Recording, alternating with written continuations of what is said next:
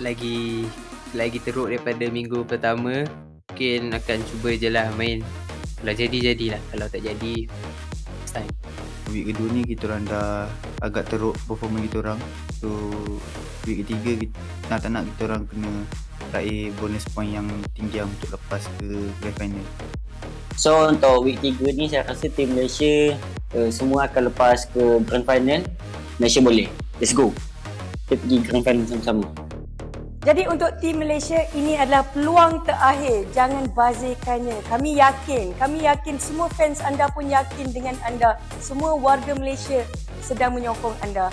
Untuk semua tim Sam9, Forever, DVD, Geek Fam dan juga Yoodo Alliance, good luck, all the best. Kami tahu yang anda boleh buat, hanya perlu yakin pada diri saja. Malaysia boleh!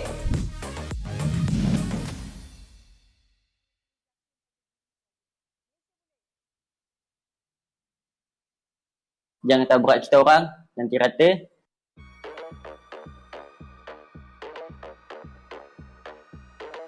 เจอเฟสก็ระวังไว้ให้ดีล่ะเพราะบุลเลตมันจะทูโยเฟสโดยไม่ทันตั้งตัวจะได้ยินประวัติศาสตร์ซ้ำรอยไหมนั่นคือสิ่งที่จะเกิดขึ้นในตารางคะแนนสัปดาห์ที่เหลืออย่าขวางทางทีมผมมาหิวไก่ไม่ได้กินข้าวมา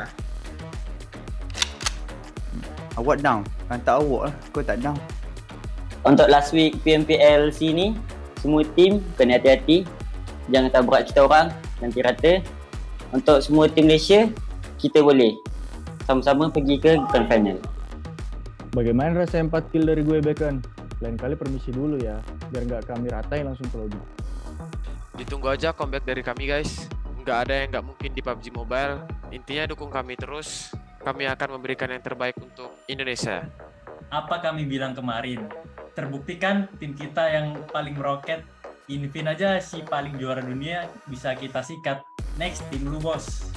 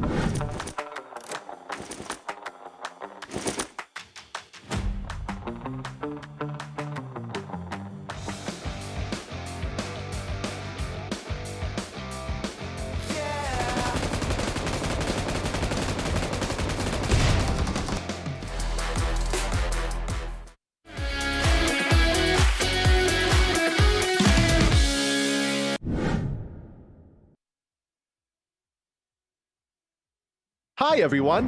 In PUBG Mobile version 2.2's new mode, Gearfront, we've introduced a new gameplay feature, Strange Town. Strange Town has a spooky atmosphere, which spices up the gameplay. In this video, we'll be exploring Strange Town. So, come on, let's go! Strange Town will be available in ranked modes Erangel. Strange Town will be located between Stalber and the western coast, and will be shrouded in darkness. It's styled after a medieval European village. Upon entering Strange Town, players will discover that it's nighttime. Experience the return of battles at night.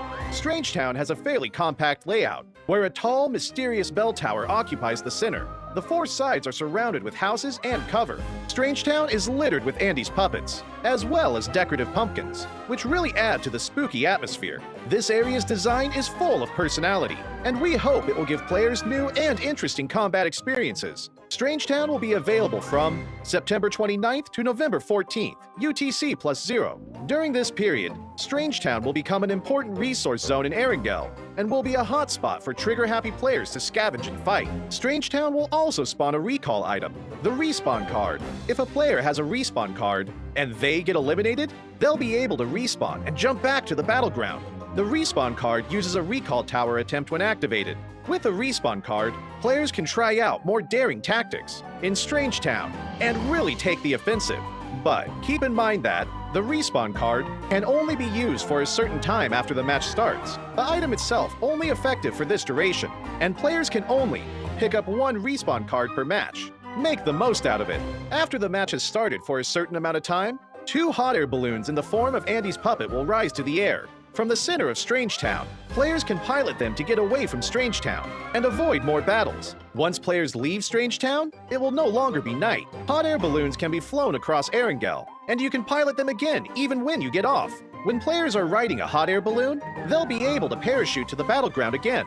However, it's important to know that hot air balloons have an energy meter, and they will automatically descend before the final play zone, after which they'll deflate. Players should take the opportunity to pilot the hot air balloon while they can, and travel to a more advantageous position for battle. Furthermore, players can also ride the cable car at Stalber. There will be 3 cable cars at Stalber that players can use to quickly travel across the map. The new gameplay will be available from October 13th to November 14th, UTC +0. There will also be a disguise gameplay feature in Strange Town for a limited time. Throughout Strange Town, a special item can be found, Andy's puppet. When players enter Strange Town, they'll be able to disguise themselves as a puppet and blend in with their surroundings. It's a brand new, never-before-seen tactic.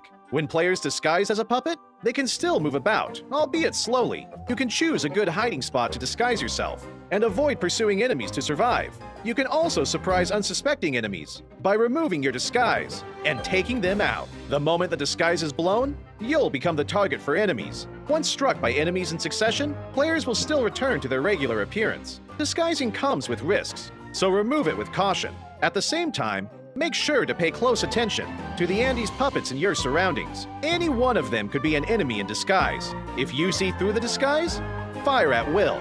Do keep in mind that disguises only work within Strange Town. As soon as players leave, they'll revert to their regular selves. So, have fun in Strange Town and experience the unique, spooktacular gameplay. While Strange Town is available, several strange garden parties will appear on Erangel. Players will receive a Halloween crate full of extra supplies from October 13th to November 14th, UTC +0. The crate will turn into a clown crate. When opening the crate, there's a chance that a clown will appear. Make sure to dodge its attacks and defeat it for advanced supplies and firearms. Strange Town's spooky theme, abundant supplies, and disguised gameplay will give players a fantastically fresh new take on exciting combat. Call your friends now to go to Strange Town and experience all the surprises. For more details, don't forget to follow the official PUBG mobile community. See you next time! Gearfront Introduction. Greetings, PUBG Mobile players. Welcome. PUBG Mobile is launching a new themed game mode, Gearfront. In this video, we'll be introducing the skills gameplay, Strange Town, and more. We hope you'll like it. New Gameplay 1, Skills Gameplay. In the upcoming Gearfront mode, players can have 8 skills to choose from. Each skill has its own distinct characteristics, and players can bring one skill into battle for each match. Different skill combinations will add to the team's tactical and strategic options. Now, let's take a look at these skills in action. Trace. When hitting an enemy, a marker will be shown above their head. These marks track the enemy's movements, even through obstacles. Supply Scan. Use the Supply Scan device to scan and detect nearby advanced supplies. Black Market. Quickly builds a black market shop to conveniently purchase items. Gliding Doll. Makes players soar into the air before deploying a puppet for gliding. The puppet will be deployed automatically when used in the air. Play Zone Analysis. Analyzes the next play zone and displays its location on the minimap. Lucky Backpack. Gives the backpack the new ability to convert items into another item of the same type. It also increases the default load of the backpack. Healing Smoke. Throws a special smoke grenade that restores players' health and energy while in its vicinity. Vehicle Airdrop. Throws a beacon, which calls a vehicle airdrop. Skills will be available in Gearfront from September 29th to November 14th, UTC +0. It will be available ranked mode in Erangel, Livik, and Nusa. There are a myriad of skill combinations to choose from, and different combinations provide different advantages on different maps, which provide players with a wide range of strategic options. So, go invite your friends and experience it together. New Gameplay 2, Strange Town. We've also added a new gameplay mechanic to Gearfront. Strange Town, Area Introduction. Strange Town will be available from September 29th to November 14th, UTC +0, and will be released in 2 phases. On September 29th, UTC +0, themed area gameplay will be released. And on October 13th, UTC +0, the disguise gameplay will be made available. Strange Town will be available in Erangel's ranked mode and is located between Stalber and the West Coast. It's styled after a medieval European village. When players enter Strange Town, they'll enter night mode, allowing them to experience the thrill of night battles. Respawn items. Strange Town will become an important resource zone in Erangel, allowing trigger-happy players to loot and battle to their heart's content. When eliminated, players can use the respawn card to respawn and jump back into the battleground, which also uses a recall tower attempt when activated. Hot Air Balloon. After the match has started for a certain amount of time, 2 hot air balloons in the form of Andy's puppet will rise to the air in the center of Strange Town, allowing players to ride away and avoid confrontation. The hot air balloons can be used to travel the entire map and can be used without limit. Players can parachute again while in the air, but hot air balloons have an energy meter and will descend automatically and deflate before the final play zone. Furthermore, Stalber will also feature 3 cable car lines for players to ride and move around. Disguise gameplay. From October 13th to November 14th, UTC +0, disguise gameplay will be available in Strange Town. Players will be able to disguise as Andy's puppet and blend in with their surroundings. By disguising themselves, players can escape enemy pursuit and counter-ambush them. But keep in mind that, after being hit multiple times by the enemy, players will return to their normal appearance. Strange Garden Party. Strange garden parties will also appear in Erangel. From October 13th to November 14th, UTC +0. There's a chance that a clown will appear when opening crates, and players can defeat it for advanced supplies and weapons. Other updates. Vehicle Radar Scan. While Gearfront is available, the in-match shop in ranked mode, Erangel, will offer players an all-new feature, the Vehicle Radar Scan. It can be used to easily search for vehicles. That's all for this video. We hope the upcoming Gearfront mode will give you a better gaming experience. For more details, feel free to follow the official PUBG mobile community. And I'll see you next time.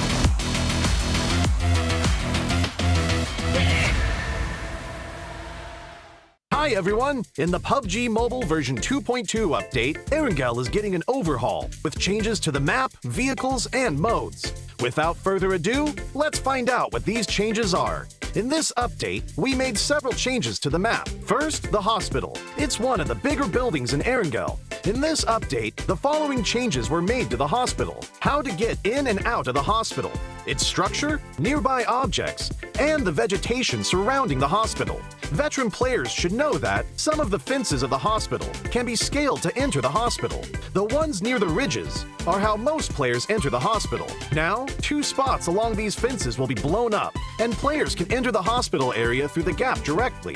The building itself also got a new entrance. Players that are on the ground can enter the first floor of the hospital directly through the newly added damaged wall.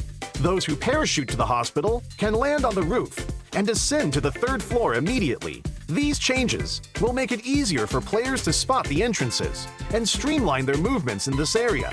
Those attacking and defending will know where they should focus on as well. On the inside, we simplified the structure of the hospital. Originally, the 3 floors had different layouts, and there were many rooms on each floor. So, searching the rooms was very tedious, because players had to go into each room. After the update, the 3 floors are now more or less the same. Some rooms are now also connected, making it easier for players to remember and to search the rooms for supplies. As for the surroundings, we also made some improvements. We added abandoned ambulances and ruined medical crates to the areas surrounding the hospital, so now it feels more authentic. We placed some objects at the entrance of the hospital so that it wouldn't be too empty. This gives players heading toward the hospital a covered area to protect themselves, so they are not directly exposed to enemies inside the hospital. Outside the fences on the side of the hospital, we added a new climbable spot. Players can hide here, or they can scale the fence to enter the hospital. As for the fences by the ridge, since there are now 2 gaps to enter the hospital, we've reduced the number of objects in this area to make it more visible. So now, both attackers and defenders can see each other clearly. Further out from the hospital, we've added some new vegetation, so that players hanging around the hospital will have more places to hide. Milta Power also saw some changes that are mostly in the generator area. Players who are familiar with this area should already know that this section was quite a choke point and was not easy to get in and out of. Those who entered either came out the same way or had to take a detour to the other 2 buildings. In this update, we added a new entrance on the 1st floor to make this area more reachable and easier for players to get in and out. The layout was also modified. We simplified the complex floor plan so the players can see more and plan their routes better. When battles break out in the generator building, players will have more offensive options, making these battles more exciting. In this update, 3 new ports will be added to Erangel. The first port is by Ferry Pier. We added a port here, as well as increased the amount of resources in the area. The Ferry Pier will soon be more abundant in supplies. The 2 desolate beaches to the southwest of Farm and to the south of Sosnovka military base will also get new ports. They will both contain a good amount of resources. Players will also find boats at these ports, so they can quickly travel to another location. So, keep these places in mind, because they'll make for a great landing spot. During the previous themed modes, players really enjoyed the special crates. In the new version, we'll add special supply kits to classic mode. Players will be able to find special supply kits in buildings. There are 3 types: medical, tokens, and military supplies. The resources in these supply kits are very good, so keep an eye out for them when searching. In the new version, bikes will become a staple vehicle on Erangel. In some of the more remote areas, players will find bicycle sheds. Each shed will have 4 bikes initially, and they're first come, first served. These bikes can be collapsed and put into the backpack, so they're really convenient for traveling to other locations. In addition to the sheds, players will be able to find bikes in other areas. With a bike, players no longer have to worry about being too far from the play zone. In the new Erangel, there will be flash shops. They will spawn randomly in outdoor areas. Those who find one are in for a treat, because there are tons of random discounted items. So, keep an eye out for flash shops during matches. Running out of fuel is one of the worst things that can happen while driving a vehicle. Erangel's gas stations will become functional for refueling vehicles. For the cost of just a few tokens, you'll get a full tank of gas. Find a gas station and try it out. These are the main changes in the version 2.2 update. For more details, don't forget to follow the official PUBG mobile community. Winner, winner, chicken dinner. See you next time.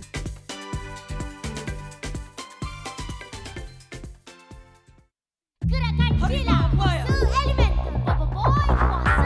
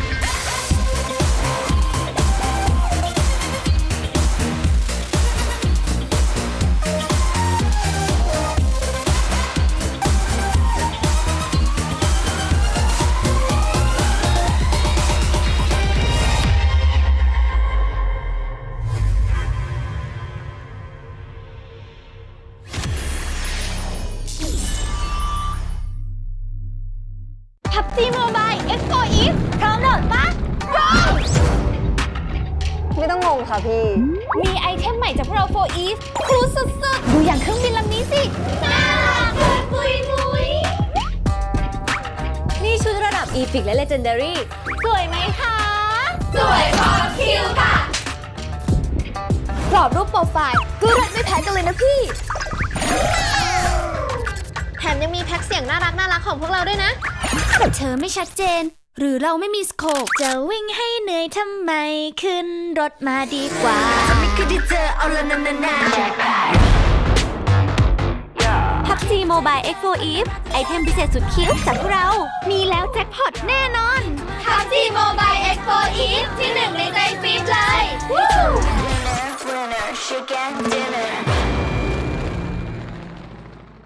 Good morning.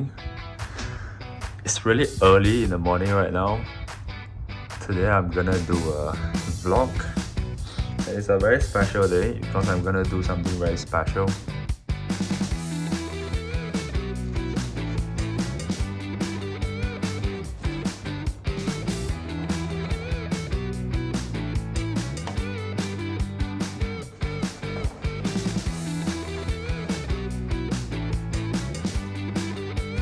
So I'm ready and let's go to the studio.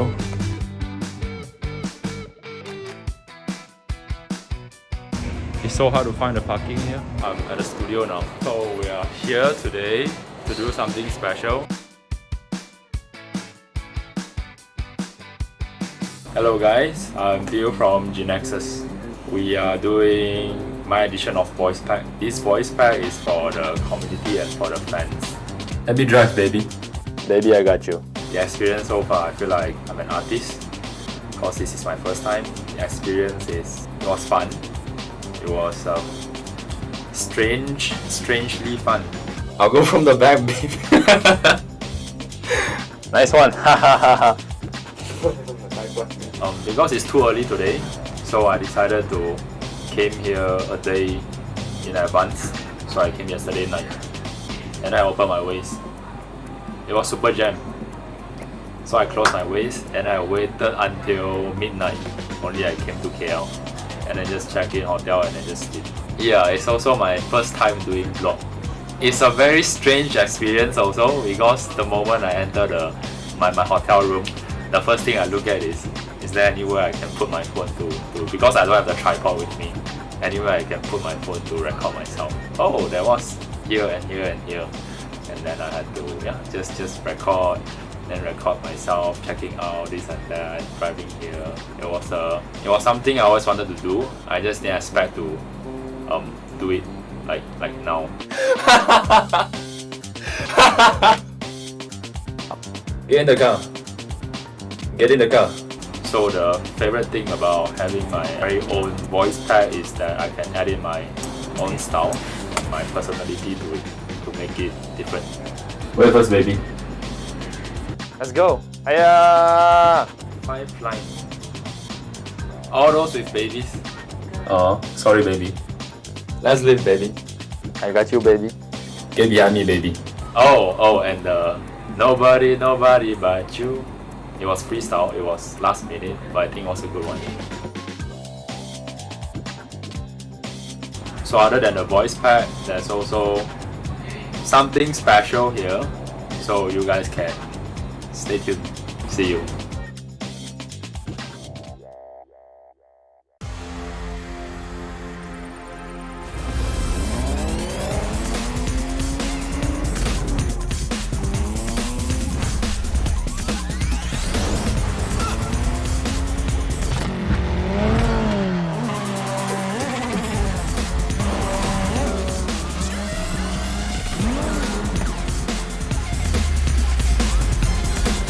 GT Neo 3. Neo Speed Awakens. This is the final sprint 2022 PMPS Southeast Asia Championship Fall. Of course, it's a league stage together with us. My name is Sir Cloud together with the wonderful Choo Choo beside me. This tournament is brought to you by PUBG Corporation, Tencent Games, Lightspeed and Quantum Studios. And this tournament wouldn't happen without our official smartphone partner, real me. As you can see here, there's the beautiful, wonderful GT Neo 3 that comes together with a MediaTek Dimensity 8100 5G chipset, as well as a dedicated display chipset. And don't forget to follow us as well on our official livestream partner, that is TikTok. #BeTheOne. Create your content. You could be featured on PUBG Mobile, my official PUBG Mobile Esports.my, PUBG Mobile Esports.sg, PUBG Mobile official PH. And if you're feeling hungry, like me right now, you order your food through our official food delivery partner, GrabFood, with 50% off GrabFood. Order promo code PUBG app only for new users. Terms and conditions apply. Juju, today will be the day that will decide who will be the top 16. How you feeling? I'm hungry for more games, because today will be the last day. Let's go! It's all down to the last take for these guys to actually, push up their rank to the last minute. Hopefully it's going to be worth it, because it's down to only top 16 to play themselves in the grand finals. If they can't make it, then you have to say goodbye early. Yeah, so hopefully we'll be able to see some of the bottom teams actually rise up, because we always like to hear this comeback, this kind of underdog stories, right? Especially for some of the bottom teams right now. We know we have Box Gaming down there. We have DBD down there. So DBD actually ended yesterday with a chicken dinner. So let's see if they can bring the momentum forward. At least they still got the final spirit to push in. Now, well, we're talking about 5 more games to go for the entire day, but the teams will be playing only 4 more games. So they have to make sure that every single game counts. Every single point is a dime, and every single elimination is a point that will contribute whether they will get into the grand finals or not. Now, speaking of the bottom teams right now, if you guys wonder about the bonus ranking, we're gonna have it go after this, but don't forget today will be the final day, 16th of October, which is gonna be today, our Sunday, in our South Asia Championship Fall League. 5 matches per day. Only the top 16 will qualify themselves in the Southeast Asia Championship Fall finals. Will be played within 3 days, 21st of October till the 23rd of October, where they'll be playing 6 matches per day. Then they will get themselves only 5 slots. 5 slots left coming up from this grand final in the PMGC, the PUBG Mobile Global Championship League later on. And of course, we're talking about how they collect these points. Everyone should be familiar with this by now. Winner chicken dinner for each round will receive 15 points. Second place 12 points. Third place 10 points. Fourth place 8 points. Fifth place 6 points. Sixth place 4 points. Seventh place 2 points. 8 to 12 1 point. 13 to 16 will unfortunately go back to the lobby without any points. And a 1 elimination equals to 1 point as usual. The total prize pool will be $200,000 US, and what is going to be more important than the moolah itself is going to be the trophy. Yep. If you don't know about this point system, I don't know where you've been the entire life, because this is unless if you're from different planet, like how the Thais are. But back to our bonus point ranking. We do have here weekly bonus point, which will be awarded each week based on their weekly ranking. It's going to be based on the positions where they got first place 20 points down to the 20 place first points. And also we have the league bonus points also awarded based for their overall league stage ranking, which is going to be very different by the end of the week today. And also for total bonus points, it's going to be both addition or the accumulation of weekly bonus point plus the league bonus point will drag into the initial points later in the grand final. Reintroducing our competitors, our champions. In Group A, we have D Xavier, Fall Rivals, Buriram United, TEM Entertainment. In Group B, we have the Infinity, BN United, Alter Ego, Yoodo Alliance. Group C goes to Ego Esports, FaZe Clan, NFT Esports, 7-9. Group D, GIDS, DBD, Boss Gaming, Vampire Esports, and Group E, Geek Fam, Boom Esports, Bacon Time, and SLD.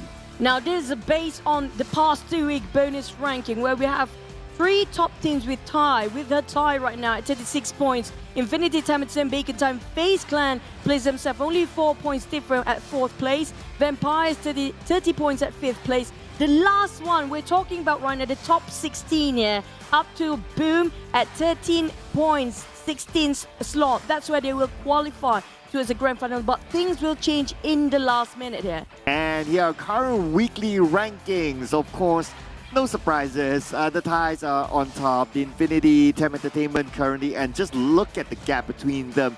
63-point gap between the Infinity and TEM Entertainment, number 1 and number 2. But today, our focus is not going to be who's on top. Our focus today is going to be who's on page number 2, especially in the overall rankings as well. Sam9 is still down there. Boss Gaming is still on page 2. DBD still on page 2. A lot of work for these teams to do. Yep, but based on the league bonus rankings, this is going to be the total of 3 weeks total points. And so far, Infinity feels like they might have the 20 points of bonus ranking, which will get into the initial points of Grand Finals, followed by TEM Entertainment, FaZe, Bacon Time, and Vampire. Now, this top 5 feels like they're having really solid placement, but Alter Ego still can have a last push here and take down Vampire from 5th place. GIDS also have a shot at it. Buriram will have a last push if they want to be a top 6 with the rest of the Thai teams. But the one at the bottom, they really need to have their last push, including Box Gaming, DBD, Sam9, and BN United. I'm talking about these 4 teams because in the current total rankings of the weekly bonus, especially BN United, Box Gaming, DBD, they are not in the safe spot at all. We're talking about them at 18th, 19th, and 20th place.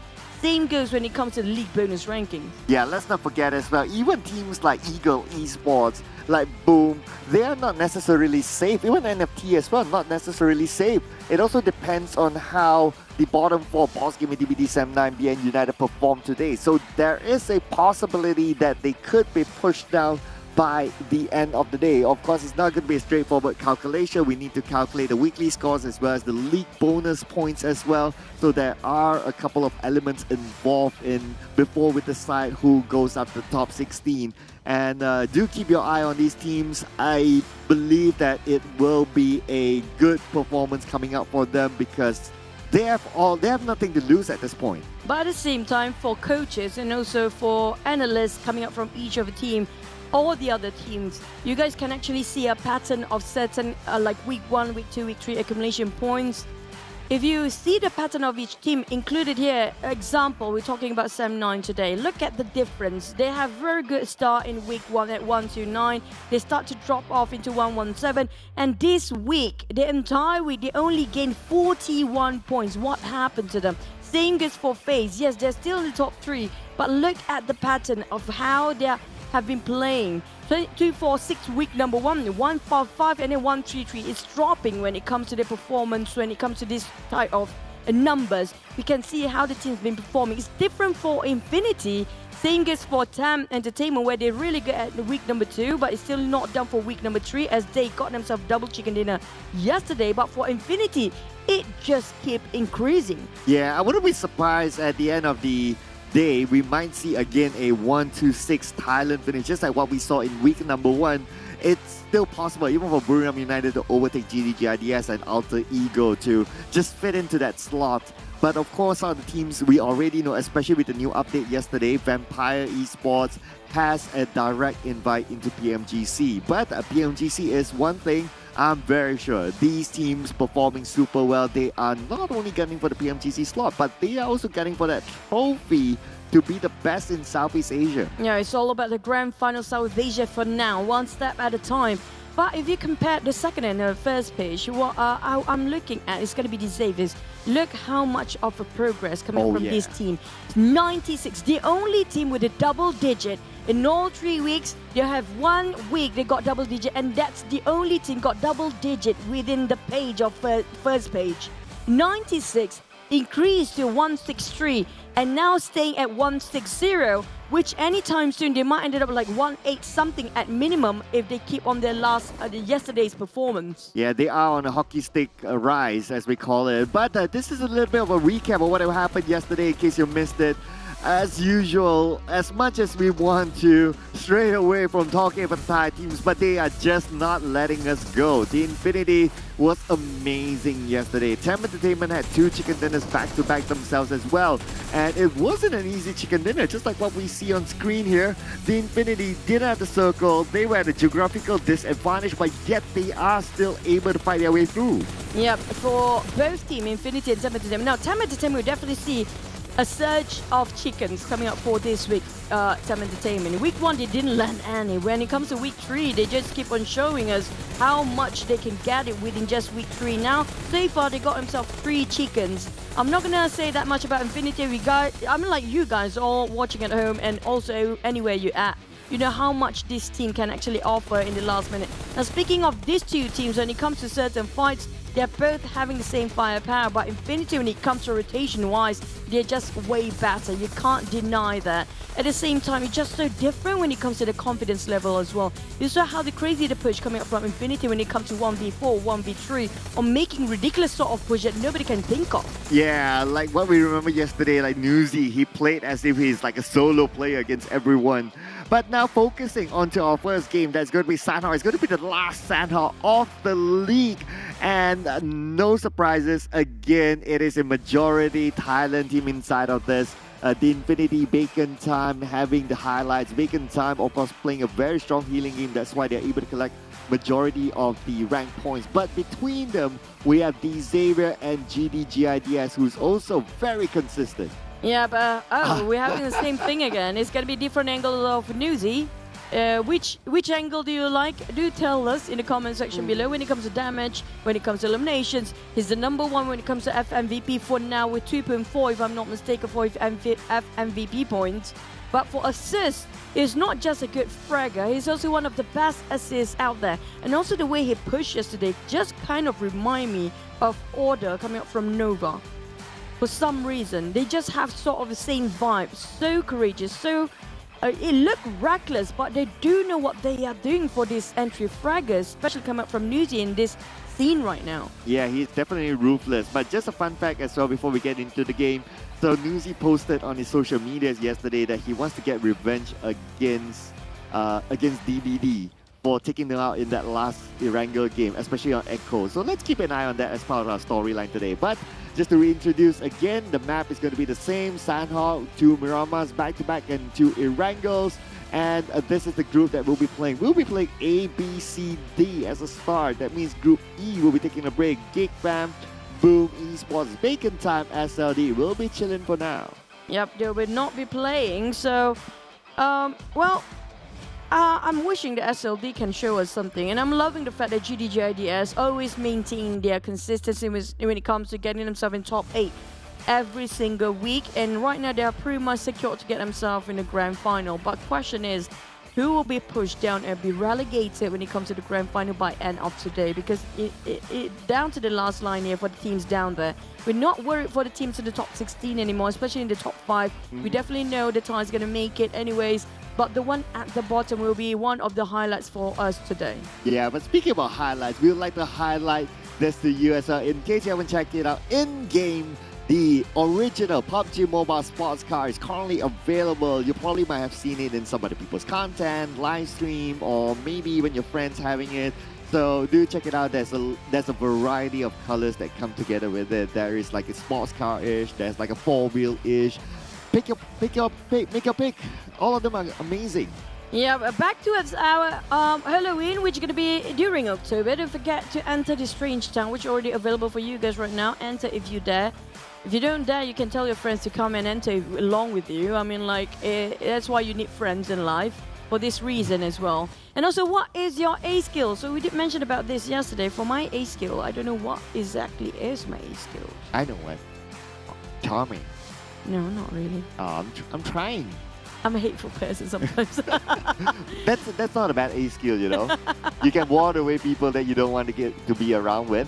Yes, I can do that. You can do that, but what you can do as well at home is that you can make this as part of your collection. The Clairvoyant Fox set as well as the Midas Fortune set that comes together with the latest Royal Pass that is currently available in-game as well. So do make sure this is part of your collection. You can have the cars at the same time, and you can have this new skins at the same time, and as well, bring it on to Nusa. Yep, Nusa, set your journey. I love it. Set your journey, Nusa journey. Let's Nusa, my friend. Hey, buddy, let's just go Nusa. Yeah, why not? Yeah, we're going to have a buddy time in Nusa. So, if you don't know, there's so many things that fun to do in Nusa, but also it's more fun if you have your voice back as well, especially in the Hot Island, I think. Was it called the Hot Island? That you open up the voice pack of PUBG. You saw the trailer just now, and it calls you, come on, baby, you know? If you happen to be a guy, you wouldn't want that, but you can also have the twins of Bellatron, which could be Mute and Babyla. Also, there's Silence and Capone, and definitely Tony K as well. And to have all that together, of course, you want to have this as part of your collection. This is going to be really, really good. So the Bobo Quasta Elemental is currently inside the game. You can collect it as part of your limited edition collection. So don't miss out on that. Yep, and also when it comes to being a pro player, instead of just typing, why don't show up your skills? Instead of just saying it in words, do it in actions, because this is going to be your last chance for PMNC 2022. Now back to our official business here. We're going to talk about our final day, final week, last Sunhawk. The last Sunhawk in the league here. Yeah, the last Sunhawk in the league. And who you feeling there? So it's going to be Ego Esports and DBD. Now, this is at the stage where we're rooting, we're not predicting. Yeah, we're not predicting, we're rooting for these teams to do well. Yeah, especially when it comes to Ego Esports. Of their overall bonus ranking, they do have quite a fair point before 14 placement when it comes to overall bonus ranking. But the thing is, their current performance is not so well for them to add up the overall bonus ranking, including the week 3. So I'm not sure is this going to be enough for them unless they have this last push today. Yeah, I know, right? And they have veteran players inside the team, so I'm sure the veteran players want to maintain the consistency. They don't want to miss out on every stage of the tournament. And for my pick as well, it's going to be DBD. Yesterday, they had a good final game, and it was a really good game in that Erangel. I do have that feeling that they can bring that momentum to today. So DBD has my vote. Just hope everybody really pumped up today, especially the teams at the bottom. I just hope that they're not demotivated that the fact today is the last day. This is going to be the last push. There's no more marathon after this. It's going to be sprint all the way starting today. So are you guys ready for our last Sunhawk in the PMPL Southeast Asia League? Because we're going to fly straight into it right now.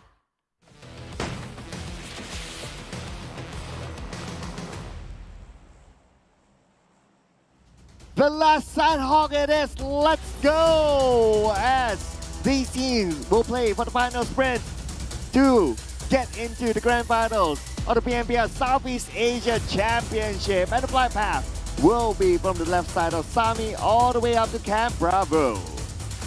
Looking okay so far, but we did have our eyes before in Camp Alpha, and definitely we will have to oversee this again, just in case there's any skirmishes quite early on. But keep your eyes out for the teams that might actually randomly drop into another different place entirely, which want to challenge or even desperate enough to get more elimination points straight off the bat here. I'm looking at Sami. Bacon Time isn't playing, so TEM Entertainment took over Sami with their kind of widespread. They could be playing the healing game.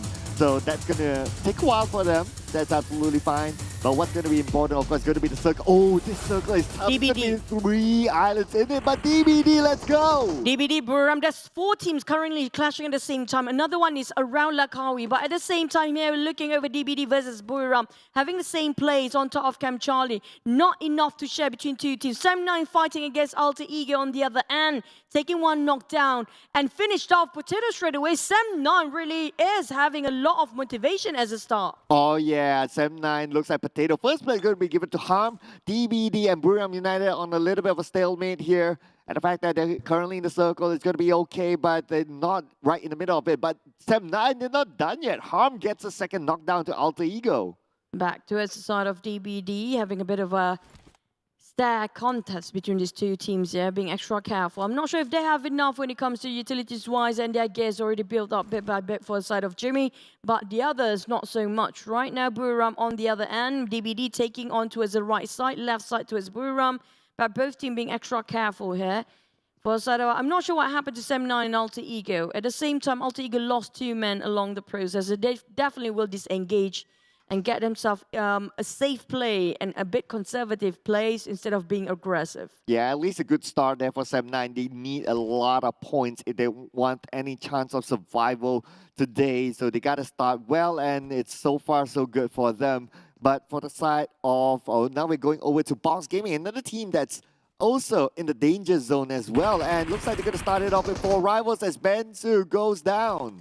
It's going to be April spraying over the side of Bensu, try to finish him off straight away. Break, going to be 1v1 versus another 4 rivals play. It's going to be Appy trying to ring around the rosy between these two. Around the window pane. It's going to be Appy taking it down with the DBS as well. Oh, never mind. Just punch it. Save the ammunition. Yeah, save the ammo. We can see that the ammo is not really up to expectation yet.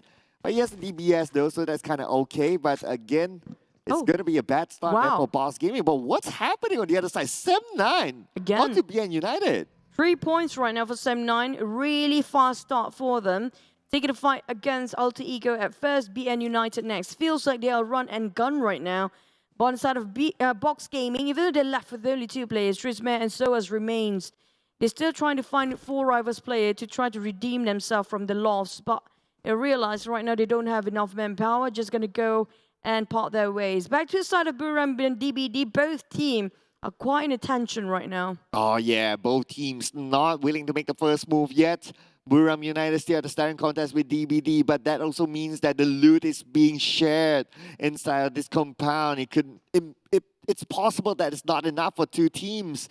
So they got to do something. Yes, they're in circle, but then again, it will be a disadvantage to them if they don't loot up. But the others, whoever not being crushed by other teams on certain compound, can have their own sweet time to loot up and build up all their gears. Talking about NFT, one of the team are actually not so safe right now. They placing themselves at 12th before. But if they can perform still just a tiny bit more in the last minute, they can squeeze into the grand final still. Because they still can, if they still can secure around 5 to 7 more points, it's going to be okay for them to get into the grand finals for NFT. BN United had a different story entirely. They haven't been in their best performance yet, and still not in the zone. I'm talking about their performance here. BN United still at the bottom. It's better than the week number 1 and week number 2, definitely. But is it going to be enough to actually squeeze into the grand final at this stage? Yeah, it's going to be tough for teams like BN United at this moment. I mean, it's not all hope is lost yet. Assuming that they can come up with a miraculous day, like multiple chicken dinners in a single day, then they might have a chance to get into the grand finals. But that also means at the expense of another team. So all these teams, now that it's only game 1 for all these teams, there's still no reason for them to give up just yet. On top of Ruins, we do have Vampires, BN United on the other end, quite far, being around 400 meters apart from a side of Vampires, maybe more than that. But right now, Bin's a bit quiet. The one that actually making a lot of noise is going to be Sem9. So, and Sem9 feels like they are shooting BN United before, but it feels like they're having a bit of a stalemate. Maybe BN United just running away from Sem9, which shows that they are moving in a different direction entirely, trying to avoid that fight. Now facing Vampires next.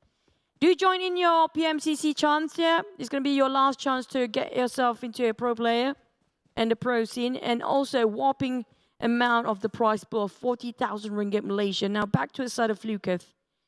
And Fluketh playing today. So for Vampires, still going to be quiet. I'm not sure how much they're going to go for stalemate coming up in Chem Charlie when it comes to DBD and who was it again? DBD versus Buriram. Yeah, there you go. Yeah, we're noticing a lot of stalemates here. But hey, GIDS onto the Eagles. And I just want to point out that why the stalemates are happening, why are there a lot of stalemates, is because the circle encloses our 3 islands. So none of the teams really want to make that commitment onto a single island.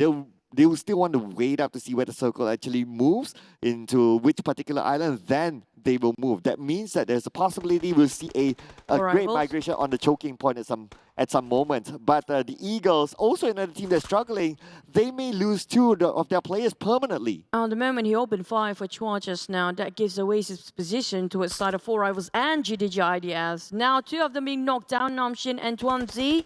Left with only Chua and F1 here. 4 rivals trying to steal it away from afar. but Daybot got one more. So GDGIDS secured 1 point from here. 4 rivals trying to butt into this business as well and trying to spray right across him. You can see the silhouette, but it's kind of not sure where the direction of Chua. DBS in his hands, ready to just open fire. But Apel with AKM, he can just spread it out. But Apel got the knockdown. And F1 just secures on Pimbura. Apel taking on Chua. Left with only F1 in the side of Ego Esports. Now this is really a big problem. Oh, in between two teams, not a good idea by Volky with his name. We know that he's deadly with it. But now we move on to F1. F1 tries to win the fight with the UMP, and F1 wins the fight. Volky gets a knockdown to Alan. And it's going to be GDGIDS. They might lose Alan, their star player, but it's going to be F1, the last man standing. Apel in the same compound. Apel tried to reset himself, boosted up himself for F1, but for GDGIDS, got caught in the lair of 4 rivals. They're walking into the trap here for GDGIDS. And here comes Domination for 4 rivals. Try to finish off the last member of Ego Esports. Sharing the same building right now, but Apel having a tough time to spot around the corners. Daybot slowly closing in here. It might be a 3-way war in this small compound if he didn't wrap things up fast between these two players. Oh, Alan finished off by Volky permanently. Now GDGIDS will be playing without their star player for the rest of the round. Apel waiting for F1 to make those moves. He doesn't know exactly where F1 is, so Apel not going to be the first one to move. Volky on the other side not able to back him up if anything happens, so he can't take any big risk yet. A lot of loss between these 3 teams remain with heavy casualty. 4 rivals with 2 members left. F1, the last member, Ego Esports. But for GDGIDS, they are in the same condition as 4 rivals as well. Ooh. But we have another party coming in from the northern side. Now, this is going to be a problem because Yoodo Alliance happen to be hovering around. They might be the housekeeping team here who will clean up the mess of all these 3 teams currently having a crossfire. And remember what Repo Boy said yesterday. They want to play aggressive today. So Yoodo Alliance will be looking for those elimination points. And now they're starting on to 4 rivals. Volky almost taken down his health.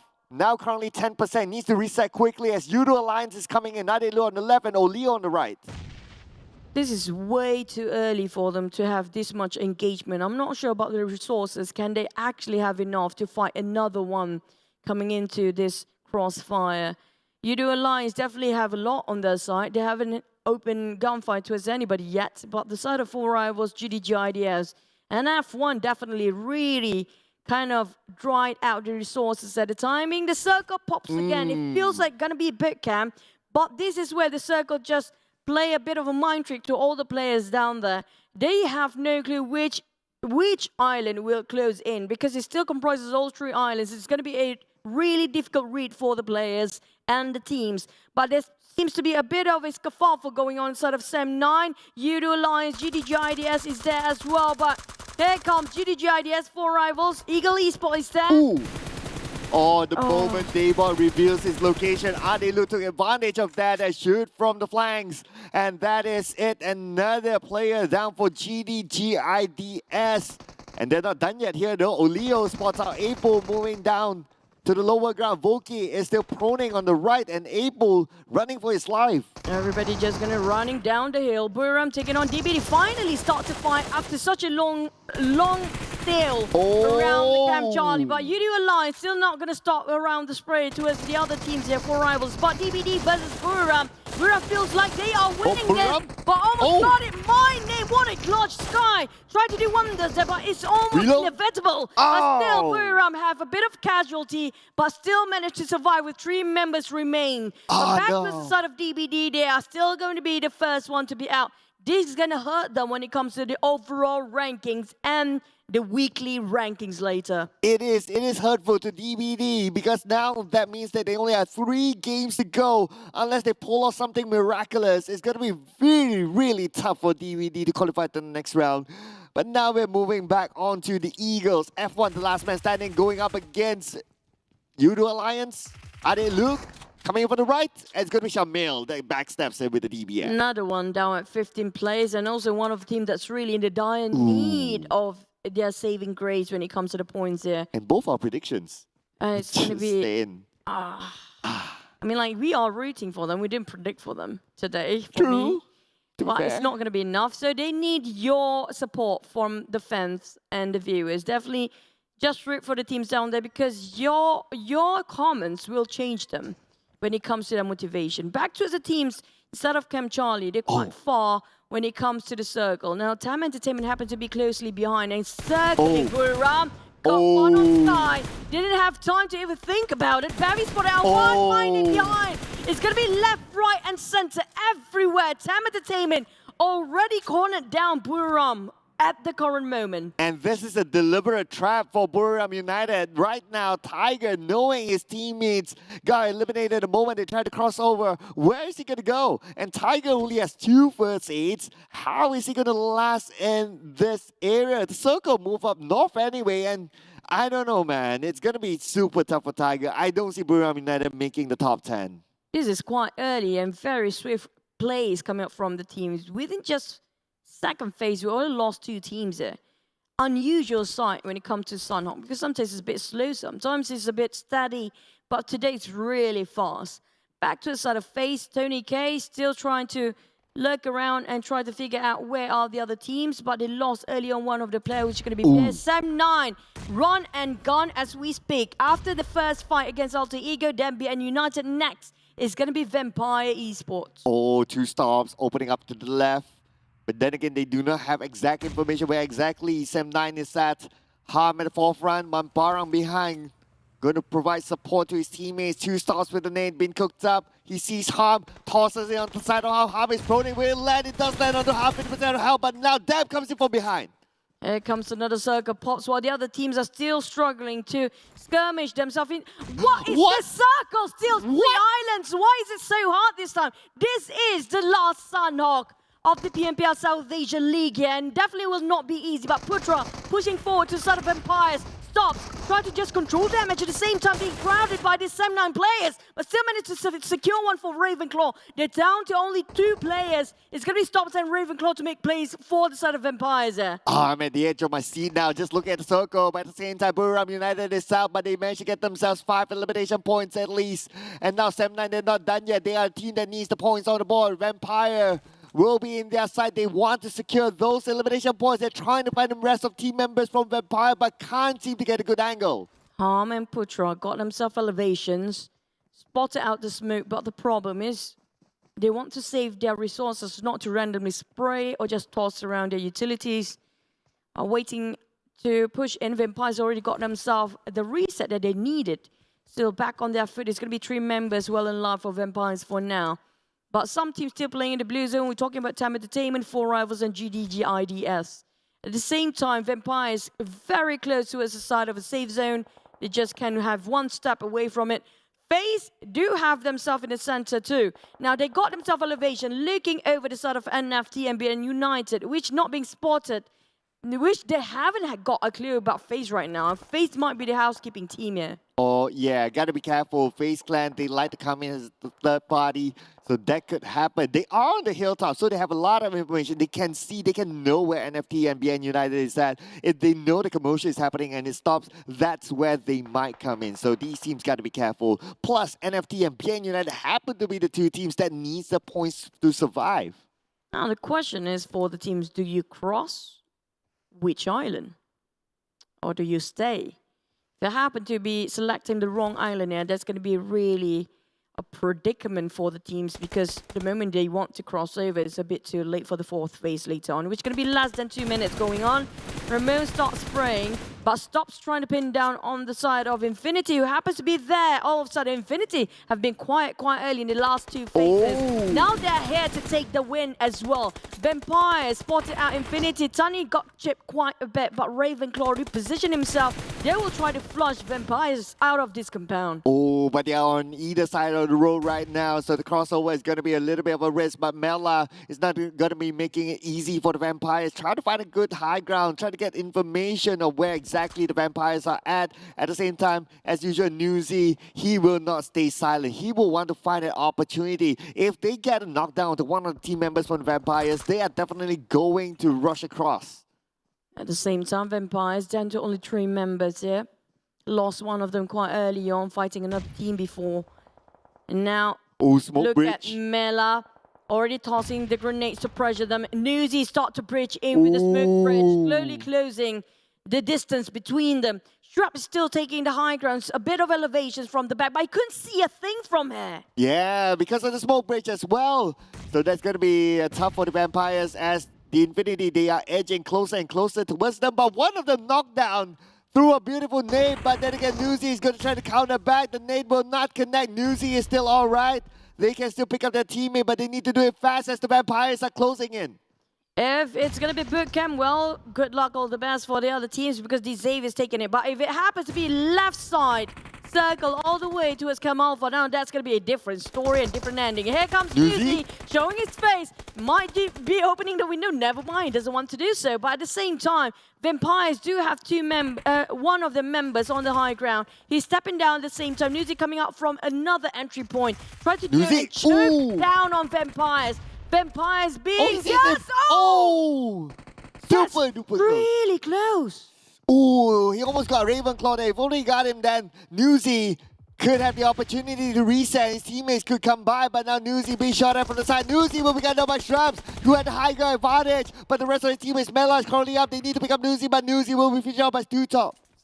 Stop. Try to spray one more. Slowly. Oh, we do have another third party coming in. This is just wrong timing for these guys if they're not focused on what's at the back.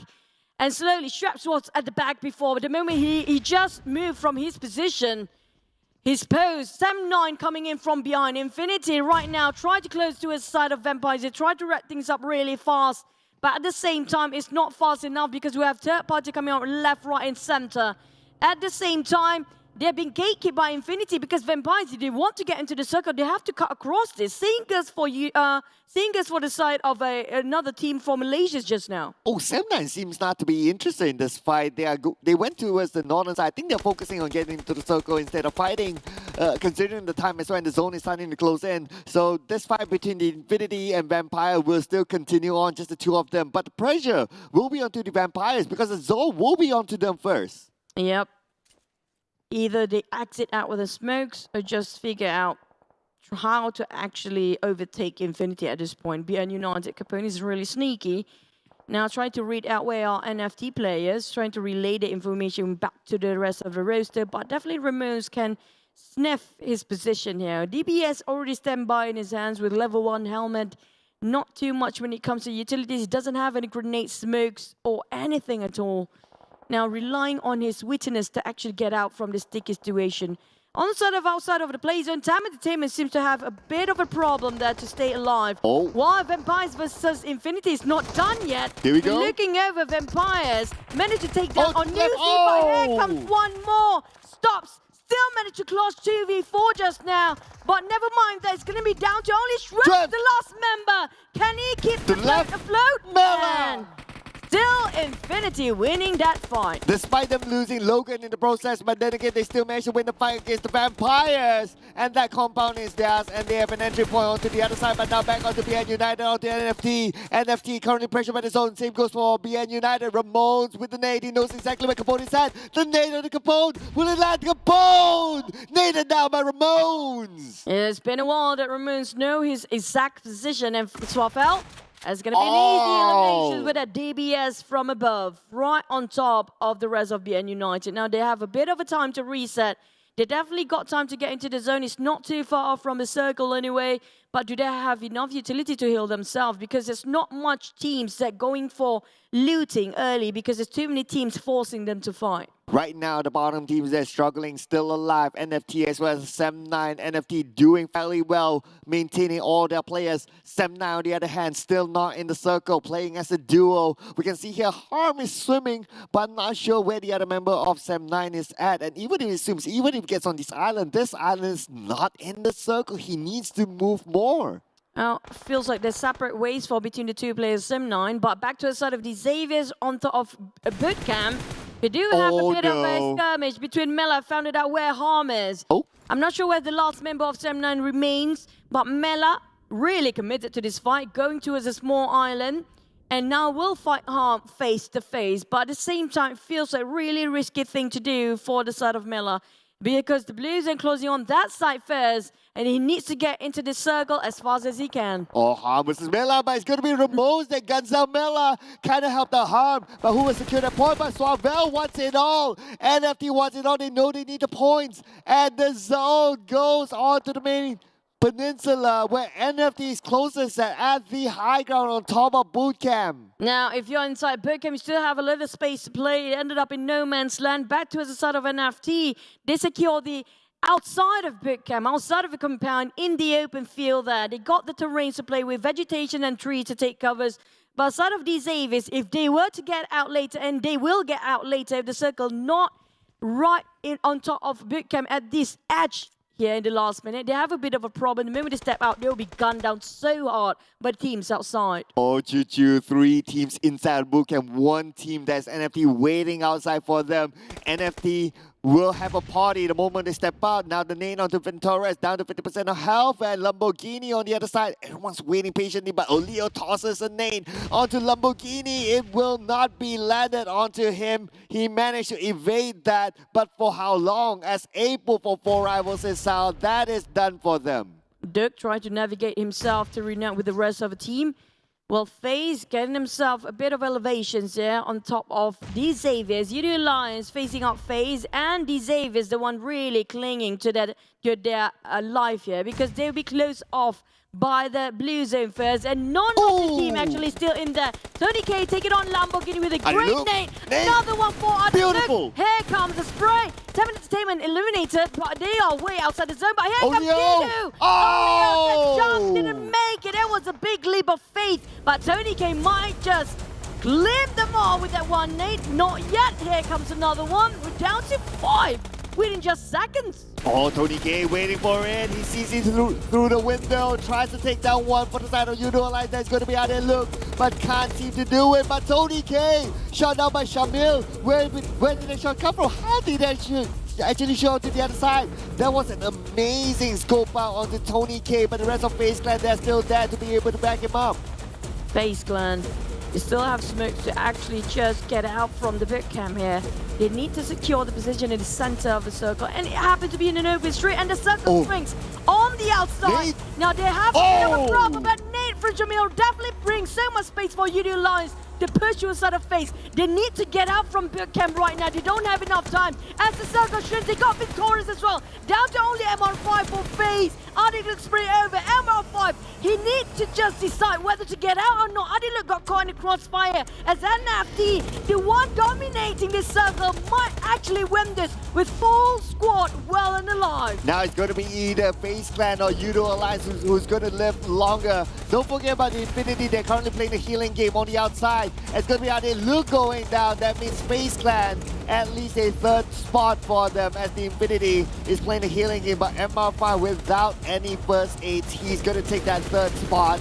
And the Infinity managed to heal themselves a 2nd place finish. But NFT, representing Indonesia, gets the first chicken dinner. Where is the last member of Infinity? Logan already gone. Newsy quite early. It's Mela finished off.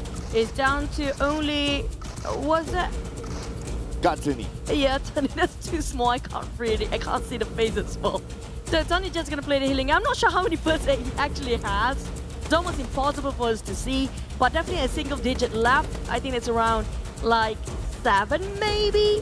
While he's trying to push forward, he heard the gunshots called by the side of NFT. So he's slowly trying to crawl himself to that side while healing at the same time. But I'm not sure if he got enough himself to survive here, because still quite far apart from where the rest of NFTs are. I feel like it's going to be like at least 300 meters or more than that right now.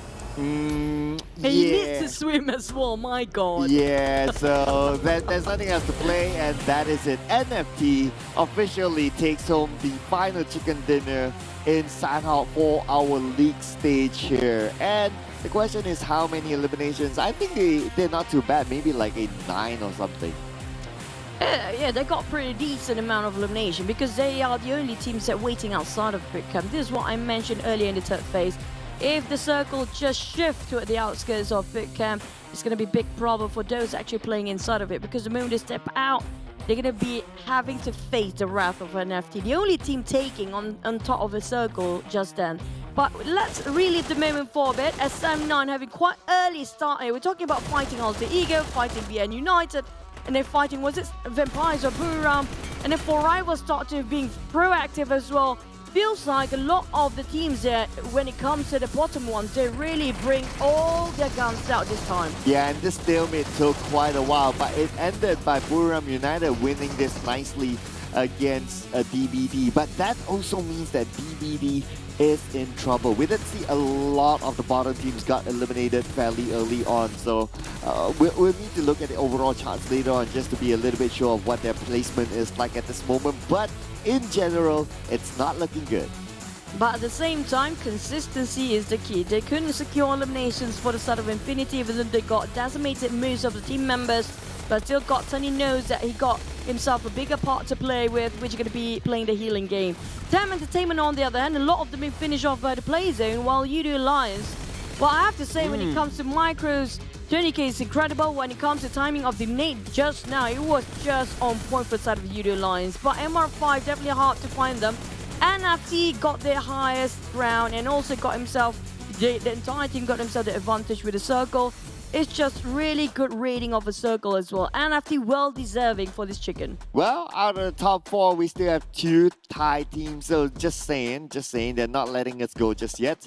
NFT, the Infinity, FaZe Clan, and Yoodo Alliance. Actually, in general, Yoodo Alliance in the Sanhao map, they're not too bad. They are fairly consistent too.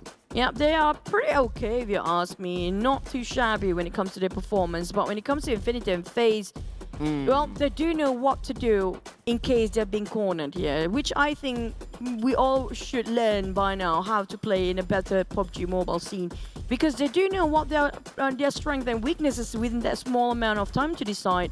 And FaZe doing the same thing too. Like, they do know if they stepped out, that's gonna be the end of them anyway. So they take their own time to be inside of a boot camp. But we're in an NFT #1 spot with 15 points of that chicken dinner. Will actually count it up with up to 22 points with 7 eliminations. The most eliminations, nobody get themselves a double digit, but Yoodo Alliance definitely secures the most eliminations by far. At least this time, decent performance from Sam9. Managed to get themselves 11 points, 3 more rounds for them to go to pull off a miraculous escape from the bottom 4.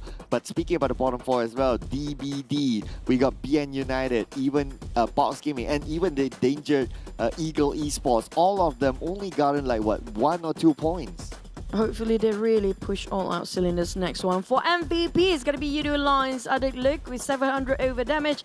Didn't tally up with that 5 elimination, but definitely a lot of damage dished out by this one player with 49% of team contribution. That's going to be the nade coming up from him with 68 meters of the longest elimination distance with 5.4 MVP points. It's quite a rare sight to have Yoodo Alliance, especially Sam9, the MVP. But this time, in the last minute, it took them quite a long fight in the bootcamp just now to fight against FaZe Clan. Yeah, it was a lot of stalemates earlier on, but this is where it matters, right? So Sam9 is still at the bottom, still a lot of work for them to catch up with. 3 more games to go. BN United is at the bottom as well. Eagle Esports, Boss Gaming, a little bit of a change there at the bottom, but not big of an impact. So they need to do a lot more for those bottom teams to kind of like place themselves safely into the next round. Yep, and the worst part is, for SLD, I'm not worried too much for them because they have been performing quite okay for the past 2 weeks. Yeah, and they're standing themselves in the top 6, even top 10 when it comes to overall rankings. We're gonna see league bonus ranking every single game. That's gonna be really awesome. But look at the current state here. We talked about when it comes to the bonus ranking, which #1 still get 20 points here. BN United, is it going to be enough for them to have this last push? Sam9 being pushed down, Box Gaming also being pushed down, but yes, they do get themselves in a PMGC slot. But the thing is, they need to get into the grand final first, just to make sure they can have extra cash. That's one thing. The another thing is they get to know the other teams at their peak performance. And you kind of think about it now again we're reviewing the numbers, right? Sam9 had an amazing first week. Second week was still okay, but third week is their worst performance. If only they had that momentum, we would definitely see them into the next round. But because of that third week is such a big decline, now they stand a risk of not seeing the grand finals, which will be a big shame for the team. Yep.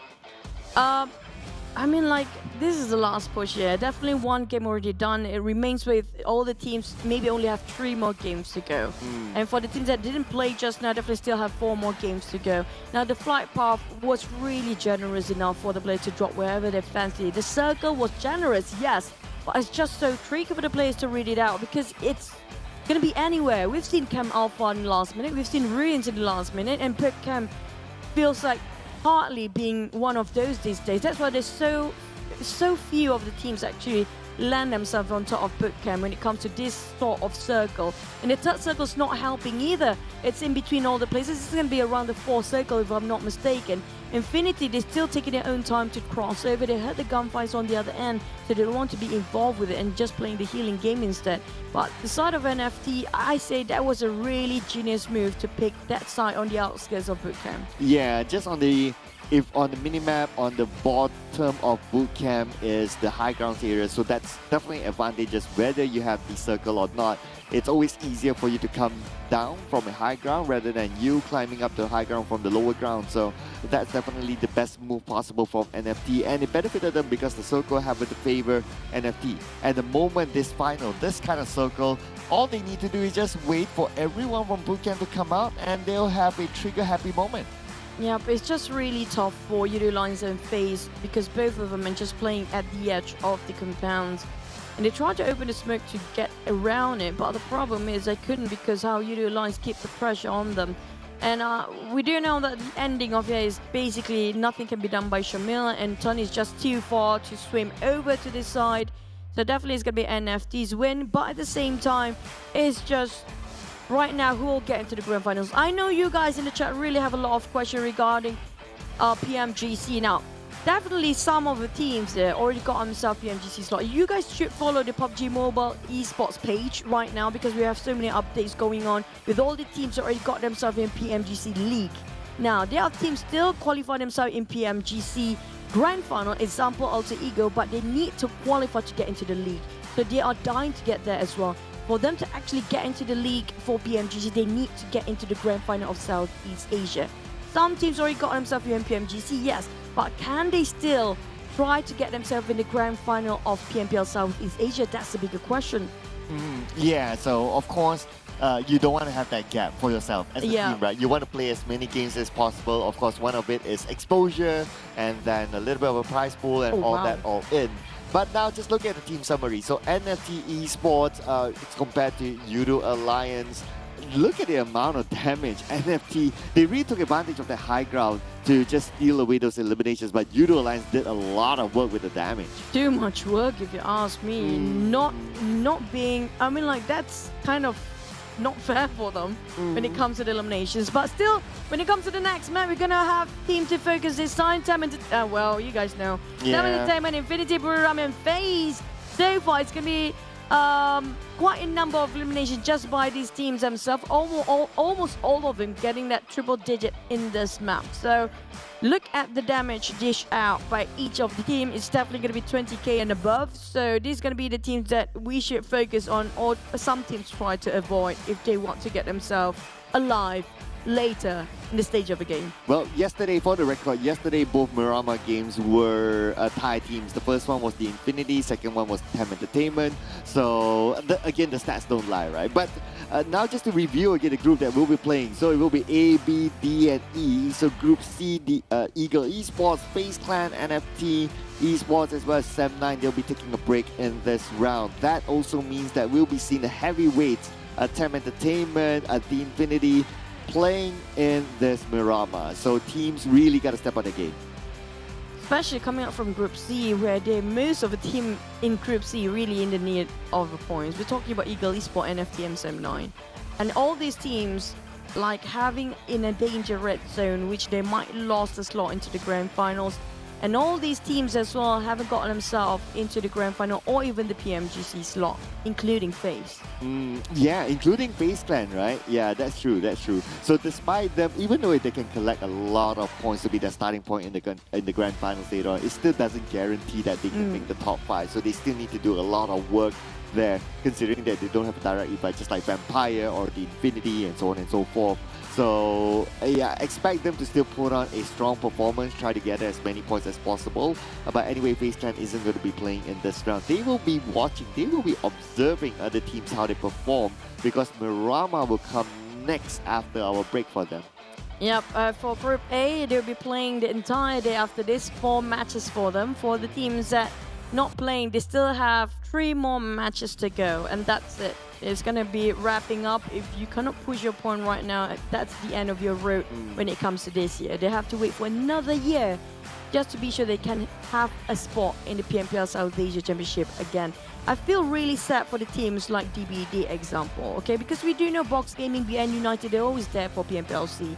We never question about their how good they are to actually place themselves in PMPL SEA every single season. For DBD, they really grind themselves there. But you guys who want to maybe be in PMPL SEA in the future, this is yours to take, yours to register, and your last chance to join in as well, because the PMCC 2022 already commences, and register right now as our Sega qualifier already starting, and also 40,000, over 40,000 ringgit Malaysia will be your prize pool, and not just at the end of it. You have more to go if you actually be one of the best. It's going to be PMNC, then PMPL country finals, and then PMPL South Asian, then PMGC.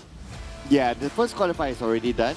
So in case you didn't, well, obviously you didn't register, you can still register for the second qualifier. But in case you didn't make it from the first qualifier, you played the first qualifier, but maybe something happened and you just didn't make it to the next round, you can still re-register for the second qualifier. So it's open for anyone who basically hasn't made it onto the next round. So come on guys, join into the club, and who knows, we could be seeing your game live in the future. Yeah, we'll only be casting your game because we can't play that good. So I know my weaknesses. He knows as well. We are not really good player. Even TDM, we kind of don't know where to shoot. I'm a decent player, okay? Come on. I won you last time. Come on, never alright. mind. Yeah, I got the chicken dinner, alright? I gave you. But back to us, the real talk here. We're talking about the teams at the bottom, because I'm not really worried for the teams I mentioned before. It's like the league is really important for them to get into the grand finals. It's not something that's sure enough for them to get into the PMGC slot, aside from teams already got themselves a spot there. So just to update your views when it comes to, I'm going to open my notes here.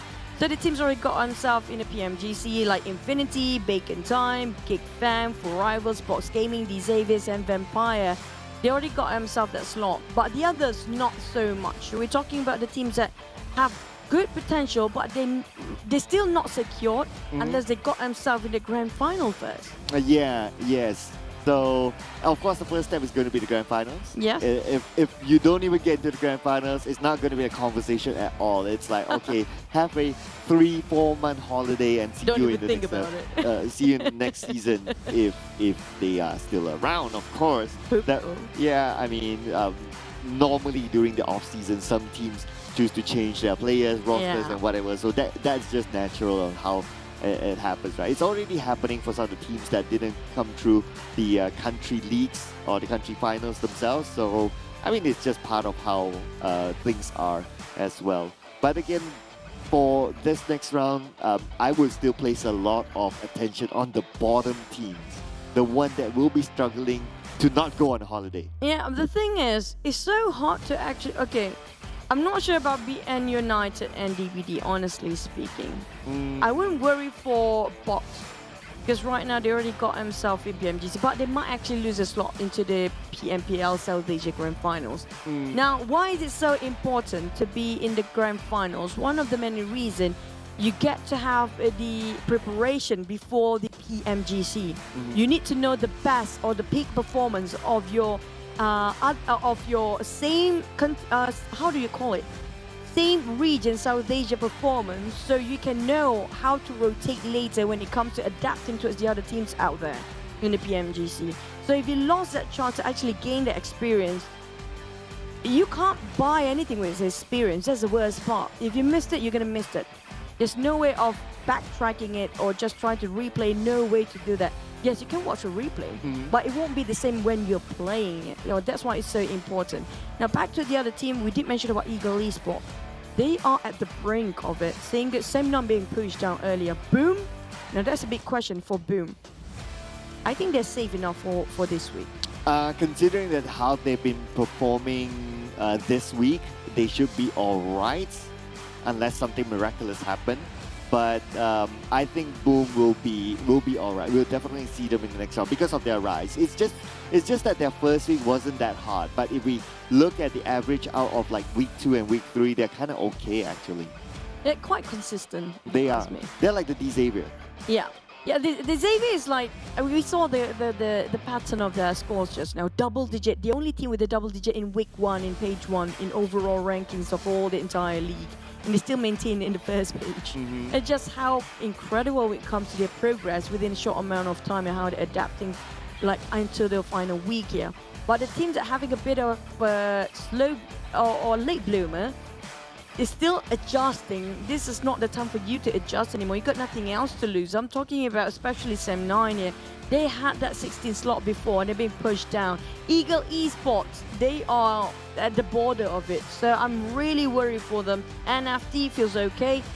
Boom, okay. So I don't know about in the end how things gonna happen. Like by we wrapped up our final weekend. Well, if you're worried, why don't you predict them? Or more like support them? Yeah. Boom, there you go. And for myself as well, 4 Rivals, because 4 Rivals, I kind of feel that 4 Rivals is kind of safe as well. Because this week they are okay. They perform well. And actually week 1 they were kind of okay. So it's just that, you know, just maybe they're safe, like they will end up like number 15, 14, that sort of towards the edge. So it's just to give them that little bit of a boost to say that, hey, you know what, just to make yourself super duper safe, do well in this round. Same goes for Boom as well, I believe. I hate to break it, but I think week 1 4 Rivals was really, really down south. Although week 2 was the time that they start to gain momentum. Or was week 2 the Yoodo Alliance? Week 1 they were like 15, 16, and then 17, 18, 19. Oh yeah, it was Yoodo Alliance doing better. Yoodo Alliance was doing better in week number 1. Then they swapped. Yeah, that's why this latest format is so punishing for the players that still sort of stagnant in the first 2 weeks. They can't push things in the last minute anymore. Every single day matter, and if they just realize it now, it might be a bit too late. Yes, and that's why we talked about like during week 1, it is super punishing in case you kind of like, you don't buck up, especially week 1, you're down, week 2, you're down, week 3 is super duper hard. So that's why we can see here for BN United. BN United, they are struggling when it comes to week 3 because of whatever happened in week 1, week 2. It is super duper punishing. We've seen this during the country leagues as well. We have enough sample to say that, you know, this kind of format, you gotta be good from the get-go. Hopefully they realize that now. They realize that they need to push, and they have nothing else to lose there. I'm talking about what? At least like you still got their pride on the line. At least fight for that. That's something to fight for. Your flag. That's your pride. You have to fight for it. But here comes our first Miramar in our final day of the league.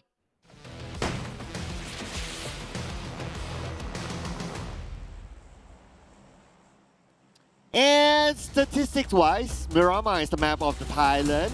But then again, we do hope that some of the other teams are able to step it up, especially on page 2.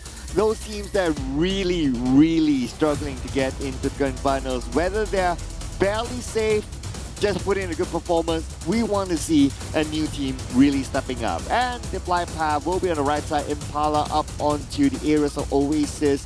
On the left side, drop spot is going to be a bit far for some of those who like to drop on that side. The Infinity, a bit far for them, but despite yesterday having a slightly further fly path for them to drop into Monte Nuevo, they are still able to perform well. So sometimes, you know, it's just a matter of adaptation, and they have shown their masters of it. Yep, especially timing. The rotation, yeah. Rotation timing is just so important. They know exactly when to rotate, when it's too late and when it's too early. They know exact timing to rotate for some teams out there, especially the Thais, like you mentioned. And speaking of this map, now we do know it's going to be dominated by most of the Thai teams, but can they break it for the other regions? At the same time, it makes me wonder that should we actually predict the top teams for today? Because why? Feels like we have to jinx. Oh, so you're so we saying that... might, if we jinx them, Right. so the other teams actually have a chance. So you can see a bit of an equal fight. Right. So we should really like like TEM Entertainment, Yeah, like FaZe Clan, just because we want the bottom teams to try and do well.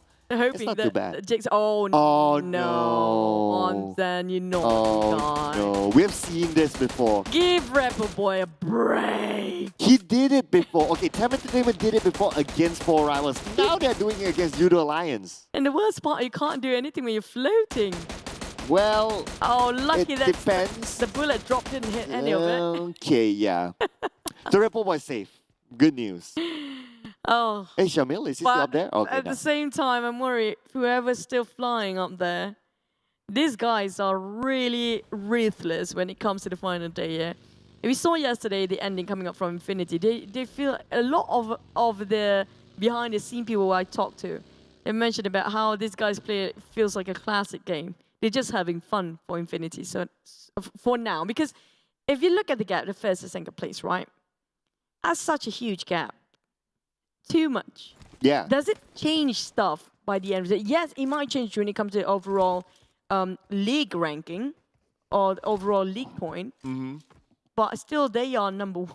Yeah, even that as well, I think that they might have 1-2 game gap in the overall. We're talking about the overall, right? So I don't think that they are really thinking about like, oh, will TEM Entertainment be able to chase us? Will all of a sudden FaZe Clan able to overtake us? Nah, they're not. That's why they can play like what they played yesterday. Yeah, the one that might change is going to be second and third spot, fourth with fifth, down to sixth. You see how the gaps happen between these sort of tiers, right? Second to third place, close enough, but there's a gap between third and fourth. Right now in the top 16 that we're witnessing, not the entire 20 teams down there. But back to it, Mirama, it feels like everybody not trying to share anything, just like happened in Sunhawk before. Sunhawk game just now was really fast. Oh, yeah. The sixth circle, we're only left with like less than 5 teams or 5 teams only. Yeah, I guess the theory is like what you say, right? Is that some of the teams have the mindset of like, okay, I got nothing to lose. If I don't action, if I don't try to get those elimination points, I'll be out anyway. So I might as well go out and try to get them in the bag. And maybe that's what DBD tried to do, but unfortunately it didn't work for them. They lost the fight against Buriram United, and that is devastating to DBD. So if they really want to pick it up, they have to pick it up now. If not, for the last 2 games, it's probably not going to be enough for them to go on to the next round. If only they had that mindset since day one. If only. If only. Yeah. Now, when things can change, that's the word, the most feared word, if only. That will not change anything, but make you feel full with regrets. Yeah, and there's this philosophy, right, of having the mindset of like, don't regret it later. Like, you have to do it now, so you don't regret whether not doing it later. Yeah, most importantly, not doing it later. The worst part, if you regret that you're not doing it at all. That's the worst part. Yeah, that's the point. I mean, like, if they still do it later, at least they feel like a sigh of relief they did try, right? Yeah. But there's some teams that have this mindset, but they're still not doing it till the end of it. Yeah, yeah. I feel like that's going to be BN United right now. Yeah, I mean, BN United, they had PMRC to start off with, to realize that during PMRC. Like, however they're supposed to play, like, so if you compare like DBD and the other teams, Box Gaming and all that, DBD especially, then you'll be like, okay, they didn't play PMRC, so they didn't have that wake-up call per se, but for BN United, they had a PMRC. They were like, okay, this is the standard that we should be playing. But unfortunately, I don't know, maybe it's just a wake-up call, maybe it's just a confidence level. Something is missing there for BN United. Yeah, that's true. I don't know what, but they need to change so much. I hope they do change when it comes to the next season. I'm really sad to see if they... We got only 16 slots. We've only got 20 now, and that's no point of making the league in the first place. Well, yeah, I know, right? I know, right? Oh man! But at the same time, we're looking at the teams now. for me, it's so important for the teams to get into the grand finals of Southeast Asia first, because how can you be prepared for the global if you can't get in the grand finals of Southeast Asia? That's one thing. And if you can't get past the Southeast Asia, how can you pass the globals? That's one more thing. You know what? They kind of remind me of EVOS Reborn back in... I think EVOS did get themselves the... 2 seasons. Yeah. Yeah, they went straight into... Was it C or was it PMGC without playing the country or without playing the C? It's either one. It's either one of that. And, well, they kind of... They were able to pick it up. But of course, in between, they played a lot of other tournaments just to keep themselves active and all that. So they've been working hard behind the scenes.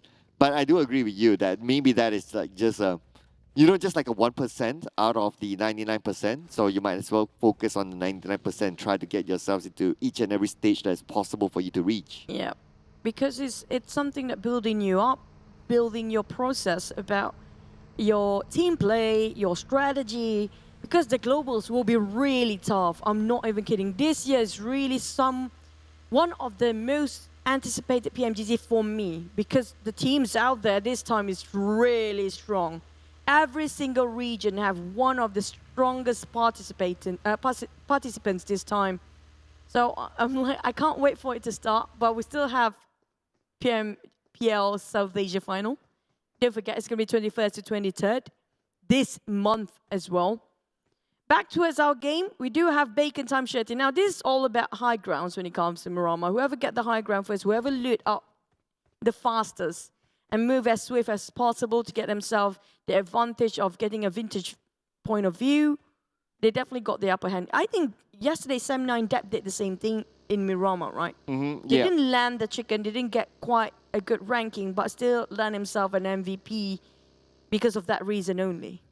Yeah, they try to play the bulldoze game because they know that they have nothing much to lose and they try to secure as many elimination points as possible. It kind of worked out for them. Same goes for the Sanhok game. Just that unfortunately they aren't playing this round, so they can't bring that momentum forward. But as what you mentioned as well, the high grounds will be super important in this round, considering that the circle is around, centered around power grid, somewhere common that we have seen. And because Sem9 isn't playing, that means the areas of power grid and the hills around power grid is kind of open. That's why you can see that Bacon Time is playing those hills, those high grounds, knowing that Sem9 isn't in this round. True, it shows that they really started the openness movement, know where are the compounds that's really vacant.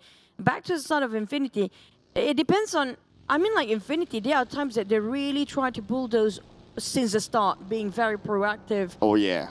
There are times also they're playing it a bit safe at first, until the third circle, that's where they start to hunt people down. But this time we have St. Martin's Circle, SLD already planted themselves right in the center. We have Alter Ego coming up from the northern. If only they stay there for a bit, they're going to be safe.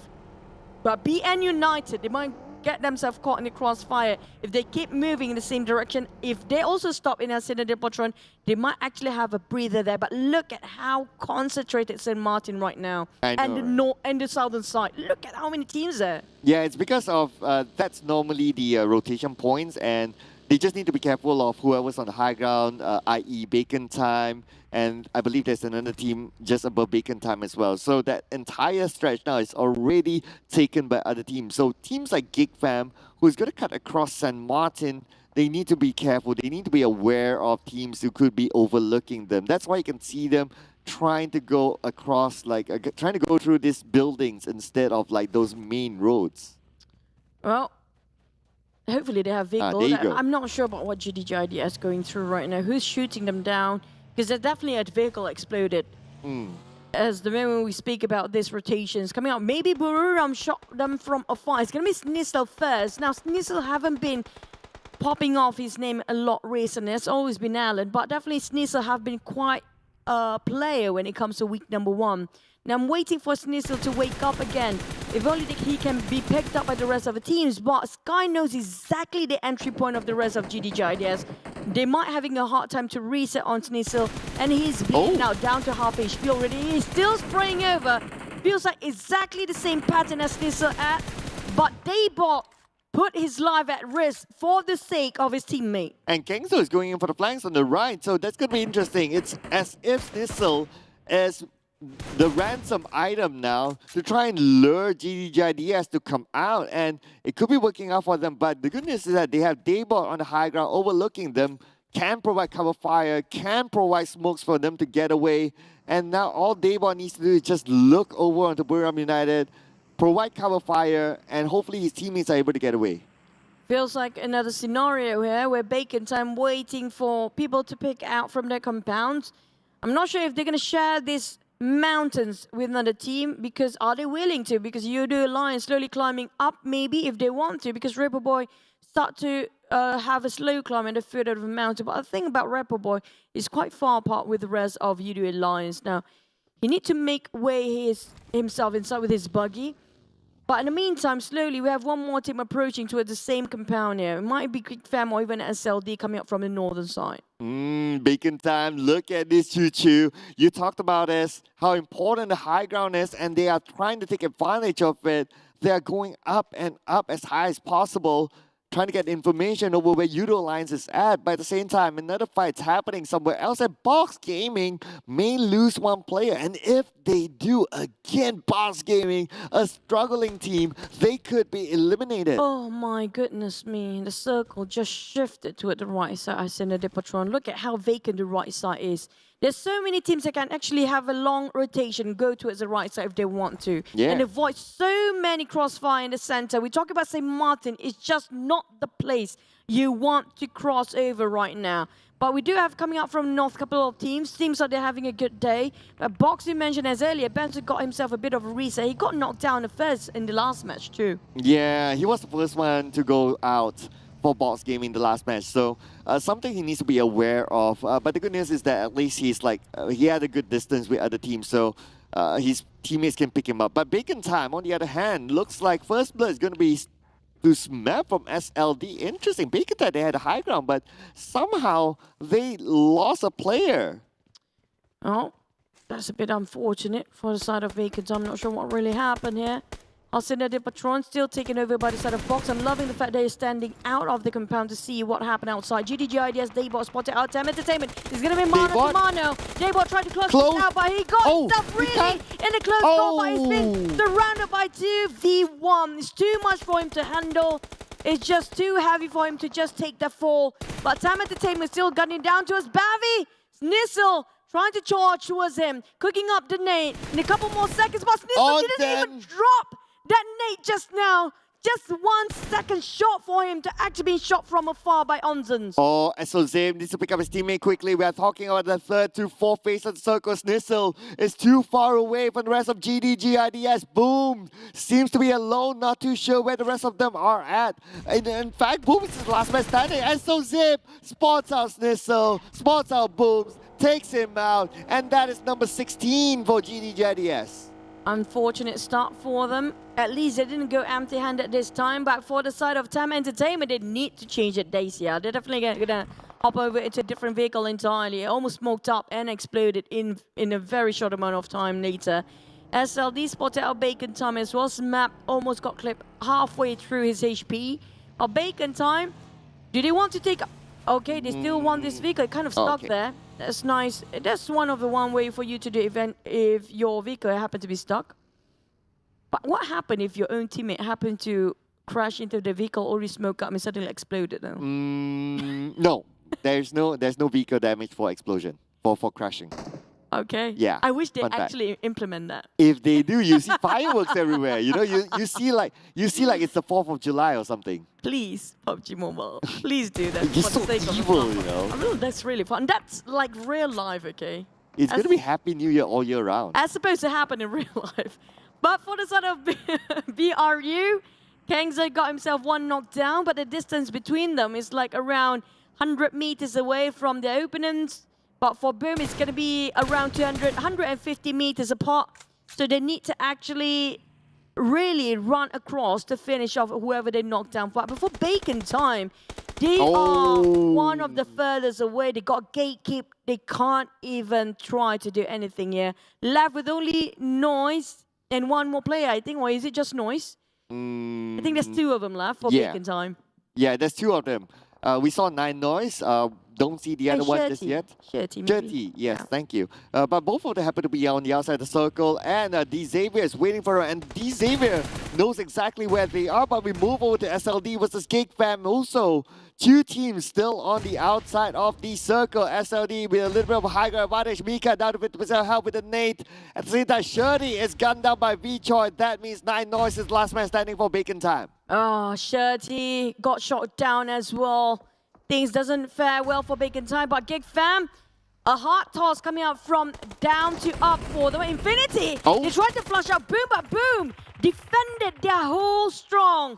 And this is going to be Boom winning over Infinity. Infinity eliminated. This is a rare sight. Quite early with 0 points. I know, right? 0 points. You would expect them to get at least a couple of points. But now Geek Fam seems to be struggling as Nice will be named out. TEM Entertainment as well. Number 14 by at least 3 elimination points. But now Geek Fam, Quan Ji comes around. Quan Ji spots out Mika. Mika goes down. There's nothing much that damn rude and his teammate Yuhai can do about this. Yeah, they spot out Yuhai, lost stick of health. My goodness me. That was 200 meters apart against see-through. What a clear shot spray coming up from SLD. Now Yuhai will try to heal himself, or damn it, try to drive away from the commotion just now, but they might bump into the Xaviers along the process if they happen to be in the same direction, or even 4 rivals first. There's so many teams guarding at the edge of a circle. We're talking about the southern part. Is the most saturated right now. Oh, now Vietnam versus Vietnam. We have D Xavier versus SLD. D Xavier have a little bit of an advantage because they're closer towards the circle. Goes through together with Smap. What are they going to do about this? V-Choi tosses a nail to the other side. At the same time, we can see that Max gun down bomb it. V-Choi almost naded down. Down to 70% health, but still survives. But Adi Luke nades down Yuhai. Geek Fam, only damn root left. Also, DBD having a fight against Vampires, if I'm not mistaken. SLD try to flush out these Xaviers, but the mountains, a small hill in between to make it so hard. 4 rivals still taking a fight against Vampires on the smaller screen there on the bottom right. But for SLD, they need to rotate around to force a fight to happen. Vampires still struggle to hike up, but DBD, they still try to reset themselves. Echo already prepared with a nade tossed around with the hand grenade will pop off very soon. They need to evade it. Another one right onto our spot. Stops. And it's just perfect angle. They got the advantage of the elevations and also the gravity of the nade, making it so easy for them to just lob over to this side. But Vampires now kind of cornered themselves, trapped themselves in a shack. One more nade can change so much for Vampires right now. Oh yeah, they're just waiting for the right moment. But before that, we can see Ziggs managed to gun down one from Vampires. Ravenclaw will be the next one. But at the same time, the circle moves towards 4 rivals and Buriram netted. Alter Ego has an advantage. It's trying to get to the circle. DBD wants the points in the back, but Ziggs not able to shoot. The moment he jumps down for his vehicle, he's down and out by the Vampires. Oh, but Echo and the rest of DBD still trying to flush and trying to just finish them off. But Vampires know how to handle this commotion as well. The moment they become it's not going to be enough. Look at down. It's just the last player. Last one.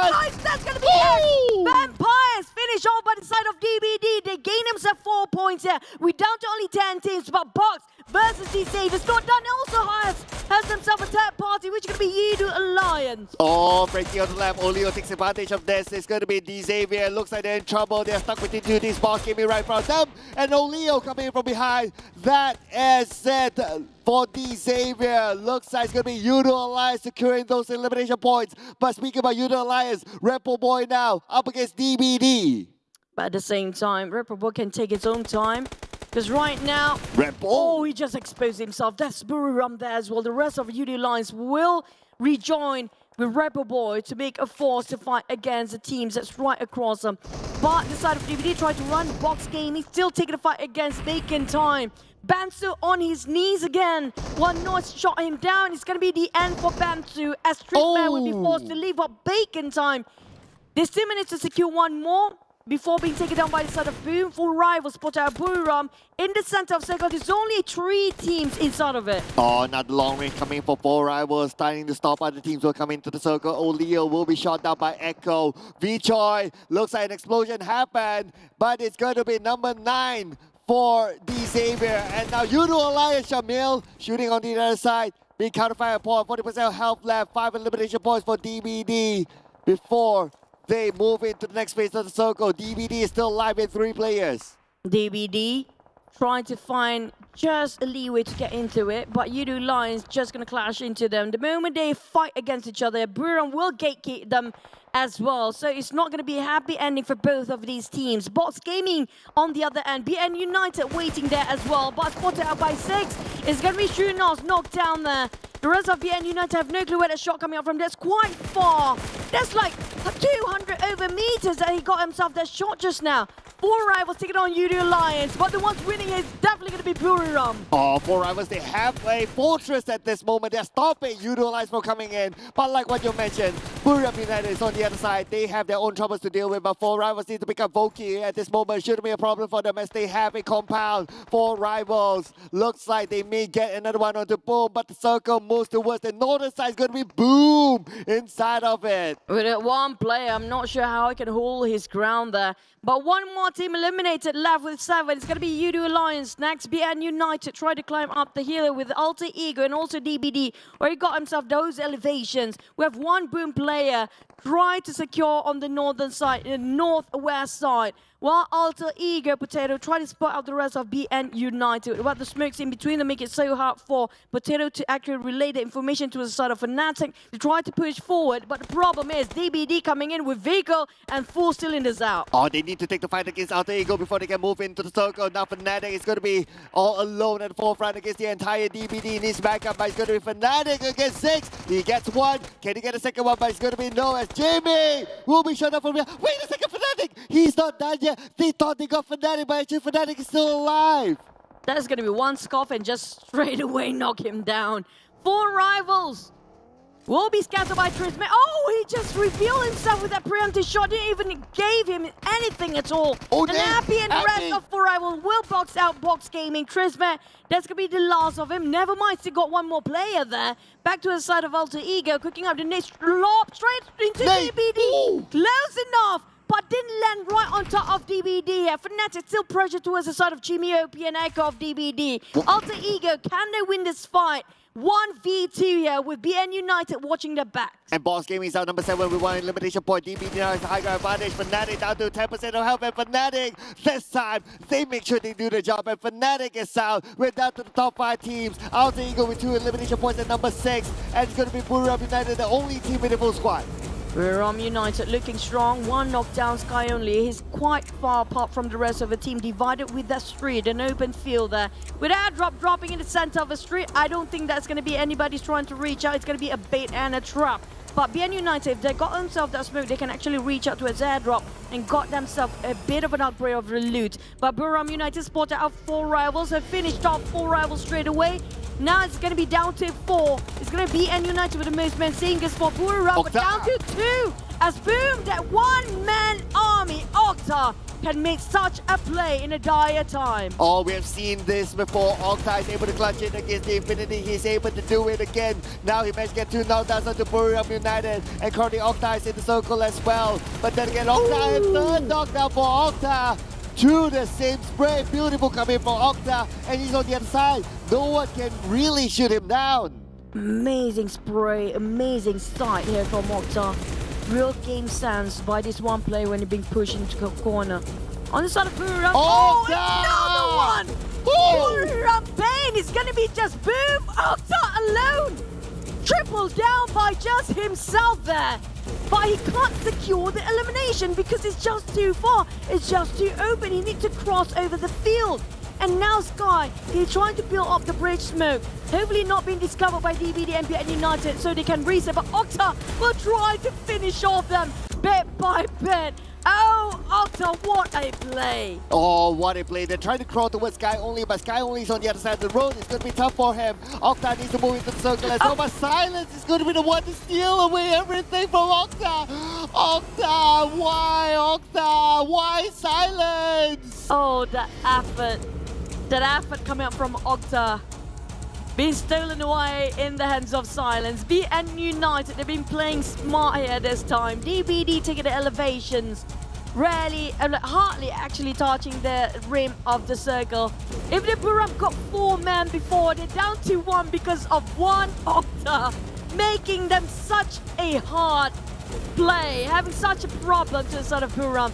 Now, BN United's definitely got the numbers there, but at the same time, they are in the center of the attention of Octa and the rest of DBD. Look at the nade by Octa. What a beautiful play. What a good game, Sam. And his nade is spinning now. PN United. I just wanted to make it a point that Octa could be the one against PN United, but now it's going to be DBD coming in from behind. Jimmy will be gunned down. Now Buriram United starting to close in, but it's going to be Sky only the last man standing. DBD, they have the high ground advantage, but PN United, they have 2 players still active. Echo picks up his teammate Jimmy. It should be able to do it in time, as Sky only is going to come in from behind. PN United needs to reset as well, and Echo is going in for the flag. And the blue closing in, and DBD fighting against Will Buriram win this with only Sky? And it feels like he might actually got the coin. Sky only. Whoa! Finally, DBD closing in the game again. What a play from Boom Octa. Just crushing down the chicken from Buriram just now. From a disappointing start in Sandhall, they send a message to everyone that we are not done yet. We are not being counted out. You will not forget us. We are here to stay.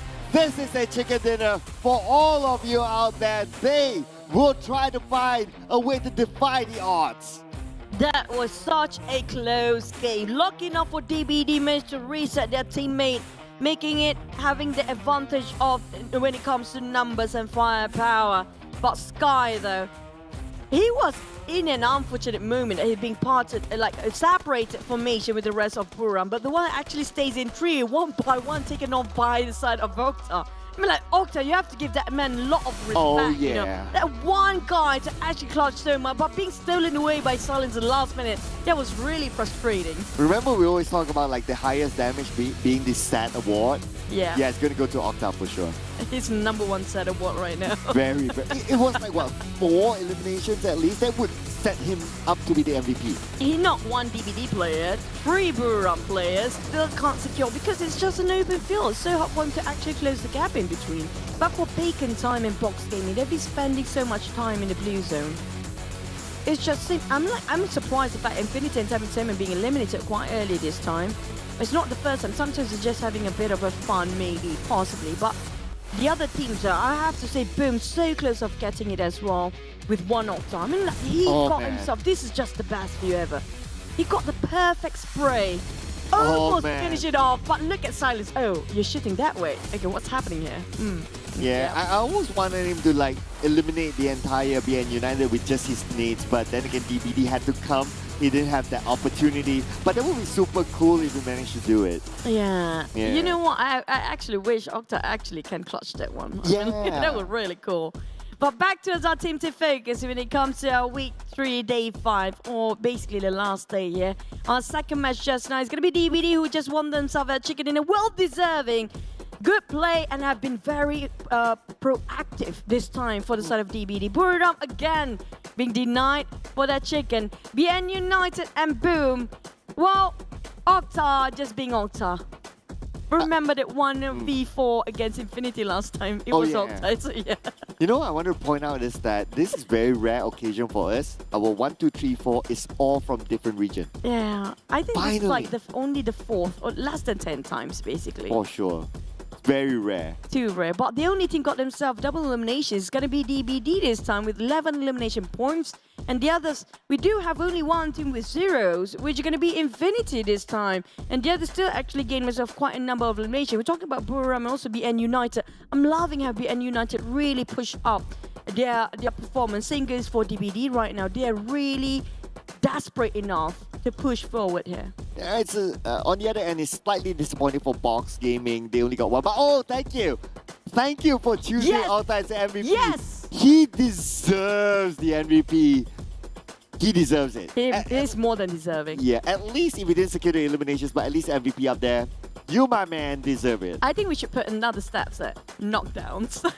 Just to see how many he managed to knock down along the process. If he actually secured the eliminations, he will get himself at least 8 eliminations there. True. That would have been a lot there. He's so close to trying to match up with Appy. But now, here is the weekly rankings. The crucial one that has changed is probably going to be like BN United, Ego Esports, NFT Esports. Those are the crucial ones. DVD went up a little bit because of that chicken dinner. If they can finish off the day they got like what 2 more rounds to go. If they can get like double chicken dinner for themselves, I don't know. Maybe it's hard, but maybe they that's still a slight chance to it. Yeah. But for Sem9 though, it feels like really dim for them right now. NFT playing a dangerous game, same goes for Ego Esports. If they keep doing this, they might actually lose their spot up there. But here comes our league bonus ranking so far. Now, keep your eyes towards 17, 18, 19 and 20. DBD, can they cut across Ego Esports in the last minute? Because there's like, 41 points in between them. And they really need to push it so hard in the last 2 matches. But for the side of Box, it's not impossible either. Because up to maybe BN United, if they really have it a go. I mean, like, did the teams actually have a break before? If they actually did now, they might actually have a bit of a sigh of relief because they can play the entire day. Well, it's going to be the Margaret break if that counts. So everyone's going to take a break after this. But yeah, Boom is still somewhere there. NFT Esports somewhere there. Eagle Esports, very, very scary position to be in as well. So do keep an eye on that. BN United, I don't know, it feels a bit tough for them. But everyone needs to just recuperate, refresh themselves before we head on to the final 3 games for the league. And also, we can just recap what really happened in the last match. Circle was quite generous, if you ask me. It start. It was right on top of St. Martin. A lot of teams are coming up from St. Martin after the Circle shifted again to Assassino de Patron. Now, that's where a lot of them being choked down because they've been gatekept by so many teams who got themselves quite early in the Circle. But whoever comes on the right side or the north, they actually managed to get away with it. And the only one that actually survived coming up from the southern part, which is going to be Buriram here. But most of the team that actually survived to the end, they're coming up from north or even on the left, on the right side. Most of the team that actually coming up from St. Martin, they're being decimated too early. Yeah, I know, right? St. Martin, it was really, really tricky to play there because even in the high ground, you got like 2 teams at least, and then you got a couple more teams around the areas of St. Martin. So it's kind of compact there. So that's why you can see the successful teams in this round. They either came from the north or they came from the eastern side, and they managed to get themselves into the top 4. Yep, that's why most teams always wait when it comes to the third circle just to see where should they rotate next. But this is really tricky for Sky. Now, he's been knocked down before, but he got revived back by Tiger. But I'm surprised how Tiger tried to revive the other ones and just try to cross over. If sometimes you have to sacrifice the other 2 for the sake of a team. If only Tiger stays for Buriram, they might actually have shot at winning. Yeah. And BN United just stuck in between there. There's no way they can get out from that trench. Yeah, if Tiger didn't overcommit, then it will be a 2v2 against DBD. The moment he just shows him they got shot down. Yeah, I know, right? But anyway, before we head on to the break, ladies and gentlemen, of course, we would like to thank our official smartphone partner, Realme. This is the beautiful GT Neo 3 that comes together with a MediaTek Dimensity 8100 5G chipset and a dedicated display chipset. And thank you to our official livestream partner, TikTok. Hashtag #BeTheOne TikTok Challenge.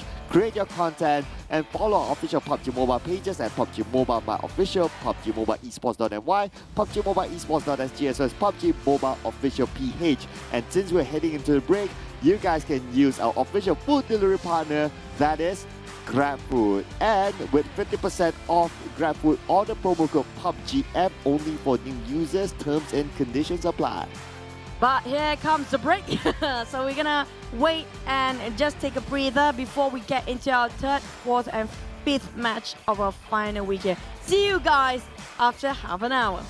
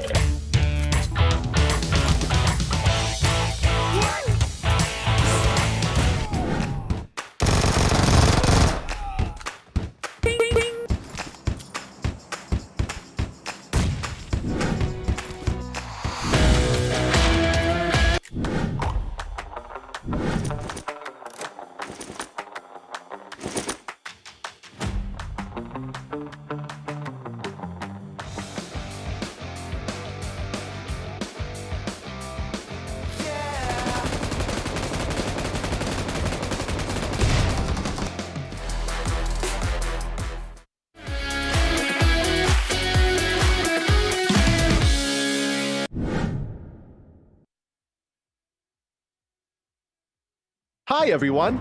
In PUBG Mobile version 2.2's new mode, Gear Front, we've introduced a new gameplay feature, Strange Town. Strange Town has a spooky atmosphere, which spices up the gameplay. In this video, we'll be exploring Strange Town. So, come on, let's go! Strange Town will be available in ranked modes Erangel. Strange Town will be located between Stalber and the western coast, and will be shrouded in darkness. It's styled after a medieval European village. Upon entering Strange Town, players will discover that it's nighttime. Experience the return of battles at night. Strange Town has a fairly compact layout, where a tall, mysterious bell tower occupies the center. The four sides are surrounded with houses and cover. Strange Town is littered with Andy's puppets, as well as decorative pumpkins, which really add to the spooky atmosphere. This area's design is full of personality, and we hope it will give players new and interesting combat experiences. Strange Town will be available from September 29th to November 14th, UTC +0. During this period, Strange Town will become an important resource zone in Erangel, and will be a hotspot for trigger-happy players to scavenge and fight. Strange Town will also spawn a recall item, the Respawn card. If a player has a Respawn card, and they get eliminated, they'll be able to respawn and jump back to the battleground.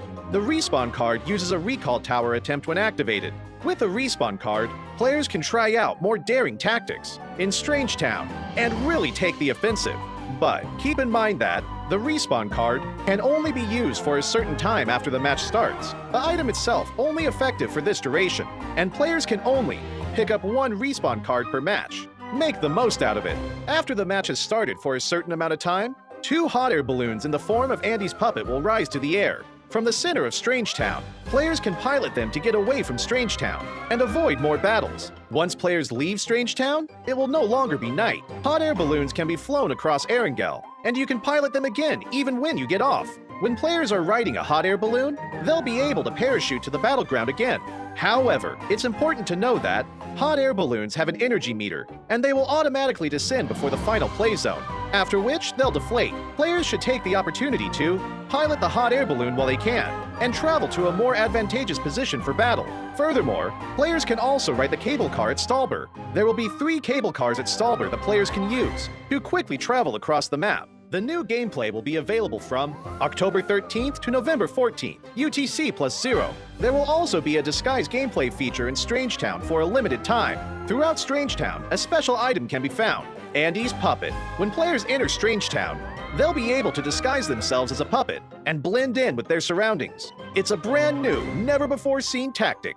When players disguise as a puppet, they can still move about, albeit slowly. You can choose a good hiding spot to disguise yourself and avoid pursuing enemies to survive. You can also surprise unsuspecting enemies by removing your disguise and taking them out. The moment the disguise is blown, you'll become the target for enemies. Once struck by enemies in succession, players will still return to their regular appearance. Disguising comes with risks, so remove it with caution. At the same time, make sure to pay close attention to the Andy's puppets in your surroundings. Any one of them could be an enemy in disguise. If you see through the disguise, fire at will. Do keep in mind that disguises only work within Strange Town. As soon as players leave, they'll revert to their regular selves. So, have fun in Strange Town and experience the unique, spooktacular gameplay. While Strange Town is available, several strange garden parties will appear on Erangel. Players will receive a Halloweeks crate full of extra supplies. From October 13th to November 14th, UTC +0. The crate will turn into a clown crate. When opening the crate, there's a chance that a clown will appear. Make sure to dodge its attacks and defeat it for advanced supplies and firearms. Strange Town's spooky theme, abundant supplies, and disguise gameplay will give players a fantastically fresh new take on exciting combat. Call your friends now to go to Strange Town and experience all the surprises. For more details, don't forget to follow the official PUBG mobile community. See you next time! Gearfront introduction. Greetings, PUBG Mobile players. Welcome. PUBG Mobile is launching a new themed game mode, Gearfront. In this video, we'll be introducing the skills gameplay, Strange Town, and more. We hope you'll like it. New Gameplay 1, Skills Gameplay. In the upcoming Gearfront mode, players can have 8 skills to choose from. Each skill has its own distinct characteristics, and players can bring 1 skill into battle for each match. Different skill combinations will add to the team's tactical and strategic options. Now, let's take a look at these skills in action. Trace. When hitting an enemy, a marker will be shown above their head.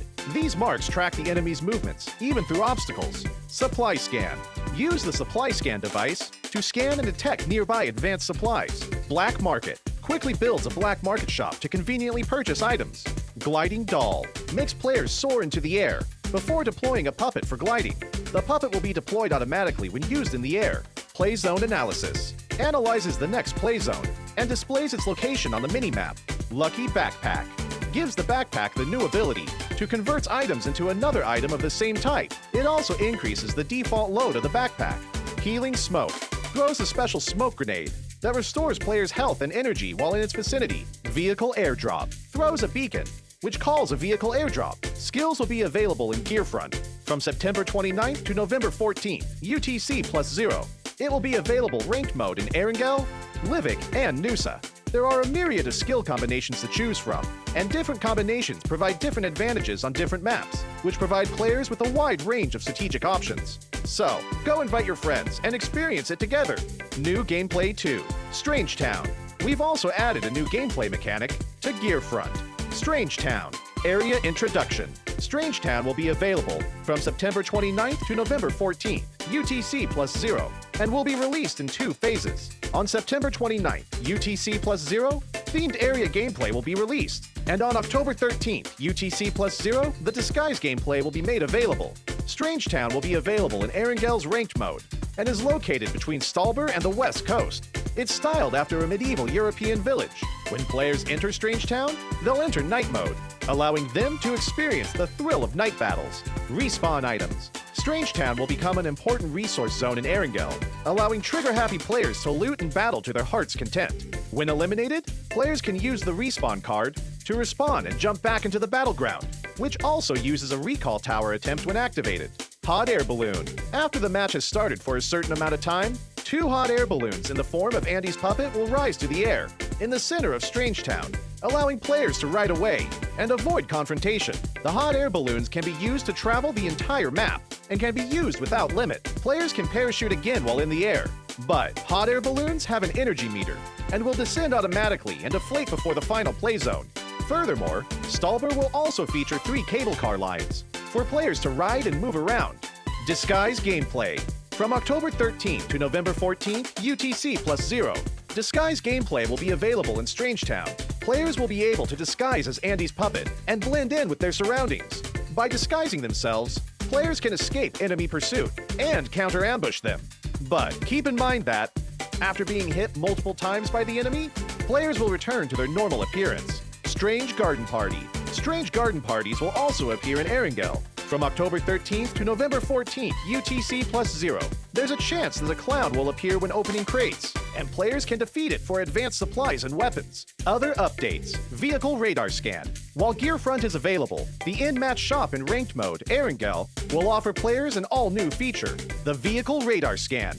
It can be used to easily search for vehicles. That's all for this video. We hope the upcoming Gearfront mode will give you a better gaming experience. For more details, feel free to follow the official PUBG mobile community. And I'll see you next time.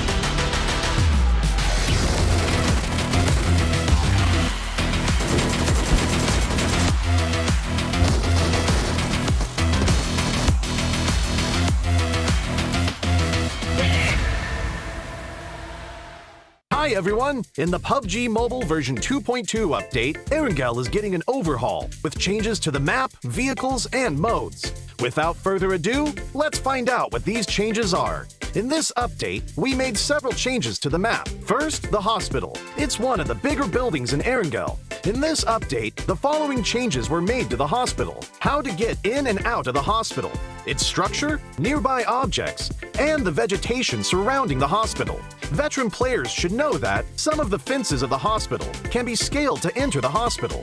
The ones near the ridges are how most players enter the hospital. Now, 2 spots along these fences will be blown up, and players can enter the hospital area through the gap directly. The building itself also got a new entrance. Players that are on the ground can enter the first floor of the hospital directly through the newly added damaged wall.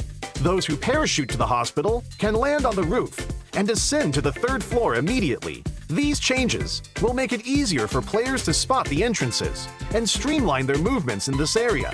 Those attacking and defending will know where they should focus on as well. On the inside, we simplified the structure of the hospital. Originally, the 3 floors had different layouts, and there were many rooms on each floor. So, searching the rooms was very tedious, because players had to go into each room. After the update, the 3 floors are now more or less the same.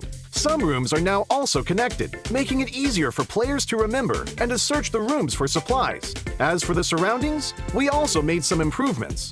We added abandoned ambulances and ruined medical crates to the areas surrounding the hospital, so now it feels more authentic. We placed some objects at the entrance of the hospital so that it wouldn't be too empty. This gives players heading toward the hospital a covered area to protect themselves, so they are not directly exposed to enemies inside the hospital. Outside the fences on the side of the hospital, we added a new climbable spot. Players can hide here, or they can scale the fence to enter the hospital.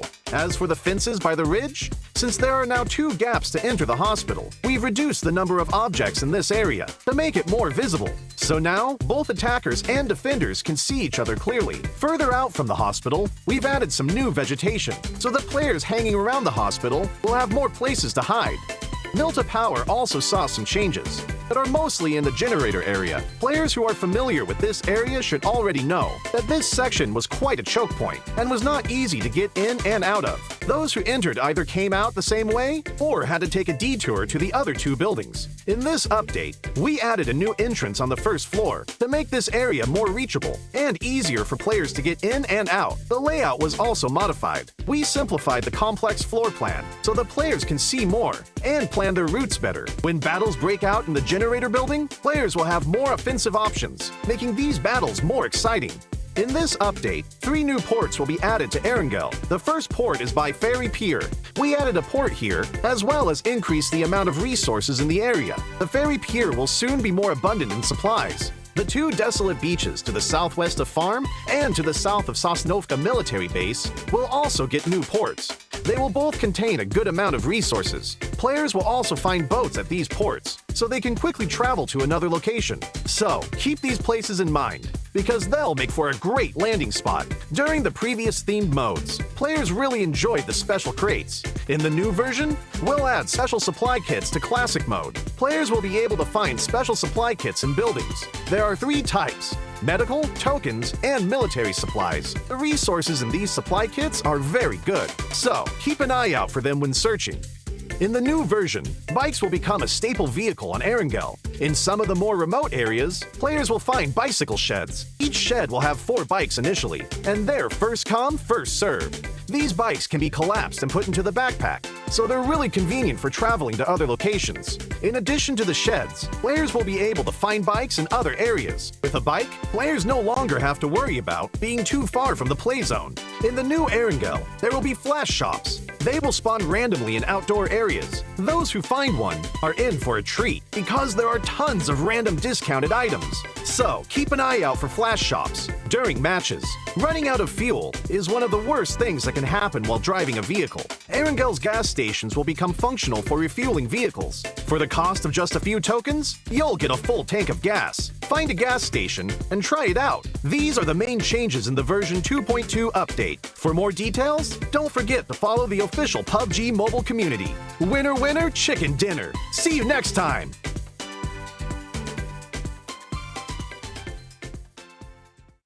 Gerakan silam musuh elemental Papa Boy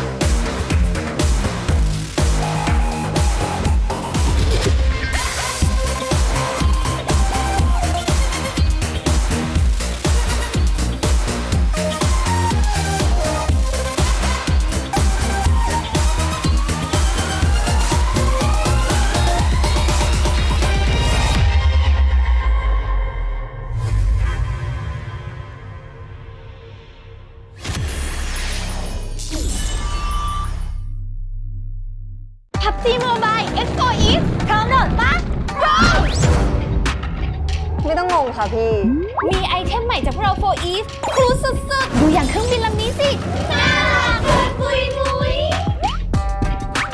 นี่ชุดระดับ Epic และ Legendary สวยไหมคะ สวยพอคิวค่ะกรอบรูปโปรไฟล์ก็เลิศไม่แพ้กันเลยนะพี่ แถมยังมีแพ็คเสียงน่ารักของพวกเราด้วยนะ เธอไม่ชัดเจน หรือเราไม่มีสโคปจะวิ่งให้เหนื่อยทำไมขึ้นรถมาดีกว่าไม่เคยได้เจอเอาละนาPUBG Mobile X4 Eve ไอเทมพิเศษสุดคิ้วจากพวกเรา มีแล้วแจ็คพอตแน่นอน PUBG Mobile X4 Eve ที่หนึ่งในใจฟีดเลย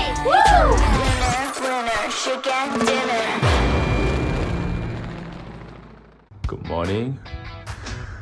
It's really early in the morning right now. Today I'm gonna do a vlog. It's a very special day because I'm gonna do something very special.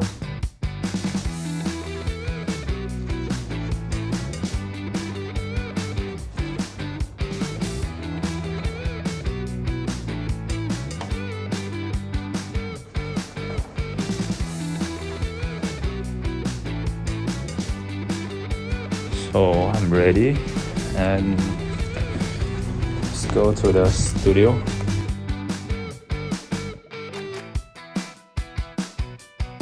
It's so hard to find the parking here. I'm at the studio now. So we are here today to do something special. Hello guys, I'm Bill from GIDS. We are doing my edition of voice pack. This voice pack is for the community and for the fans. Let me drive, baby. Baby, I got you. The experience so far, I feel like I'm an artist because this is my first time. The experience it was fun. It was strangely fun. I'll go from the back, baby. Nice one. Because it's too early today, so I decided to came here a day in advance. So I came yesterday night and I opened my waist. It was super jam. So I closed my waist and I waited until midnight. Only I came to KL and then just checked in hotel and then just sleep. Yeah, it's also my first time doing vlog. It's a very strange experience also because the moment I enter my hotel room, the first thing I look at is there anywhere I can put my phone to because I don't have the tripod with me. Anywhere I can put my phone to record myself. Oh, there was here and here and here. And then I had to just record, then record myself, checking out this and that, driving here. It was something I always wanted to do. I just didn't expect to do it like now.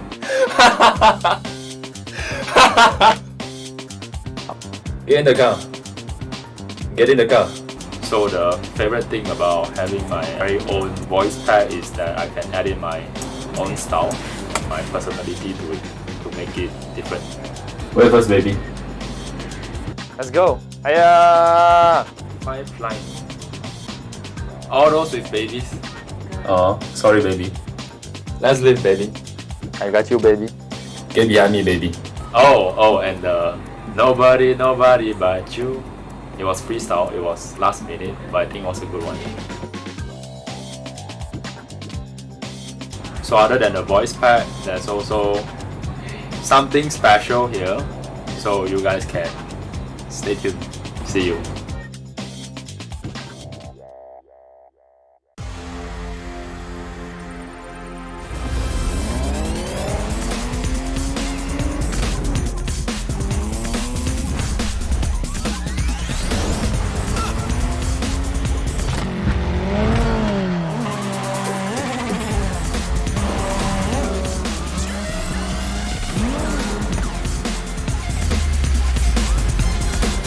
GT Neo 3, Neo Speed Awakens.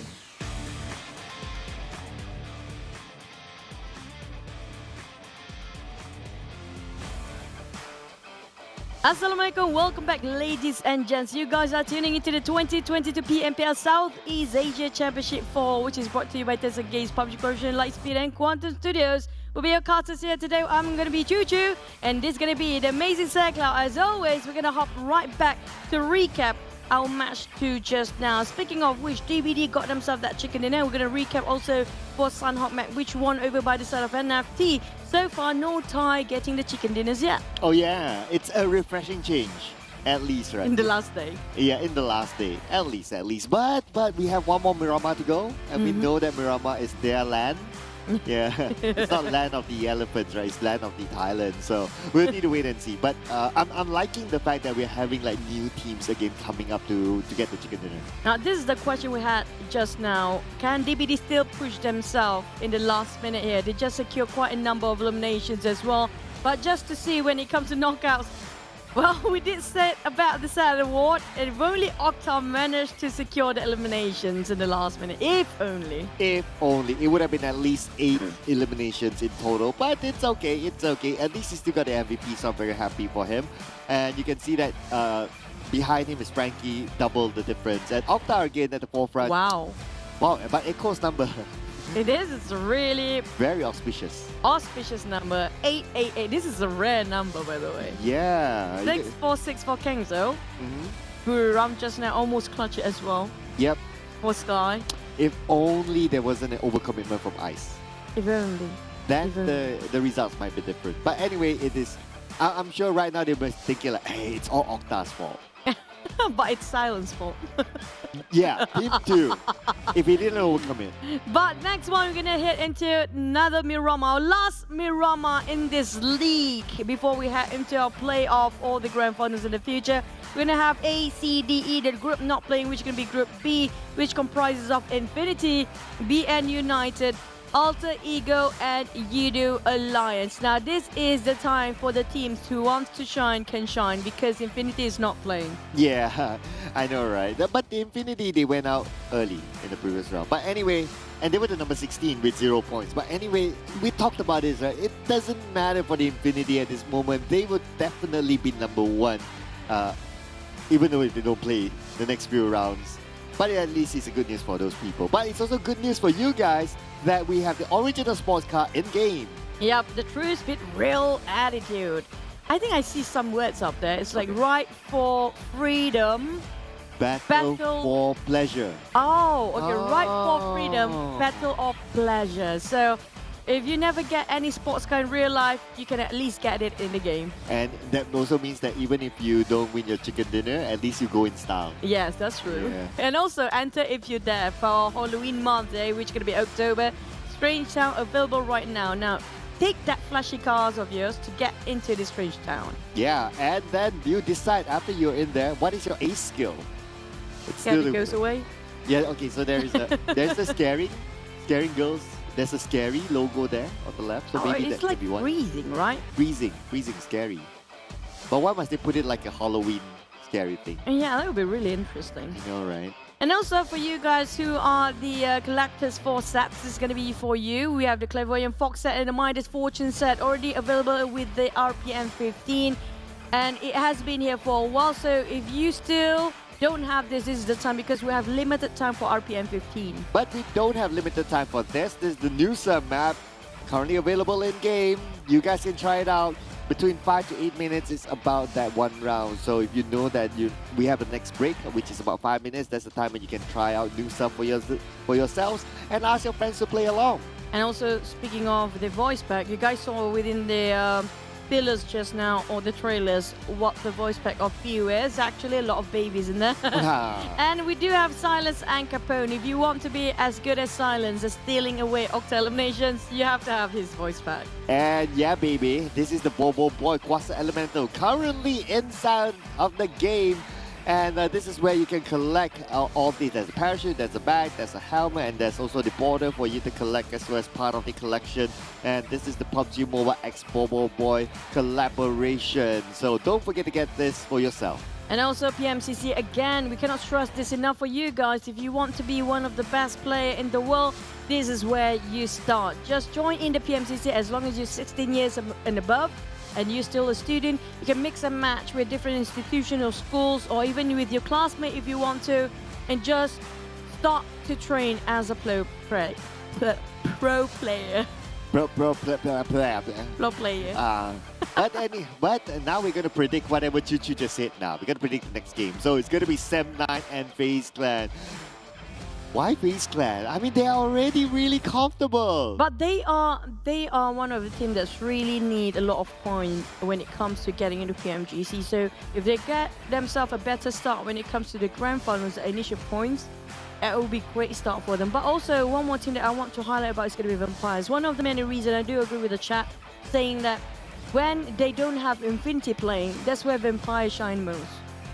And I like the point about FaZe Clan actually, because they are one of the Thai teams that's performing but don't have the slots onto PMGC. So I really like the point when you mentioned about that.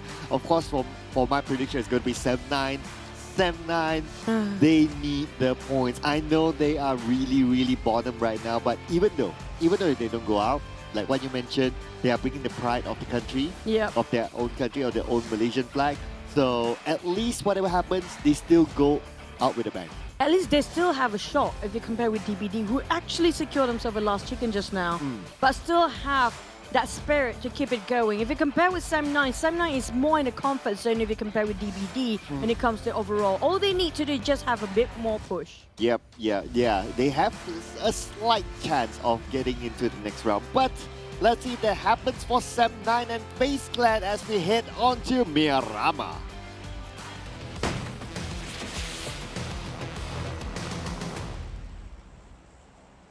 And here we go again, and this time is going to be our last time for the lick in this Dusty Dunes and the biggest map of them all, which is going to be Miramar.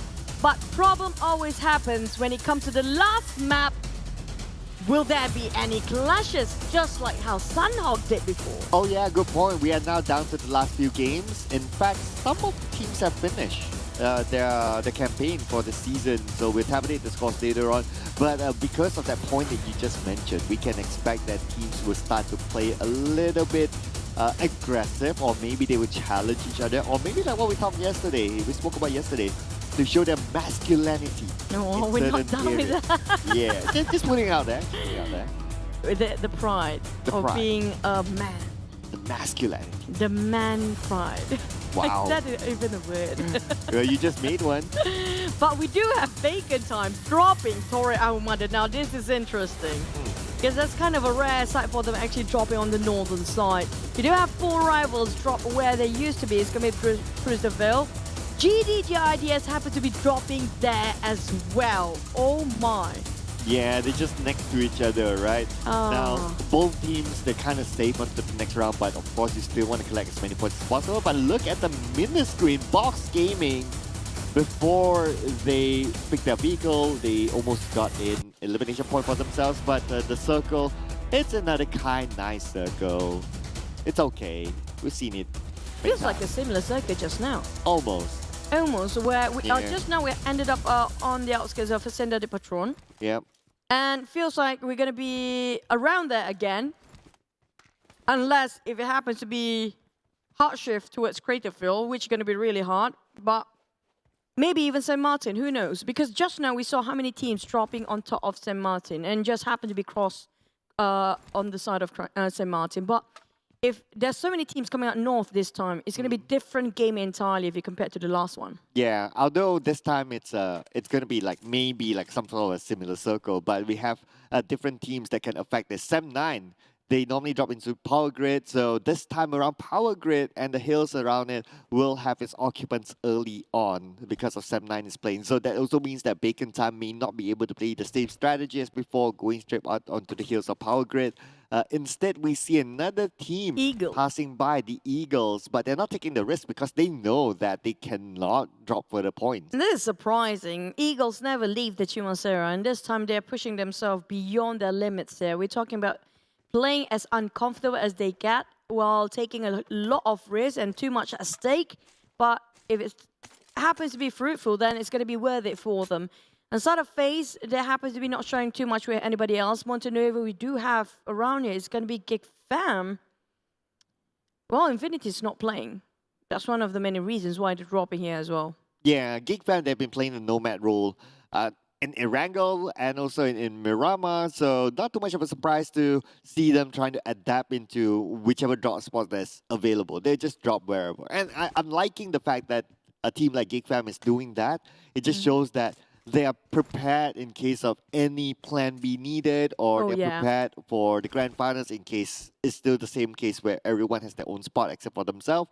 So it's nice to see them really trying to adapt. Like there's so many alphabets, right? Why do you want to stick with only A? There's so many B, C, D, and E. Like, always put yourself in a condition that you have other plans in case things get really haywire. But we do have around Voldemort. It's going to be Boom. Now, Boom, close enough to almost got it. Almost got over my prediction in the top 5. But sadly, they couldn't have the entire team to help Octa along the process. This time, we do have Razy, Yummy, Hexaz, and Octa. So we haven't seen quite a number of Boo Boo Hoo for the most recent days. I mean, like in this final week, they swap Yummy with Boo Boo Hoo. So definitely, they have different plans when it comes to the final week here. The team with the most interesting player name award goes to Boom Esports. Yeah. You got Yummy, you got Boo Boo Hoo. Yeah, those are the standouts for me. It's like, Yummy, Boo Boo Hoo. Octa. I mean, like, we're in the month of October. Oh, yeah. Is October in Indonesian? I think, like, well, they did mention about, like, example, the name, like, Yuli is, like, for July babies. But here comes Sam 9 in one, Oh, people. no. What were they thinking? Oh, no. But still, Tuanzi knocked down. 2 of Sam 9 got hurt along the process. Chua will take the advantage on different side entirely with his SLR, but Chua still going to tap it over to a side of Sam 9. But is it worth it for Sam 9 to take one player down while the rest of team actually jeopardizing the position? Now Namshin will close in. I think 3 of them knocked down, left with 1. God, Sam 9. Oh no, not looking good for Sam 9. Namshin is going in. Harm will be eliminated. First blood given to Chua. And Namshin is coming in from the left. But even with a micro Uzi trying to spray through the vehicle. Chua picks up Tuanzi and Sam 9. A jinx on you. I will take the caster's curse responsibility for this. Thank you. But you know what? That also means that Sam 9 is totally out, right? You can't think about it. I want to see how many games left for them to actually be playing today. Like, we do have, like, they're going to play both Erangel. Yeah, they have 2 more games. But is it going to be enough? Because right now, they have only 52 points. The most they can actually get for the entire, maybe 80 points. But that's not going to be enough. It's not going to be enough when it comes to the entire league here. Because the most they can get is just going to be like, that's provided that they got themselves 30 points for the next round and another 30 points. It's like the most they can get is like 12 or 13 spot. Yeah, even if they like go all out like 30 points, right? 2 games in a row, that's in that condition. Yeah, even if they get that. That's an if. That's a big The if, best right? scenario. Yeah, and so far, the amount of eliminations that we have seen, the highest is 22, but even that there was once, and the rest of it is like 15 or even lesser than that. So look at the current trend, it's tough for Sam 9. I think we can safely say that Sam 9 is out. Oh, man. Yeah. But at the same time, I do want to see if they are fighting for their pride for the next match. So it depends on how they can reset their mind. Like, every game matters. And it actually is very important for them still when it comes to overall. Because we have no clue when it comes to the league bonus point, right? So we'll wait for that as well. Back to GIDS, they are always consistently getting themselves in top 10 every single week. So they secured enough for the grand finals. They're not having too much pressure on their side. But they still can be overrun by the teams that's really closely behind, which is going to be Geek Fam, Vampires. Now, Vampires, we still wait. Wow, Frankie. Wow. I felt that his car wanted to do the breakdance or something. Yeah, it's like his car is refusing to follow his orders. But speaking of Vampires now, I did want to mention about Vampires. We're waiting for them to actually breaking the record again with maybe 23 eliminations. But the moment we speak about them, it's going to be one of them being knocked down. But it's quite a distance. I think that's like, what, 500 meters away, maybe even. or 400. So far we got 400.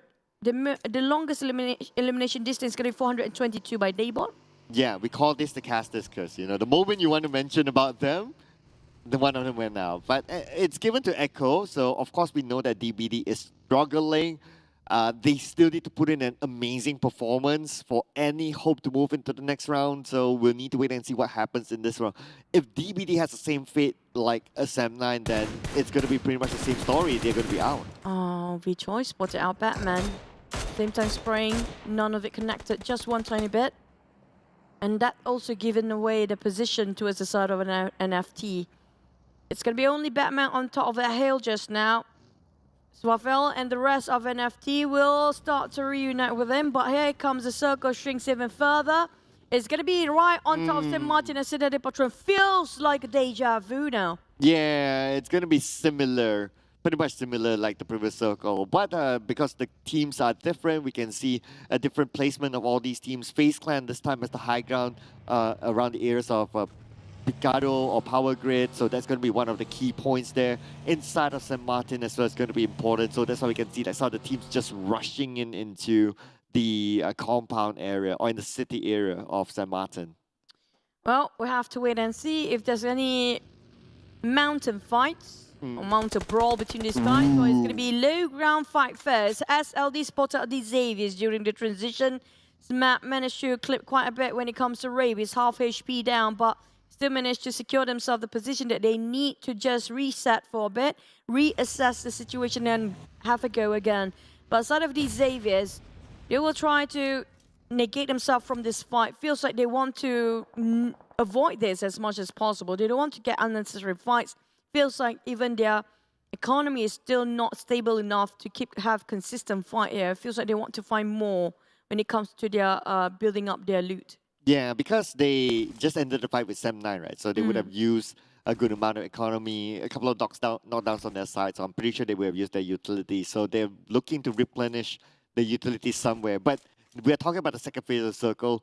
That means a lot of these places would have been, the key places would have been taken by teams. So everywhere they try to go, there's someone there. But speaking about someone there, someone's onto TEM Entertainment and on the, but at least he has a buggy. Oh, lucky enough, he actually exploded that vehicle before they exploded right in front of his face. But on the side of Buriram, Sky again showing us what he can actually do during this match. For TEM Entertainment, again, they are rotating very late. They finished off by the Blues in the previous match. They don't want to make the same mistake here all over again, and they got themselves quite a high ranking when it comes to overalls, and they definitely have a shot to actually... Wait, never mind, Mormon. Yep. Oh, boy. Yep.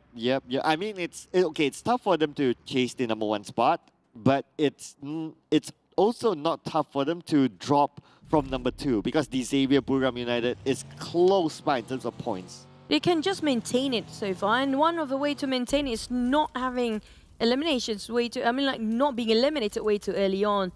And for the side of TEM Entertainment, definitely they lost one man here during rotation. They're still taking a lot of blue zone. Mormon, one of their star player, one of their crucial player, which is going to be the entry fragger sometimes, happened to be one of the first one to go down. Back to the side of Boom. Feels like they're very separated between themselves here for Boom. Yeah, I guess they're trying to maximize the space since we're still at the second circle. If it's the third circle, we might see them close by.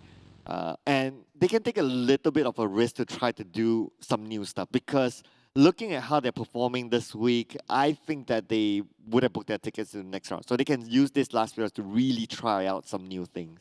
I just wish... Now, Vampire did manage to reset himself. I just want to see if can Vampires finish off still in the top 6 in the last minute now. Because we've seen that in week #1, right? Oh, yeah. Yeah, I know, but I want to see if that can happen again. But this time, the circle, not so similar with the last one. It shifted straight into the left side.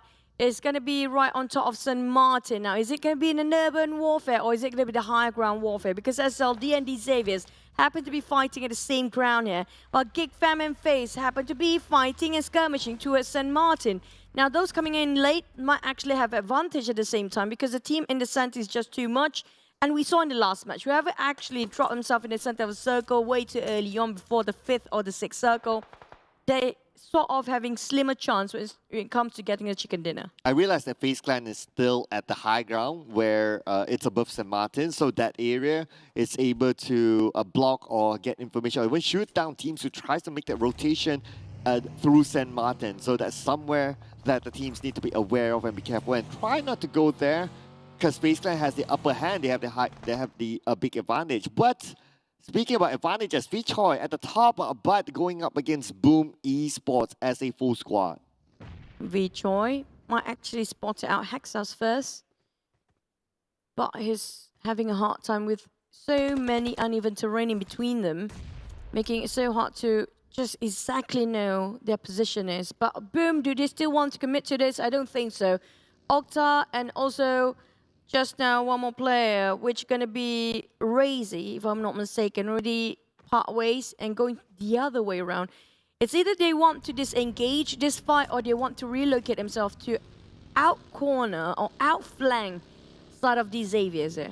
I think the priority is to disengage because they are on the outside of the circle and they'll be pressured by the blue. At most, what they'll do is that, okay, we get into the circle first and then if the circle favors, just by the line of it, they will put pressure onto the other team who tries to come in. But now NFT and GIDS. Interesting sight. They actually don't even have to open the door to toss around the nade just now. The Rose NFT charge in by the side of GIDS. Feels like NFT winning the fight for now, having a bit of exchange with GIDS players. One of them down to 3 players. Alan is cooking up the nade. Daybot trying to make sure the insides are not taken by the side of NFT, but GIDS, they're losing more men here. A lot of them in low HP and start to flush. It's going to be one knock on Alan. A perfect one. It's going to be bacon time from afar, shooting down this space at the same time. I know that 9 Noise now tapping away onto NFT. Ramones receive a shot, but Ramon managed to nade down one from GIDS on the inside of the building. That's going to be Daybot. Now Ramones with 40% health. He is fearless, but Ramones will go down. He needs to be picked up. Back to us, GIDS. Nissel now trying to survive there. Last member of GIDS will be spotted out by the NFT. Snissel. Now they found him. Snissel really need to take care of himself. They couldn't afford to lose this. Still losing it anyways. But NFT, they are the one that's really need this point. Extremely in need of it. As they are at the bottom right now, 14th place, definitely will have a bit of a bump when it comes to overall ranking later. Oh, but speaking about a team that also need points, it's going to be DBD and they're stuck on the outside. Yen will be able to recover. Good thing he has a buggy and he has another first aid, but for him to pick up Ziggs, it's going to be hard. Looks like Ziggs is just going to pass him his first aids and he is going to carry his team up onto the entirety of this round. I hope they got time. It's the 4th phase, getting into the 5th very soon. And whoever's actually knocked down outside of a circle or even in the blue zone, it's going to be 1 HP burnt out in a second. So they need to actually wrap things up really fast. Back to the side of FaZe versus Geek Fam, was it just now? And Dizave is still having a go towards Boom. But the one that actually struggling to get into the circle is going to be the side of Boom. They need to cut across these Xaviers to get in. But the problem is, the moment they start firing against these Xaviers, SLD might take advantage of it. Oh, look at this. DBD Yen just got shot down. Oh no, it's not looking good for DBD. Happy finishes of Yen. Now DBD is down to the last man and they are one of the teams who need to perform exponentially well. But with this current condition, it's going to be hard for them. Their FaZe have to make sure they are covering 2 angles at the same time. Ego Esports, F1, climbing up the small hills. They are playing around with the terrain to make sure they can land any shots to the side of BRU or Buriram United. But they have another opening to actually have to take care of. It's going to be FaZe on the left side. And we have one more team joining in from behind. It's going to be Boom at the same time. And we do have Eagles on the other end. Now FaZe being circled by so many teams. Can they hold their ground here? Oh yeah, FaZe Clan, at least they're in the circle. The pressure will be on the other teams on the other side. One of them is going to be Boom. SLD knocks down onto Yuhai from Geek Fam. Looks like we have a gatekeeping happening here. FaZe Clan will be looking at other teams trying to get into the circle and they have the advantage of the high ground. SLD. So many players being finished off by players at the same time. That's going to be last member of DBD just now. And when we mentioned about wrapping things up, it seems like they're having a bit of problem with it. FaZe Clan, on the other hand, kind of spread into 2-1-1 formation, making sure they can have all angles covered, but it's not enough for Bear to hold that one particular angle by himself. There's too many teams for him, almost being chipped entirely. Xavier is going to be a bit of problem facing Tony K, but Ego Esports, F1 with SLR, trying to focus on Buriram. MR5 spotted on Boom at the same time. 4 different angles, all by the side of one player of FaZe. It's going to be tough for them to fight against 4 to 5 teams at the same time. Oh, look at how tough the terrain is for Boom Esports. They're still by the edge of the circle. They might need a little bit more space to move forward, but FaZe Clan has eyes onto them. They need to be careful of the Eagles as well, who could see them from the other side. And now, not much of a space for them to move. We're talking about the 5th phase of the circle, and the 5th phase is going to be hard. Here comes the frame from MR5, got one! And almost got finished off straight away. Boom having a problem right now, facing another player of FaZe. It's going to be Bear spraying around. It's going to be him playing around the terrain. Up and down they go, but Boom is in dire need to be helped by the other teammates. But Boom, they have to actually declare 1 of 2. Double down by Bear. Tony K trying to assist. They got found and found himself an Octa there, but Tony K wasn't willing himself to expose so much. He need to just drop the nade from above. Bear finish off Yummy, and down to only this last player of Boom, Octa.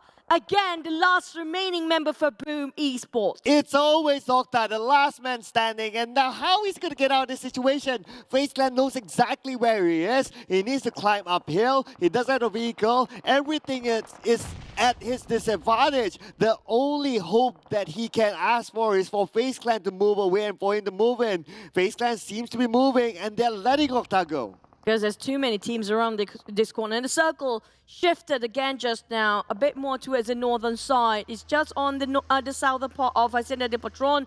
Now NFT and the rest of the team not inside the circle will try to move in. Buriram having a bit of problem during transition, being shot down from afar by other teams. And we have a lot of players finish off at the players, including the Xaviers there. Vampire fighting against another team on top of them. And there's one more team. Box Gaming is one of them. Bacon Time just arrived. SLD is pretty behind their necks. Vintora's coming up from FaZe, trying to shut down on Ego Esports from moving forward. But at the same time, they're being gatekept by a different team entirely. Oh yeah, FaZe Clan, they need to fight their way through. There's another team that's going to be Geek Fam that's currently gatekeeping everyone. And now Geek Fam, look at the amount of teams around them. We have at least like 5 teams around them. TEM Entertainment will go out. That means right now we can see that the Infinity, they're definitely smiling, but Xavier has a chance to overtake TEM Entertainment as well. And here it comes for Geek Fam. They try to know where all the players. There's just so many players there. Tony K getting on Ravenclaw with a mini 14. Secures 1 point before they transition into the circle. They try to migrate, but the problem is look at how many teams are there. Like right across them. They're going to walk straight into Yuhai and also Eagle Esports at the same time, being the third party, or maybe being a triangle battle between these 3 teams. Oh, Yuhai tosses a nade to the right side, onto the side of FaZe Clan, but it will not connect. We have Eagle Esports on the left as well. Tony K will go down Beer as well.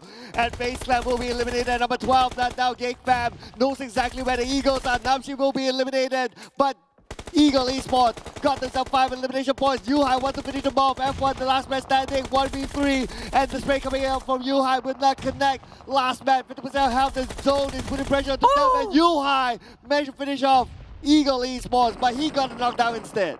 Oh no, for the side of Yuhai, got shot from afar at the same time. The blue zone closed in, so that's not gonna fare well for Geek Fam. We're down to 7 teams only within just a couple of seconds there. When SLD's map trying to heal himself and also revive his teammate, we have Vampire slowly creeping in. And NFT coming up from behind. These Xaviers keeping Buriram United at bay, making sure they will deny their entry here. Fluke has spotted out a lot of teams in the same time, but we do have NFT for the next contender. Straps moving straight into NFT side there. Batman is trying to get himself a bit of reset, but Straps not enough. NFT couldn't even have a glimpse about what happened behind them. He didn't even know. He didn't hear the footsteps. Just too far for him to get a signal. But the Vampires, they are on a roll right now. They are trying to find their way through. Swaps tries to fight on the other side. He needs to make sure that SLD doesn't get across because SLD can stop them in their tracks. At the same time, we can see that Boom is out at number 7 with 2 elimination points. SLD needs to create a smoke bridge. Schweppes on the left. Does he notice that Schweppes And we have Quan Chi being gunned down by Blue Cap on the right. There are just too many teams. They don't know where to focus or which one to focus first for these guys. No. Smap couldn't help his friend there. It's just too much burn by the blue zone as 6th phase commencing. And back to the side of Xavier, spot out Vampires. But there's also so many teams on the other end. They need to get themselves inside of a circle because right now the circle's being dominated by the side of 4 rivals there. Oh no, not looking good there for SLD as they're taking out the blue at this moment. But the Vampires, number 63 elimination points. Xavier Frankie goes in onto Buriram United, secures the elimination point for himself and his team. Frankie, 50% health, still has time to reset. 4 rivals taking advantage of the circle here, taking the major circles, while the rest of the teams trying to just get into it, skirmishing themselves, get into the safe zone. They will stop their entry here. These Xaviers, it's just really hard to pass. Voki at this point, and Smap slowly losing health. All the teams out there having only 1 players left. Well, we have 4 rivals still full squad, well and alive. Yeah, 4 rivals with a full squad with the compound stand. A good chance of getting the chicken dinner. Frankie on the right. He sees one. Gangzo just zooms past by everyone else and still survives. But Lamborghini, not the same way, but finally Gangzo is now at number 4, 3 elimination points. 4 rivals have the upper hand. This is their chicken dinner to take away.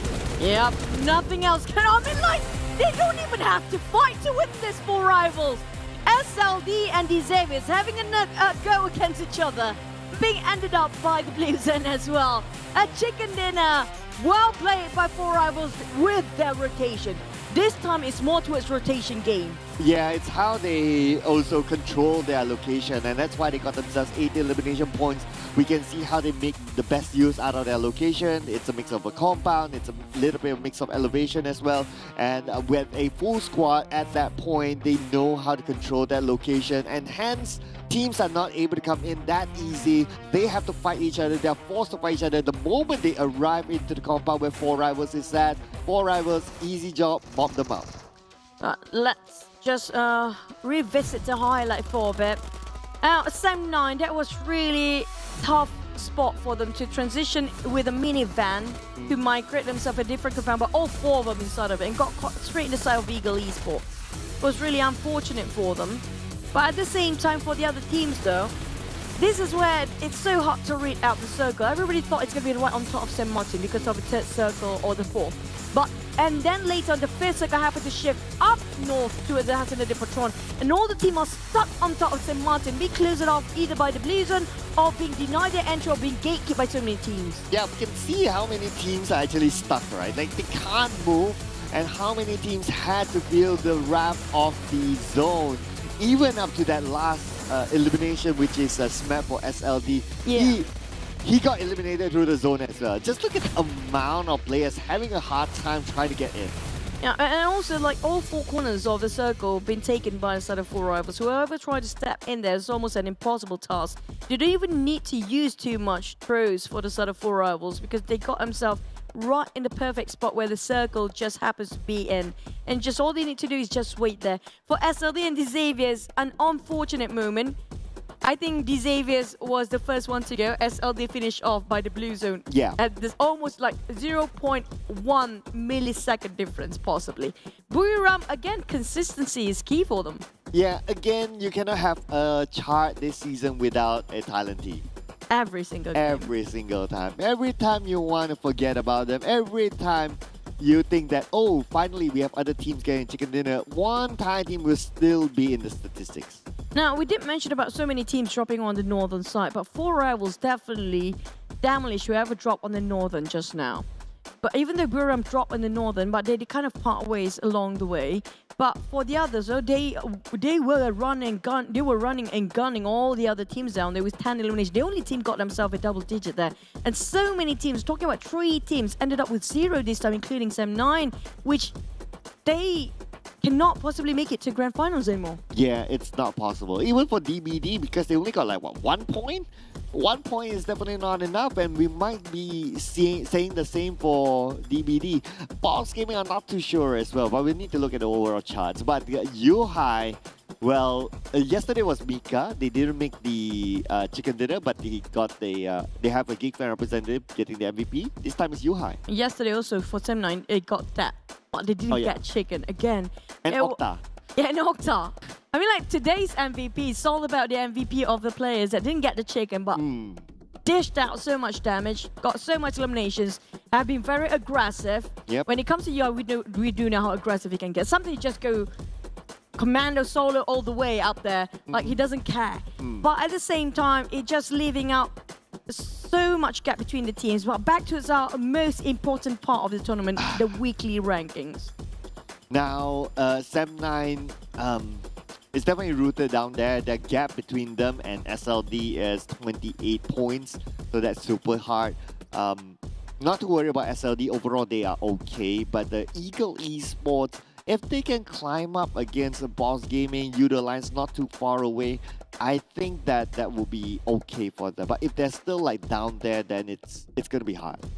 Yeah, for Ego Esports, they still have 2 more matches to go, both Erangel to be playing, so they have 2 more chances. If not, they might lose their spot in the grand finals too. We're not sure who's being pushed down later on, because we need to tally up when it comes to the league bonus point too, when it comes to the overall of how much they've been accumulated their points throughout the entire tournament here, all 3 weeks. So it all depends on the bonus league points as well, which we are looking right now at 17, 18, 19, 20. DBD, can they still make it? It's just 45 points between Eagle Esports. And Eagle Esports, if they're not careful, this might be... Are they still going to stand at 16? Okay, if Eagle Esports is at 16, they should be okay. They should be alright overall. But for DBD to catch up to Ego Esports, that's your first question. I mean, they have like a 47 point gap. No, I don't think DBD can do it anymore because they are not playing for the next round.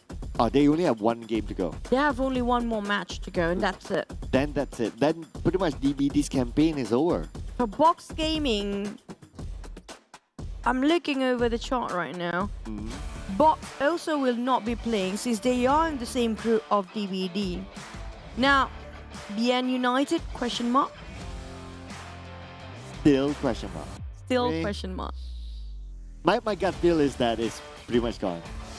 Yeah. But also I wanted to point out that DBD, remember we always talk about like the team that's like, you don't start off well, you end up, but you do well in week 3. It's too late. DBD is one of them. Week 3 is actually their good weeks, like 140-ish points. But the first two weeks that they play, it's double digit. So it's too late for DBD. They are the ones suffering from not doing it from the start. Yeah, unless if you like the Xaviers. Like they got double digit in the first week, but then they realized how much they need to improve in the second week. Correct. They pushed so much, and the third week is like one of the best week in the entire league, including here. They got themselves in the top 4. If you look at the rotation, it's not an easy feat for the Xaviers to squeeze into the circle from St. Martin. You saw how populated it was in St. Martin. And for 4 rivals, there's nobody coming up from Marcelo de Potronto. Even though they kind of have LA Skirmishes got themselves quite a number of eliminations, but after they're done with those crossfire, there's nobody else for them to contest with when it comes to the circle. Yeah, pretty much, frankly speaking. Even we saw like the 3 besides the 4 rivals. Other than that, it's like they're fighting with each other to get in. And 4 rivals will be like, that chicken dinner is like, they didn't even do anything. They won themselves that chicken dinner. Yeah, I'm sure if they're the players, they'll be surprised that, oh, that chicken. Finish? Finish? We're done? Already chicken? But still, it was a nice rotation coming up from 4 rivals. They know exactly what happened with that circle. They learned from the last match. But at the same time, we're questioning the teams out there. Can they still make it? For DBD, honestly speaking, I don't think so because they are in Group D. For next one, there's no Group D anymore. They have only 1 more match left. For our most damage this time, it's going to be Vampires Fluket, Box Gaming Break MVP, and Geek Fam UI. Where is Vampire in week number 3? I know, right? It's like as if they got the announcement like, hey, you guys got to slot into the PMG scene. We're like, done. Okay, yep, we're done. We just go party or something. Like I mentioned before, we both mentioned before, like they don't want to skip the step here. If you skip something, it feels like you kind of lost the experience or some knowledge along the process. But here comes Erangel again. I think yesterday was the same. Yesterday was all ties as well for Erangel. I think almost all games like Yeah. all ties now for I know, every right? single match. I know, right? Team to focus. Yeah. Can you see how much are we trying to not talk about Thai teams, but the it's stats just show so to it. strong. It's just so much. The Infinity can make 30,000 after this. Like after this one round. I mean, like, I'm happy that they're actually this strong. It just set a new benchmark for the Southeast Asia region to reach another level to overtake them if they need it the next season, not now. Or even the grand finals, they have time before the grand finals. So the grand finals is a different story entirely. A, B, C, E for the next one. So I did mention about Group D not playing. It's going to be GD, GIDS, DBD, Box Gaming, and Vampires. Remember we mentioned we want Vampires to come back. They will not be playing this match. Yeah, I know, right? But anyway, Vampires, it's fine. We'll see them in the PMGC anyway. Anyway, so it's kind of like... But even the grand final, so... Yeah, we'll see all 6 Thai teams. If you're Thai fans, you see them. But in this round, it's sad to say that DVD is a play. If they still play, maybe they have a slim chance.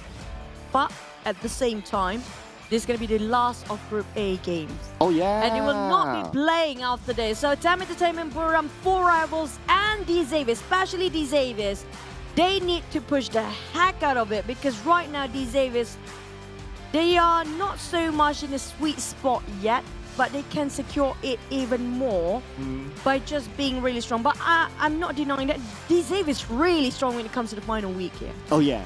I'm loving their performance. Yeah, I love it as well. And if you can overtake TEM Entertainment by the end of the day, I think that's an amazing comeback for D-Xavier now. Of course, to overtake the Infinity is just too much, right? Just too much to ask. It's just... Can Infinity not play? Like, don't bother play anymore. Yeah, like, they don't even need to think about it. Can we just tell them, like, go get an early supper or something? Maybe they just want to go for the FMVP right now. That's a main point. True. But let's jump straight into what's happening for you guys at home. Don't forget to scan over and register. Again, we cannot say that is enough, because it just shows that how important this is for you guys to register. We need more players, so we have a new benchmark in the future for Southeast Asia players entirely. Like how the Thai teams showing us so strong, such good performance. We need another region, be it Vietnam, be it Indonesia, be it like coming out from Malaysia.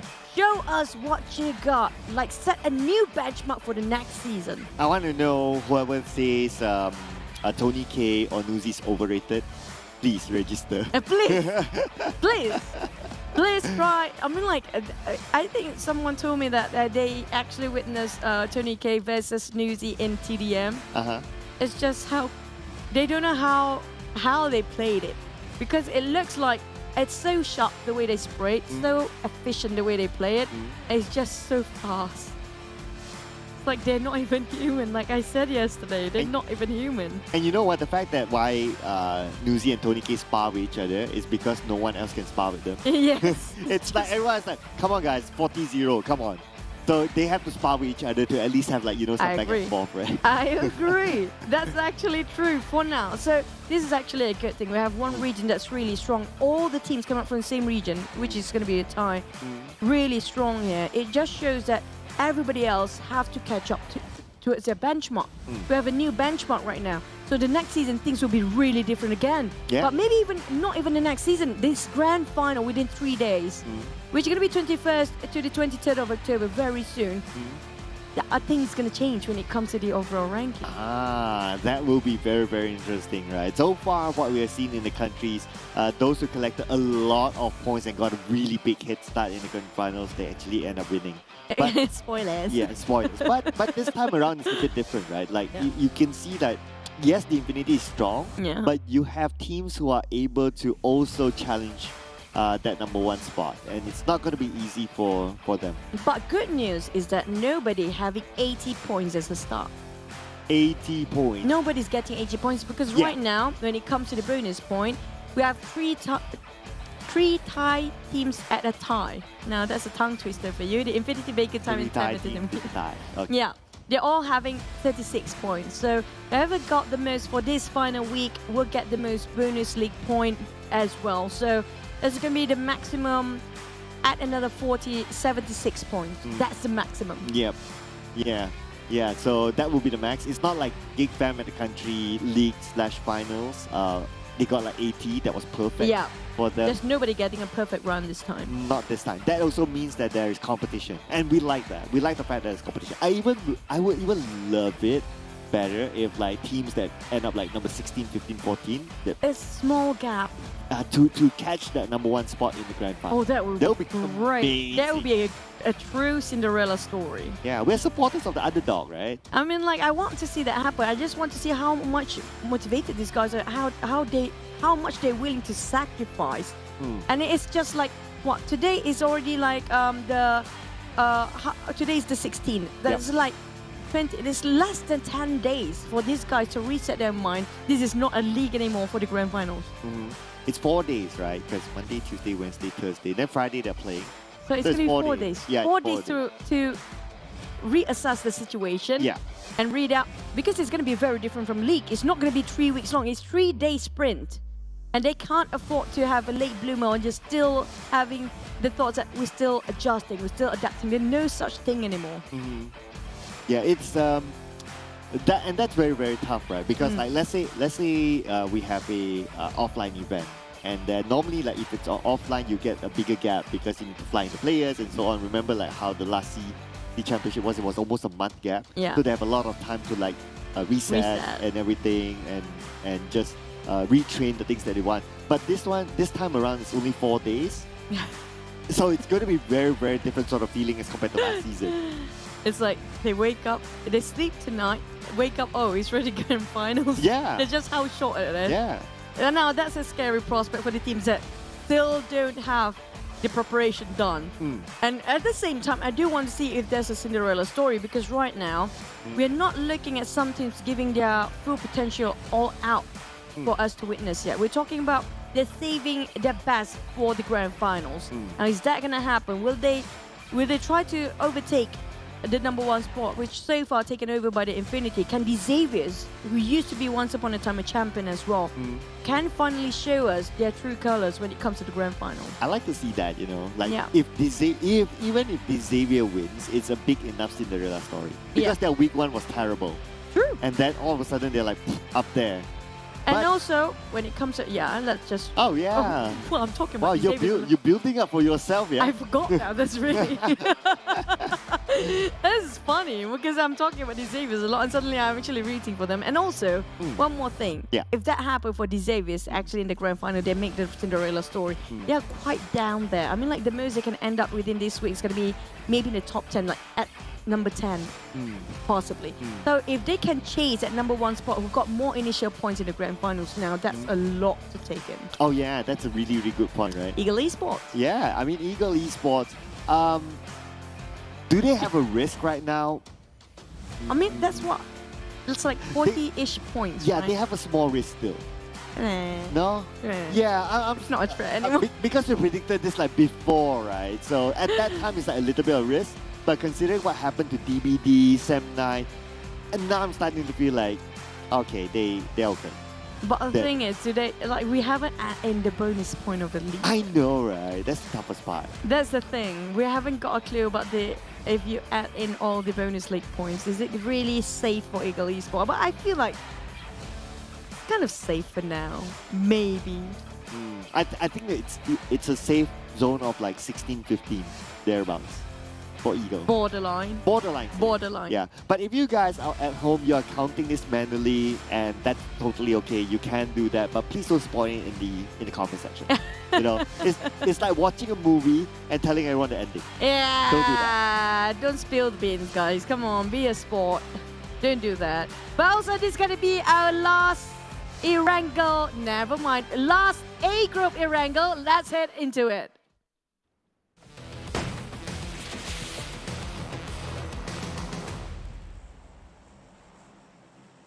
And the last A group in Erangel, here we go.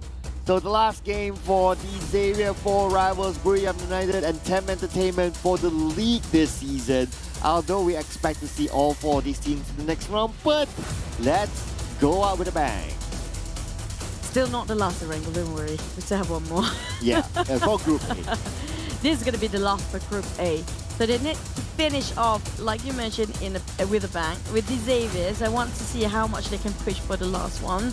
And also, 4 rivals have been performing today when it comes to eliminations, especially. A lot of double-digit eliminations by today. So I want to know and want to see how much they want to push themselves. But for TEM Entertainment, yesterday they had a big win. Back-to-back chicken dinner when it comes to Erangel and Buriram on both maps. But can they do it again when it comes today before they bow out and wait for grand final? Well, it looks like the quota for Thailand Get Chicken Dinner is done. They beat the quota. Yeah, it's like the last day just... Yeah. Chicken donations. Yeah, they're just like, you know what, we had our fun. And now it's your turn. Feel it, because in the grand finals, we are going to have our fun again. Yep. Yeah, it's like letting her feel. But we want more. We want more. We never get enough. More from the Thailand. Oh, we want this. Yes! Yay! Finally! I stopped wishing for this after I saw lots. But what happened to Sam 9 on top of Severny? Maybe trying to show their masculinity and not too sure why. Maybe shot just now. Okay, okay. Going up against the Eagles. Oh! Okay, because why? The closest rivals to them, if they were able to climb up, is Eagles. And if they're able to take out the Eagles, and if they're able to collect enough points, maybe they could make the great escape. I'm just putting up some hope there. It's like hope that never exists, a fake one. Yeah, fake hope. But at least they are fighting for their pride. Yeah, that's a nice hit by Mampa. 1-0 will be finished off by Dap and Mampa, who closing in and try to rush straight into it. Try the micro Uzi waiting it out. That finished off 1-0 just now, leaving only 2 members of Ego Esports left. Ego Esports Namjoon with AKM waiting in the other corner, while Chow with the micro Uzi in a different house or different building entirely. Slowly, Sam9 closing towards the side of Namjoon. Here comes one. He got one. He finished him off straight away. Sam9 trying to survive this so much harm. One more, not one. It's happening. Wait. Could this be a clutch? This feels like it. Yes, feels like but he only has 9 bullets. 9 bullets, Yuju. What? Holy smokes! What just happened? 9 bullets left. 9 bullets. 1 Chua to rule Sam9. Let's go to Chua9. Chua9 with 9 bullets to take out Sam9. Oh, wow, that's a lot of 9s. I know, right? My God, how did they? I mean, Sam9 looked like they were winning at some point. And what just happened? They botched that so hard for Sam9. Oh my goodness. Takes 1 Chua with an AKM and swat over to a different, I think it was Thompson just now. And that's it. Yeah. It was Thompson with 9 bullets against Sam9. Good Lord. Okay. The turning point was Namjoon getting 2 knocks at the corner, getting 2 knocks. That was the turning point. And then Chua just need to make sure his 9 bullets count. Oh, that's gonna be really frustrating for Sam9. I mean, like, that's definitely gonna be wiping off not just their smiles, their hopes, their dreams, and everything else. But Geek Fam, though, it's a different story against Alter Ego. But I mean, that's the best clutch for today. Yeah. Chua is just so good at that. Correct. You have to give it to Chua. It's just so incredible. My God, how cool he can. I mean, his composure. Fighting 4, not 1. They're talking about 4. Yeah. And if his 9 bullets didn't connect, he has nothing else. He has no other weapons. And he connects it all perfectly. Yeah. Okay, I'm going to find Jason after that. I'm sure he needs a drink. Oh, good. Jason, the manager of Sam9, by the way. Jason, stay strong, brother. Yes. What sort of Chua? I mean, like, Chua, you can celebrate right now.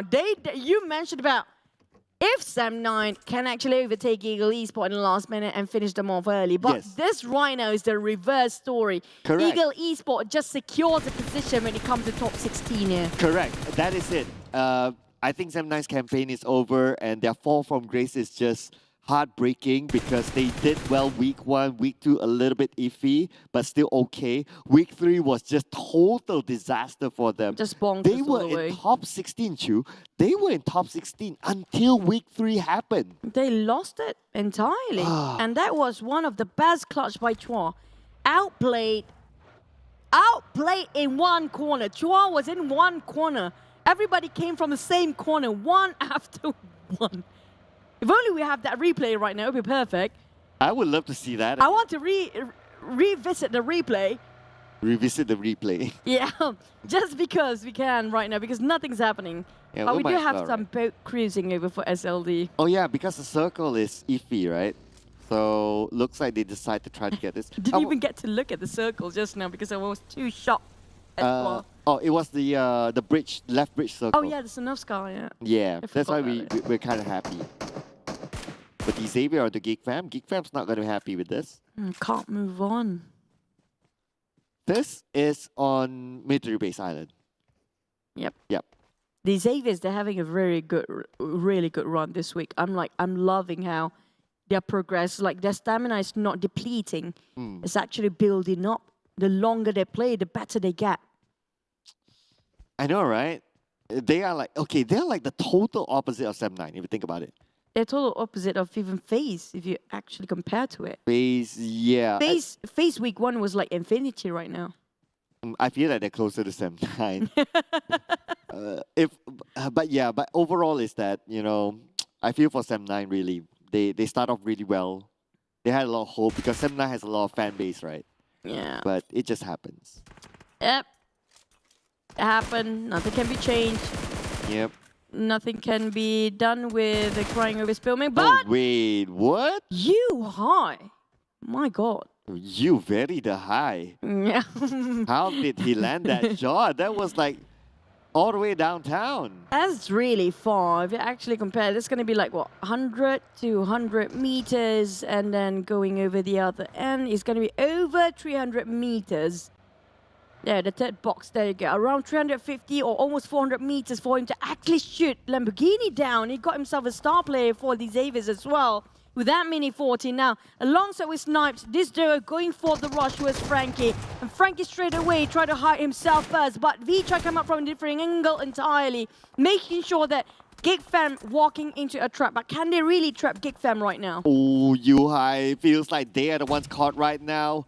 But backup's on the way. It could be damn rude coming in from the back. But now Yuhai managed to get the knockdown onto Lamborghini, finishing him off. Frankie still putting pressure on the Geek Fam. Looks like both his teams not letting this area go, but Rabis, what is he trying to do? Disengagement from the Xavier. Yep, it's not worth for them committing this for too long, as they lost only one of their fragger there.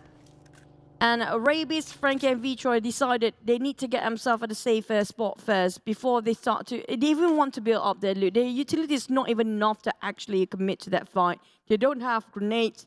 They don't have enough smokes. Might as well just loot some first. But at the same time, coming up from Eagle Esports, we just won a big fight just now with that clutch coming from Chua, very far up north. They are still in Saverny. They're taking Military Circle all the way. Yeah. You know what? It's like during the country finals. When we asked for something, this time we didn't ask for it. We didn't ask for it, but it had to come at the last game. They gave us specials. Yes. They want it for us, you know. Thank you. It's meant to be. But I'm worried for Namshin. He's still stuck in Saverny. He has 4 first aids. Do they have vehicles though? I'm not sure.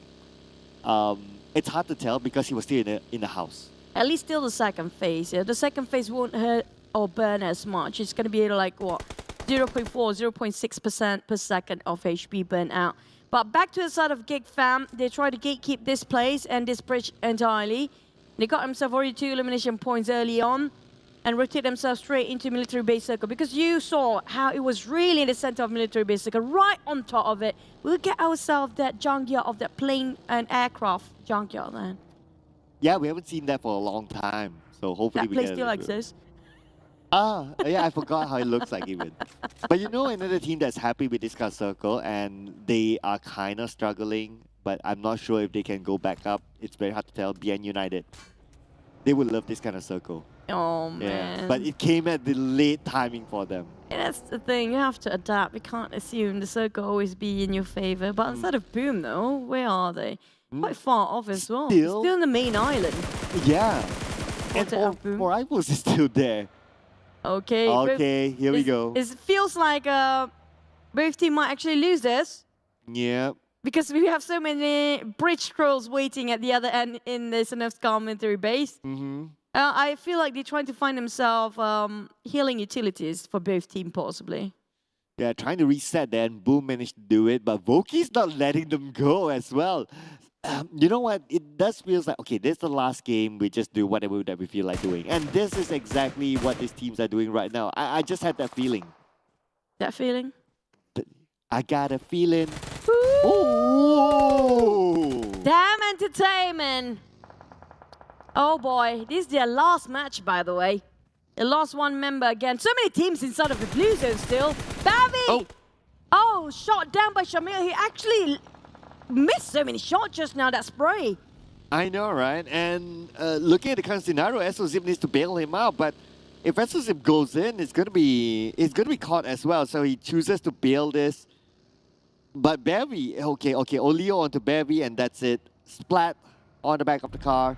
TEM Entertainment focuses on the rotation. Nobody got time to shut him down, just splat it away. On the side of Mormon, at least he survived this time. Mormon survived, but at the stake of sacrificing another 2 members for TEM Entertainment. But back to the side of Geek Fam, they already got himself in the center of this Sonovska military base.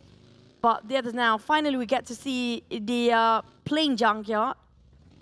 It's been a while. And look at how they try to open their spread and angles to have themselves a bit more space to play with for Geek Fam.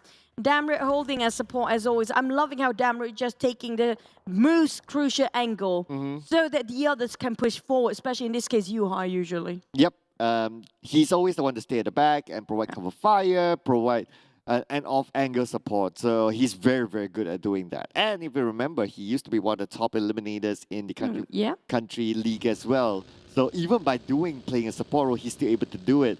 But look at the circle, 100% onto military base island, a little bit of water, and look at the amount of teams still on the outside. Oh, BN United, if they can actually do this, this is like their Thanksgiving day. Look at how perfect things just align for them in the last minute. After so long, they've been waiting for this to happen. All they need to do is wait and shoot and reset and replenish your resources and have it a go again. But the others, if they want to swim, this is the best time as well because nobody actually guarding at the coastline so far. Yeah, and because of that, Rongji had to go down because he doesn't have an idea that no one's there. Now, Yoodo Alliance needs to fight their way through as well. They are still a 4-man squad, but they're going up against Bacon Time. Ice getting ready to toss it onto the other side. He knows exactly where Repo Boy is. The name will be onto Repo Boy, but they will be evaded by Repo Boy. Oh, there's so many structures in between. The rocks there really make it a trouble to angle out their grenades for the side of Ice here. Couple of nades being tossed around, still not able to connect to the side of Ripper Boy, but Yoodo Alliance are running away from the blue zone. Here comes Ripper Boy, spotted out on Ice, but the support fight coming up from Noise, just perfect, saving Ice from dying. Octa spotted out by 4 rivals. Boom, Yummy's just too far to actually give support fire and try to revive his mate here, but still Yummy just clip couple of bullets to the side of 4 rivals. Yummy, he got only 2 first aid. He couldn't survive longer, he needs to get away from there. Oh, but Bacon Time, Yoodo Alliance not done yet, but Adi Luke with a nade onto Bacon Time Shirley, and Ice is down right now, and Bacon Time is in trouble, but Adi Luke 1v1 against Armstyle. Can he do it? Armstyle sees himself help, but that shot with that shot about Armstyle, you should not knock yourself down when you clutch that one like that. He actually got naded by Adi Luke. The small little bit of a nade onto him, and that's where he's Still in the radius. Yeah, still in the radius, and that's where it's just too late for him to reset. And the Blizzard happens to be there. Now, whoever's in the main island, this is not Let's funny go. anymore. The fourth phase will be very soon. 4 rivals taking a fight with Buriram. But it's not over. We have PN United still waiting on the other corner. Buriram taking the fight head on. 4 rivals, 2 knocked down. Abdi the next one to go. Kangso just ran things around with Sky as well. 4 rivals eliminated next at 14. Oh, beautiful. But now BN United is looking at everything that's happening. They're going to take advantage of this. Okay, waiting for the right moment. Spray on the Kingzo. Kingzo still moving. And trying to get himself onto the side. But well, looks like Zuna is going to abandon this. But understandably, because the circle moved away into the middle where the Xavier is at. Well, the Xavier is now. If only somebody's actually playing the Marines on the other end, there's going to be another place to actually farm the eliminations. A perfect one for Bacon Time. But it's a bit too late. The moment they docked themselves on the shoreline, these Saviors just arrived. They already got themselves a better position. Whoever's actually on top of Sonov's commentary base have to move north now. We have Geek Fam shot from afar. It's going to be NFT stabbing them from behind. And they are not prepared for this. Here comes Batman, trying to finish off Yuhai straight away. The rest of Geek Fam have to bail this, or even try to support. It's a bit too late for them to actually revive Yuhai. Here comes the Nate to finish Yuhai. Hey, still not clipping there. But they seem to be kind of interested to try and save Yuhai. Let's see what happens next as SO Zip goes down to the zone. Boom Esports is still in the blue as well on the main peninsula. TEM Entertainment number 13. Infinity stole it away. Wait, Infinity, what? Logan, take away Yuhai just now from afar. Infinity just happened to pass by at the same time. Now, NFT didn't made a big U-turn. They realized that's going to be Infinity. You know what? We're going to go up north all the way. We will not want to bother with you at all. Now, back to the side of NFT. We did remember Bacon Time just docked themselves on the northern side. Now, they might actually get sandwiched if they park themselves in the middle for NFT. Oh, Bacon Time managed to swim across. Boom is going through the swimming route as well, but Bacon Time didn't notice that they're just beside each other. There's another team actually going through the water. But NFT has arrived and they're smelling something. It's going to be Namshin, the last member of Ego Esports, still in the water. Vintorres being shot down by Poppy from Alter Ego. Bacon Time, they are now playing the Coast Guard role. Oh, well. Here comes the fishy fish. NFT is going to coming up from the flank side. They didn't see this one coming for Bacon Time. And that's going to be a problem for them. Noise spotted out on Boom. But at the same time, NFT firing on their left side of flanks here. Yuhai being shot down by NFT. NFT just pick fights all the way as much as they can. Everything that moves, they will shoot it down, including Infinity here. Oh, Mika goes down. Geek Fam seems to be in trouble without Yuhai, without their 2 main fraggers. Batman being shot at as well from the high ground. It's going to be Bacon Time trying to seek revenge by Yummy being shot at. That is it for Yummy. NFT drawn will secure the elimination point and eliminate Boom altogether. Mela taking on Geek Fam at the same time. That's a huge nade dropped by Mela. Tani tried to push into his side of Geek Fam. Infinity right on top of Geek Fam at the same time. Got themselves a perfect view and a perfect position to just drop nades and coming in. Tani drive in. But he got shot down, but damn rude. He clutched one. He got one. But can he clutch the entirety of Infinity at the same time? Is in dying need of help. He tried to just revive Mika, hoping again give a bit of support fire because we do have so many teams around the Geek Fam who's been in the center of attention right now. Oh, and Logan looks like he's going to build this. He's not going to focus anyone on Geek Fam. Gotuni will not be picked up, but Geek Fam will reset as a trio. Now NFT going up to high ground. Now Geek Fam is going to be in trouble if NFT comes any closer. Sawville has a high ground advantage. Mika finishes off Gotuni. At the same time, we can see the circle is going to be shown to us next. Namshin is still in the water. Oh, still taking a dip.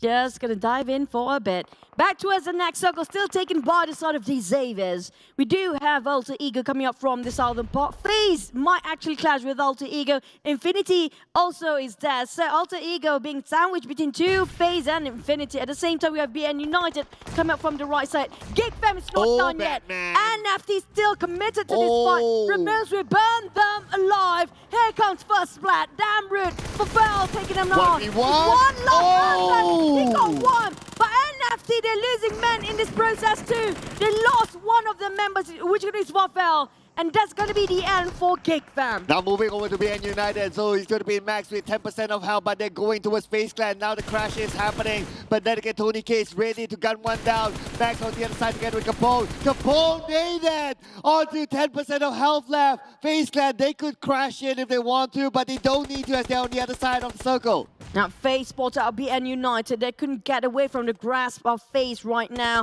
Slowly they're being just crushed down, being flushed by so many pressure of the utilities tossed over by the side of FaZe Clan.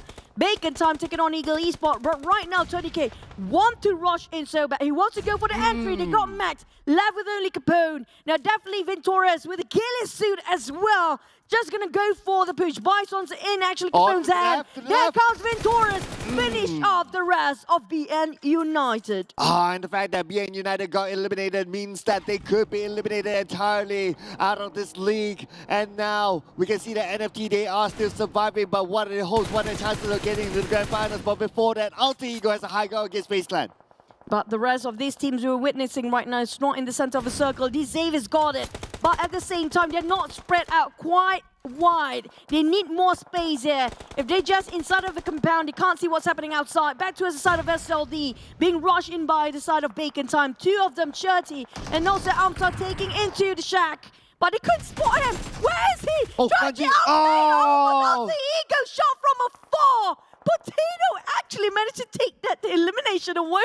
Yeah, and it kind of helped Bacon Time as well from afar indirectly, but he'll be happy to claim that elimination point for himself. And now D Xavier keeping eyes on the Buriram United. Kingzo is still on the outside of the circle. He needs to move further forward inside, but D Xavier is keeping eyes onto him. This is going to be the risk there for Kingzo, considering that he's still he is one of the members of the Buriram United that is still active, and in fact he's the last man standing for Buriram United. If he goes out, that is it for them. At the same time, FaZe still have 4 men well and alive. Still got them as a 4 eliminations in the back. They got one of the most dominations so far held by Bacon Time with 5. But right now, FaZe, MR5 spotted out Noise. Will try to finish him off straight away. The pizza shot within the smokes just now.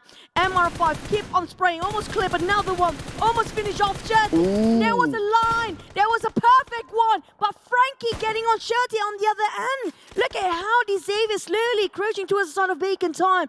They've been outplayed and outflanked at the same time, but they have to be extra careful for FaZe. We have one more team behind them. I think that's going to be Alter Ego. Oh, it could be, but what's going to be important for them is 2 teams looking at them. It's going to be Xavier and FaZe Clan. One on the left, one on the right. Where they're going to go from here to space. Not stopping yet. MR5 gets 2 knocked down back to back, and the entire squad eliminated. But it's going to be the combo between FaZe Clan and Xavier eliminating Bacon Time. Oh, Ramis just snatched out of a way-arm style in the last minute. We're down to 5 teams there. FaZe with 4-man full squad here. These Xaviers and Alter Ego having a 3. Buriram and Infinity lack when it comes to manpower. But Infinity, if they clutch this, I'm surprised there again. But back to the side of D Xavier, they park themselves in the center of the circle and also alongside of FaZe Clan, I think just next to each other. But right now we're looking at the side of Infinity firing towards the side of Buriram with last player there. Kangzo is really low. Finished off by Frankie from afar. Yeah, that is it for Kingzo. That means the end of Buriram United at number 5, 3 eliminations. And now D Xavier, all of them in the circle. Same goes for the other side. And now there's only one team on the outside of the circle. That's going to be the Infinity. But then again, it's the Infinity that we're talking about. Even though they don't have the circle, they know how to fight their way through. News is not going to be happy with that. He was the one aiming for the side of Buriram just now, being stolen away in the hands of the other teams. Back to the side of Newsy. He's trying to get one more. Rabies trying to go for the death box. Try to get himself resources replenished at the same time. And Newsy definitely not happy with the Xaviers right now with that shot stolen over by the side of the Xaviers. Now trying to take them down. It's going to be 2v3 here with elevations on the side of Infinity. But back to the side of FaZe. They are trying to push to a side of Alter Ego. Oh, let's not forget the Infinity coming in for the other side. The nade onto Newsy being cooked up, tossing it onto D Xavier. Will it land onto them? The nade will not connect on the recharge. But at the same time, Alter Ego is coming in for the high ground with the nade from Logan. Takes out Fnatic.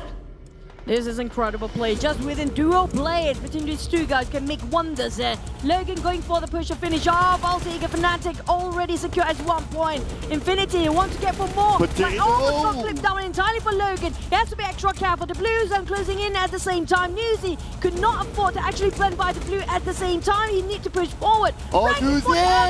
That's going to be the end! But before he went down for Infinity, still got himself that nade to land on these Xaviers. The revenge, he got it back in the last minute. Too bad that did not eliminate the Xavier entirely. If not, the point will be for Newsy. But now FaZe Clan starting to close in onto Potato from Alter Ego. They have the high guy advantage, but then again the circle is kind of 50-50. Now the Xavier, they're the furthest away from the circle. They need to come in. FaZe Clan, Tony K, the fourth right, he needs backup.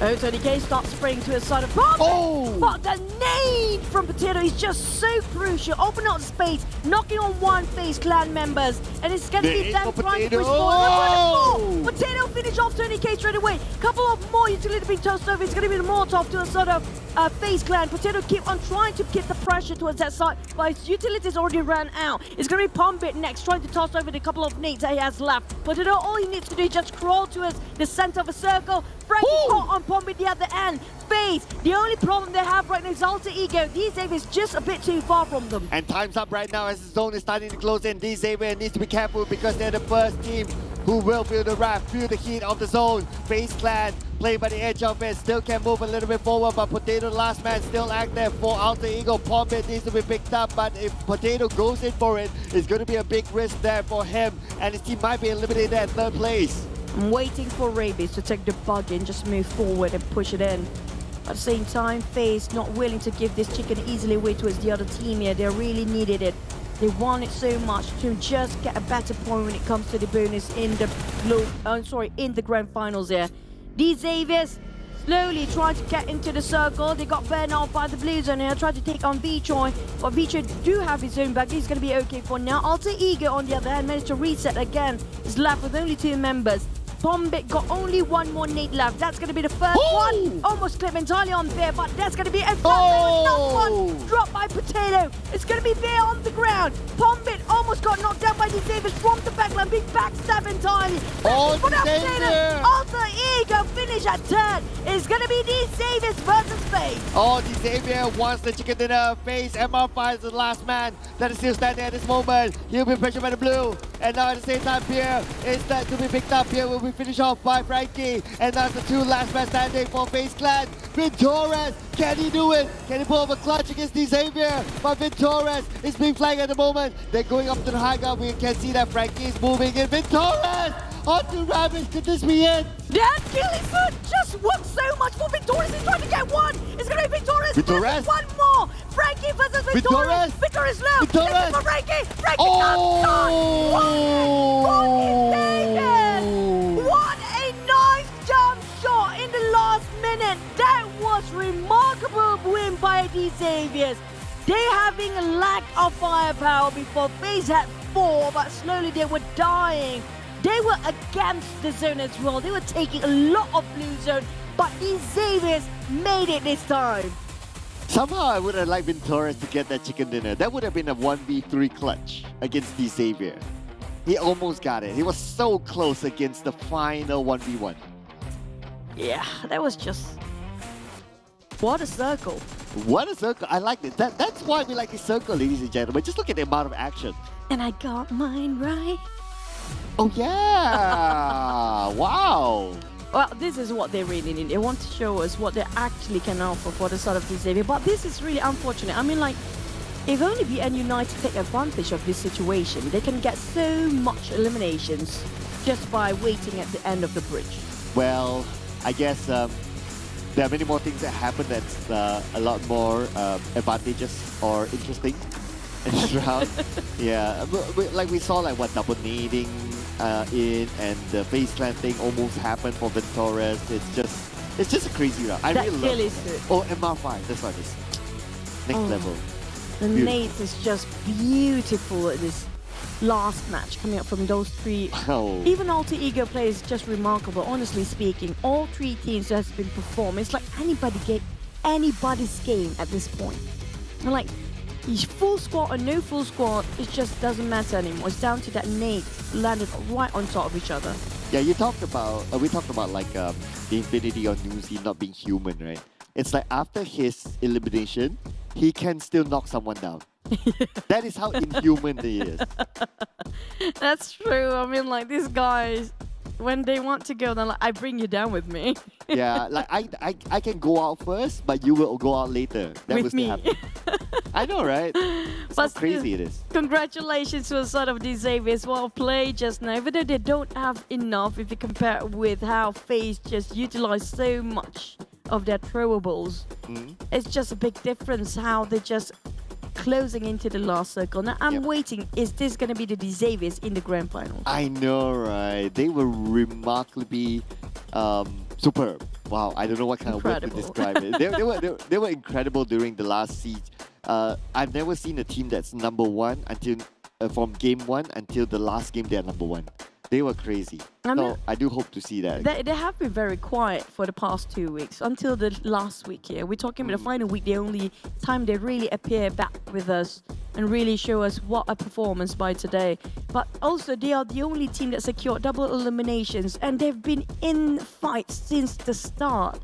And speaking of the teams that didn't manage to get any points, it's going to be TEM Entertainment. That's going to be their last match as well. Yeah, so that means that Xavier will overtake TEM Entertainment for sure. Ooh, Frankie. Long time no see. Frankie with 8-1-8 and 8 eliminations. Now that tally up quite nicely. Yeah, 8 eliminations, 8-1-8, a lot of interesting numbers. Really? Yeah, let's not say any further. It feels fair. Feels fair. Yeah. Before this, we saw 800 over damage, 4 eliminations. That's it, right? We saw 888. Yeah, that's the best one. That was the best one. You can't That's beat like that. really auspicious. But 40% team contribution. I love how the Xaviers play as a team just now. I love it too. Even though they don't have enough people. But look at how they just pushed themselves. Wow. This week, they got in the top 3.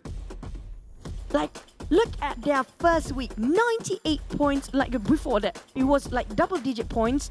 And when you look at the elimination, it's 98 points there. One of the highest, if you including TEM Entertainment as well. But you can't compare to Infinity still. that one, they're not from this world, so we will categorize them differently. Yeah, different planet. Yeah, different planet. But if you think about it, right? Like, let's see. So Xavier, Buriram, 4 rivals, TEM Entertainment, they're done. They're done for the league. So that part is sealed. TEM Entertainment went from number 2, dropping to number 5. Oh, look at this. This is what I mentioned about the Xaviers. They are the only one with the first week, a double. The other teams in the first page don't have any double digit in any of the week. Let's see. And they got themselves 200 over just within this week. Yeah. It is incredible. I'm going to put the Infinity aside, but the Xavier is incredible this week. Nobody else getting a 200 over except for Infinity, like you mentioned. Yeah, they're not counted, you know. They're not counted in There's anything. one eye, and you pretend they're not there. They're not there. But for the side of a bottom 4, DBD, Box Gaming, 79B, and United. Now, it's going to be 50... How much is that? 52 points? For... 52 points between DBD and Ego Esports. Now, it's almost impossible. Yeah. Or not almost, it's already impossible. It is. Oh, when was the last time you saw a team getting 52 points? Never. Not even 40. How much? How much to tally up to? Like, you have to get 30... How much? 40 elimination points? Yeah, you're talking about eliminating everyone in the plane. Like, in the plane itself, you eliminated people. In the plane. Yeah, in the plane. Yeah, that is the only way of getting the 40 Might as well eliminate them during the lobby. Yeah, in the lobby it's like bang, bang, bang. Okay, you don't need to play. Still got people in the plane now in the plane. Bang, bang, bang. Yeah. There you go. That is the only way. If not, it's impossible. But so many teams also being finished off by the Blues. You can't deny that because of how they were so late, including one of the reasons, like TEM Entertainment, today, the entire day. Yesterday was superb, like really sublime performance came out from them. But today they have been really rotating so slow that they've been taking a lot of blue zone and they've been finished off play zone entirely. And these teams, whoever survive here, are the ones that actually rotate early than the rest. Mostly of them. Quota finish.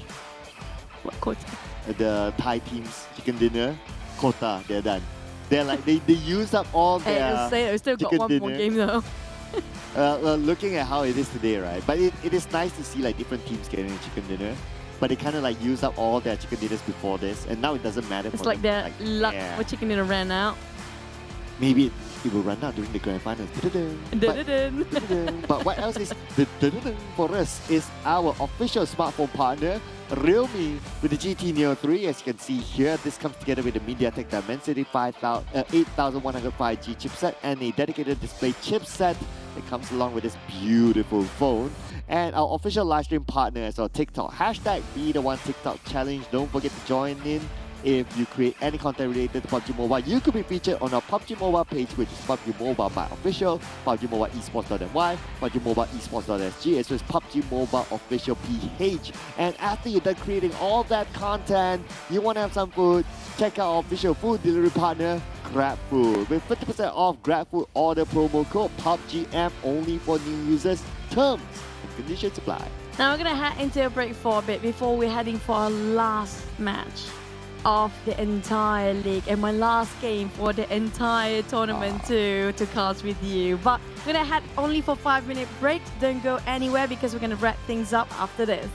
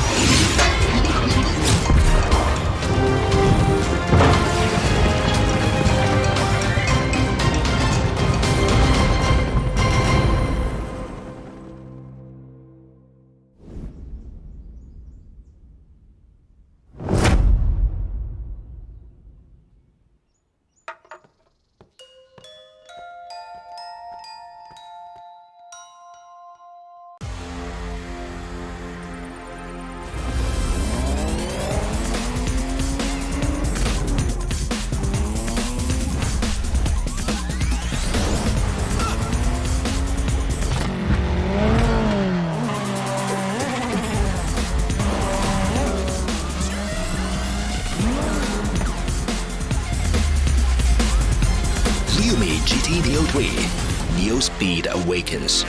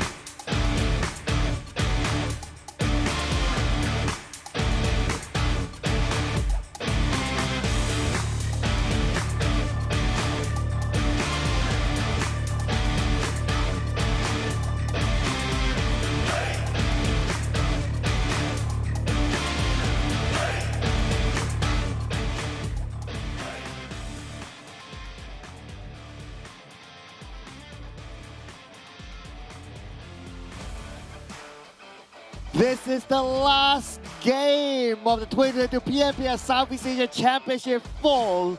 Brought to you by PUBG Corporation, 13 Games, Lightspeed, and Quantum Studios. My name is Sir Cloud, together with the wonderful one and only Choo Choo. And of course, before we begin, thank you to our official smartphone partner, Realme, official livestream partner, TikTok, and our official food delivery partner, GrabFood as well. The last game. It matters as well because of the collection of points for the Grand Finals. Oh, it's a bit anticlimactic for me It's because slightly, yeah, I hate this kind of ending where everything is just unfolded and set. That's Yeah. it. Like it's all about the official announcement now. That's it. The only thing's gonna change maybe the middle bracket. Right now, we have no clue who's getting second and third place by the end of the day. But number one is like unmovable mountain of the aliens. The Xaviers though, look at the damage output coming up from FaZe.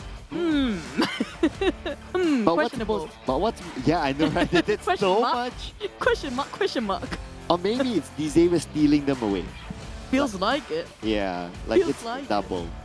And that's all Frankie's fault. Now we know who it is. Yeah, I mean like, okay, I do know Tony K, but I want to ask Saw Uchiha in the chat, who is Tonki? He put the K before the Y, so it's gonna be Tonki. His new name for FaZe, Tonki. Tonki. It's not Tony K, it's Tonki, guys. Hey, Tonki. Tonki, Frankie, and Potato. You know what? Potato looks like Sly DD. Yeah, it actually does. Right. It actually does. Yeah. But we done with Group A. The Xaviers for Rivals, Buriram, and TEM Entertainment will not be playing anymore. Now it's the battle of can a team finish off with a bang? Yeah, who will it be for the last match? Oh, You okay. got Sanovska. Yeah. Okay, since we already got that right, Yeah. let's get Saberni. Like, we go the other way around. But we already got that as well. Okay, what's your wish list then? Yo.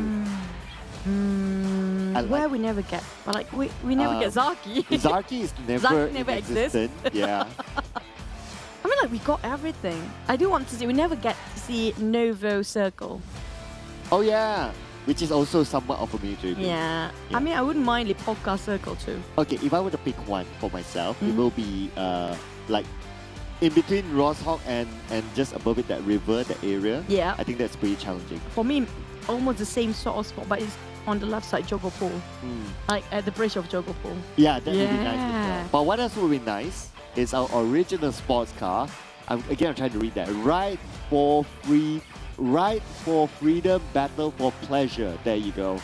Make sure you check this out in game, and I'm pretty sure it doesn't matter, but just check it out in game because it's beautiful.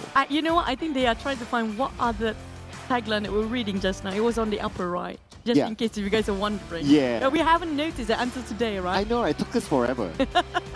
And also enter if you're there with your flashy car just now. It's gonna be the Strange Town available for you guys. And if you have yourself a cosmetic with a costume, it would be really cool to have sort of festival there too. And if you can do it, you know that's your ace skill. Yeah, now it's like, what's your ace skill like? Wearing costume. Wearing costumes. Yeah, cosplaying is an ace skill. Yeah, it's really hard actually. I respect a lot of cosplayers out there. They're really incredible. And also speaking of the set, also if you want to cosplay this, why not? The Clever Fox set and the Midas Fortune set for the RPM 15. Now this is not going to be any longer. I mean, like, it has been here for a while, so make sure that you actually got yourself the RPM 15 because it won't be here forever. Well, at least it's here for a little bit more longer, which is the Nusa map. So fall in and set off on your Nusa journey. New Nusa map is available now. Let's Nusa, my friend. Let's Nusa with that hairstyle. Or no hairstyle. Your pick. The right or the left side. It's up to you. Or just wear a helmet and it doesn't matter. Yep, and also the voice pack also available for you guys who are the fans of Tonky or aka Tony K. And also Silas and Capone. It's so funny, right? Tonky. I know, right? And also Mute and Baby La. And nonetheless, also we have a Bew Bew. But from Bew Bew, we have Boy. Boy is in town right now. I can't wait for the Dragon Ball one. Just saying. Oh, yeah. The announcement was earlier than this, but it's coming out later. I know, right? That's like absolute tickle. But what we're not tickling anymore is the PMCC, which is also your final chance for an opportunity to go on to PMNC 2022. And this is the second qualifier. In case you didn't make it through the first qualifier, you can retry again in the second qualifier and scan the QR code away. This is also your opportunity to win 40,800 ringgit moolah on the line. Now finally, we're going to walk into our last Erangel map in a moment, but I'm waiting one thing. This is the last game. Oh, Nothing yeah. else can be changed by now. I mean, like, 16 spot feels like a fix for certain teams. It does. And the bottom 4 feels like fixed there as well. Number 1, nobody going to touch there. We're not going to talk about number 1. Yes, 2, 3, 4, 5, 6, 7, 8, 9, 10, 11 are downwards. I mean, like, they're still interchangeable. But who's trying to crash into somebody else's compound? Just now we saw how many teams happen to drop on the north all of a sudden. Like Bacon Time, Buriram, and Forever is always the usual spot. The SEM9 versus Ego Esports. Yeah, that's one. But let's see, what did we predict? Of course, we did this before the show started. Oh my god. Well, at least okay, I can get it. You know, you want them to, like, you know, end well. And with a boom. End with a boom, right. SEM9 end with a boom. Yeah, we're more towards motivational speakers, yeah? Yeah, we are. we We're are like, giving it come motivation. on, guys. Come on, Boom, and come on, SEM9. I mean, like, SEM9, that was a really... Fill in the blanks. Yep. Yeah. Fill in the blanks. Fill in the blanks. That game just now was really fill in the blank, guys. I can imagine that the social media groups will go crazy with that. There's going to be a lot of memes on that. There's going to be a lot of memes. There's going to be a lot of feedback from the audience, the fans. They're going to be raging, definitely. But we don't want to waste any more time. Yep. Last Erangel. Oh, man. Last league. Last match for me as well. My god, I can't wait what this has to offer. I know, right? Okay. So, you wanted, what kind of circle again? Novo? I prefer Jogopool now. Okay, now you want it. Oh, yeah, we The haven't seen both side of Jogopool. Yeah, like in the middle. North and south of Jogopool. Oh, yeah, like somewhere in between. Yeah. Yeah, we haven't seen that before. It's always like the Gatka or Gatka Mountain at most. But Jogopool, we have not. Oh, but there are chances that we're having sort of the same pattern of circle in the same day. Always there. That means military base. Oh, yeah, we had that for Miramar. Never? Question mark? Yeah, earlier was left a little bit. This time it's right a little bit. I'll take that. Yeah, why not? We're going to have it a go. Or maybe even Pachinki. Oh, no, that's going to be a really slow one. No. But this guy's going to go crazy because this is going to be our last match of the league. Let's go back to Erangel.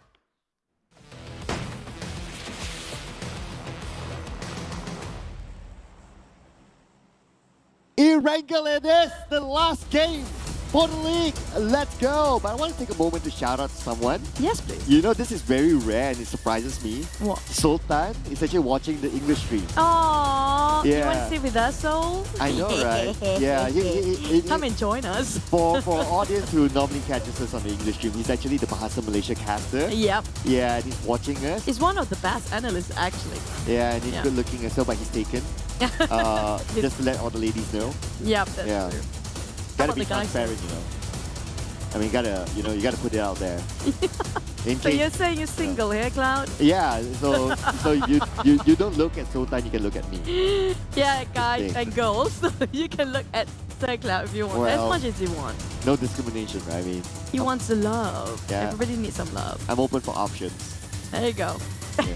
What kind of options you have? We'll take that off air. Okay, we're waiting for the circle to pop, but the flight path is just so beautiful for this last match. Evenly divided map into the right and left side, going up to Severny in between Stalber, dropping, starting from the Sonos commentary base. So far, nobody dropping unusual drop yet. But we wait and see if that's gonna happen. Okay, Corey? If it goes like all the way down at the bridge, I'll be happy.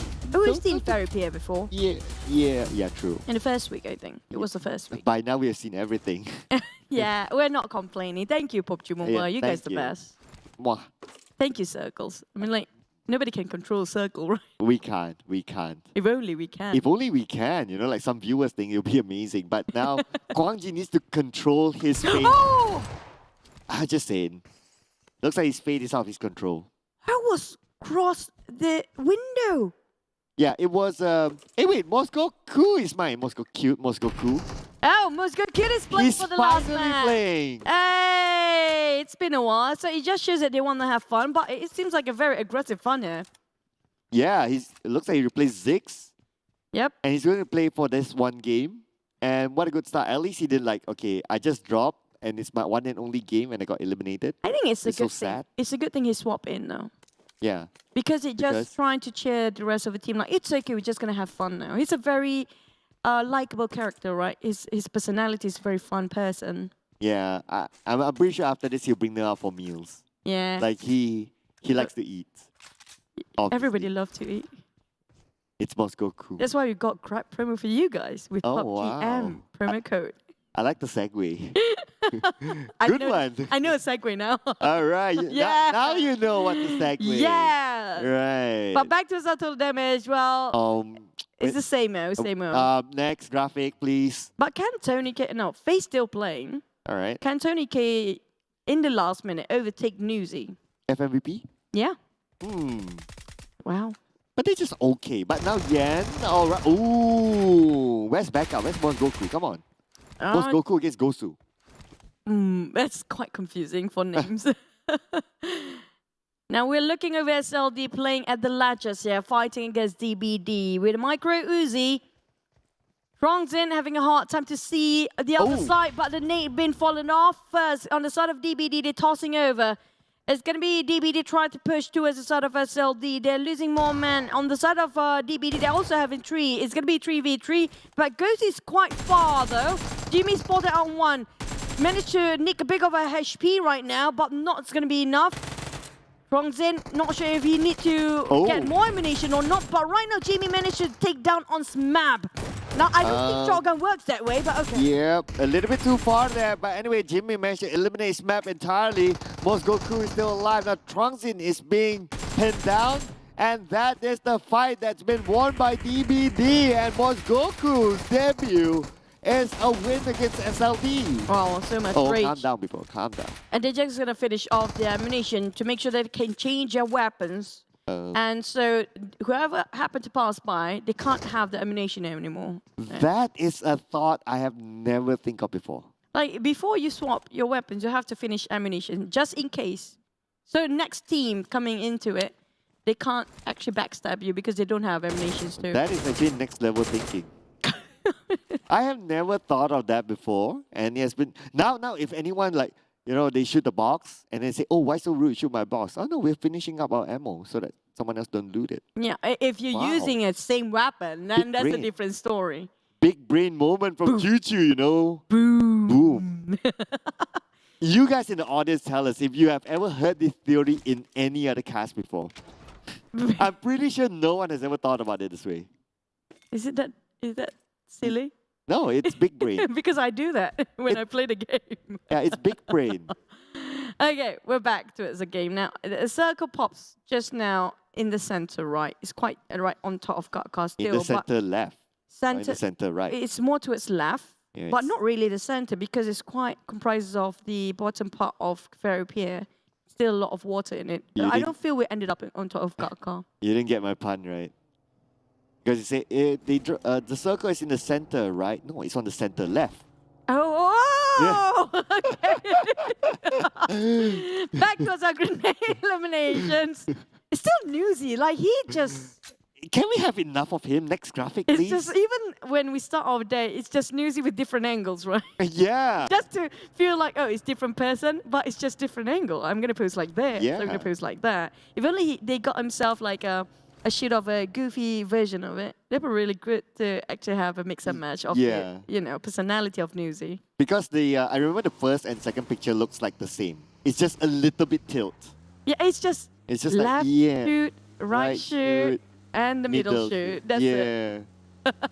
They need to make him like funny and do funny stuff. Yeah, if that happens again in the future, hopefully in the grand finals, we have different sort of personality being portrayed for the players, just so they have, if in case again Newsy taking off the chart, all of them. Yeah, but we're not supposed to talk about Newsy, right? Like, in the Infinity, we're not supposed to talk about They're them. aliens. They're aliens now. Yeah, look at their logo. It looks like an aircraft or an alien. Yeah. Yeah, that, you know, that's our conspiracy theory. Yeah, I can't unsee it now. Yeah, there you go. In fact, if they don't play this round, nothing will change. Nothing will change at all. They're still number one. And look, it's 100 over. If you compare with FaZe right now. Yeah, and like the actual number 2 to number 5, they are not playing this round, so nothing else will change. How much was the second place again? It's still very far. I don't remember exactly, but it's still 100 over, right? It's like 1-7 something. Yeah. 1-7 or 1-8 something. It's definitely one round, so. Infinity just gonna have fun here, definitely. That's why they're tanky out of the blue. But maybe also they are thinking about contributing towards the overall league points, because FaZe Clan did actually dominate in the first week. I have a feeling that they'll get that number 1 They too. still are number 1. So unless, okay, the only way for them to maybe, but TEM Entertainment actually in the overall is number 2.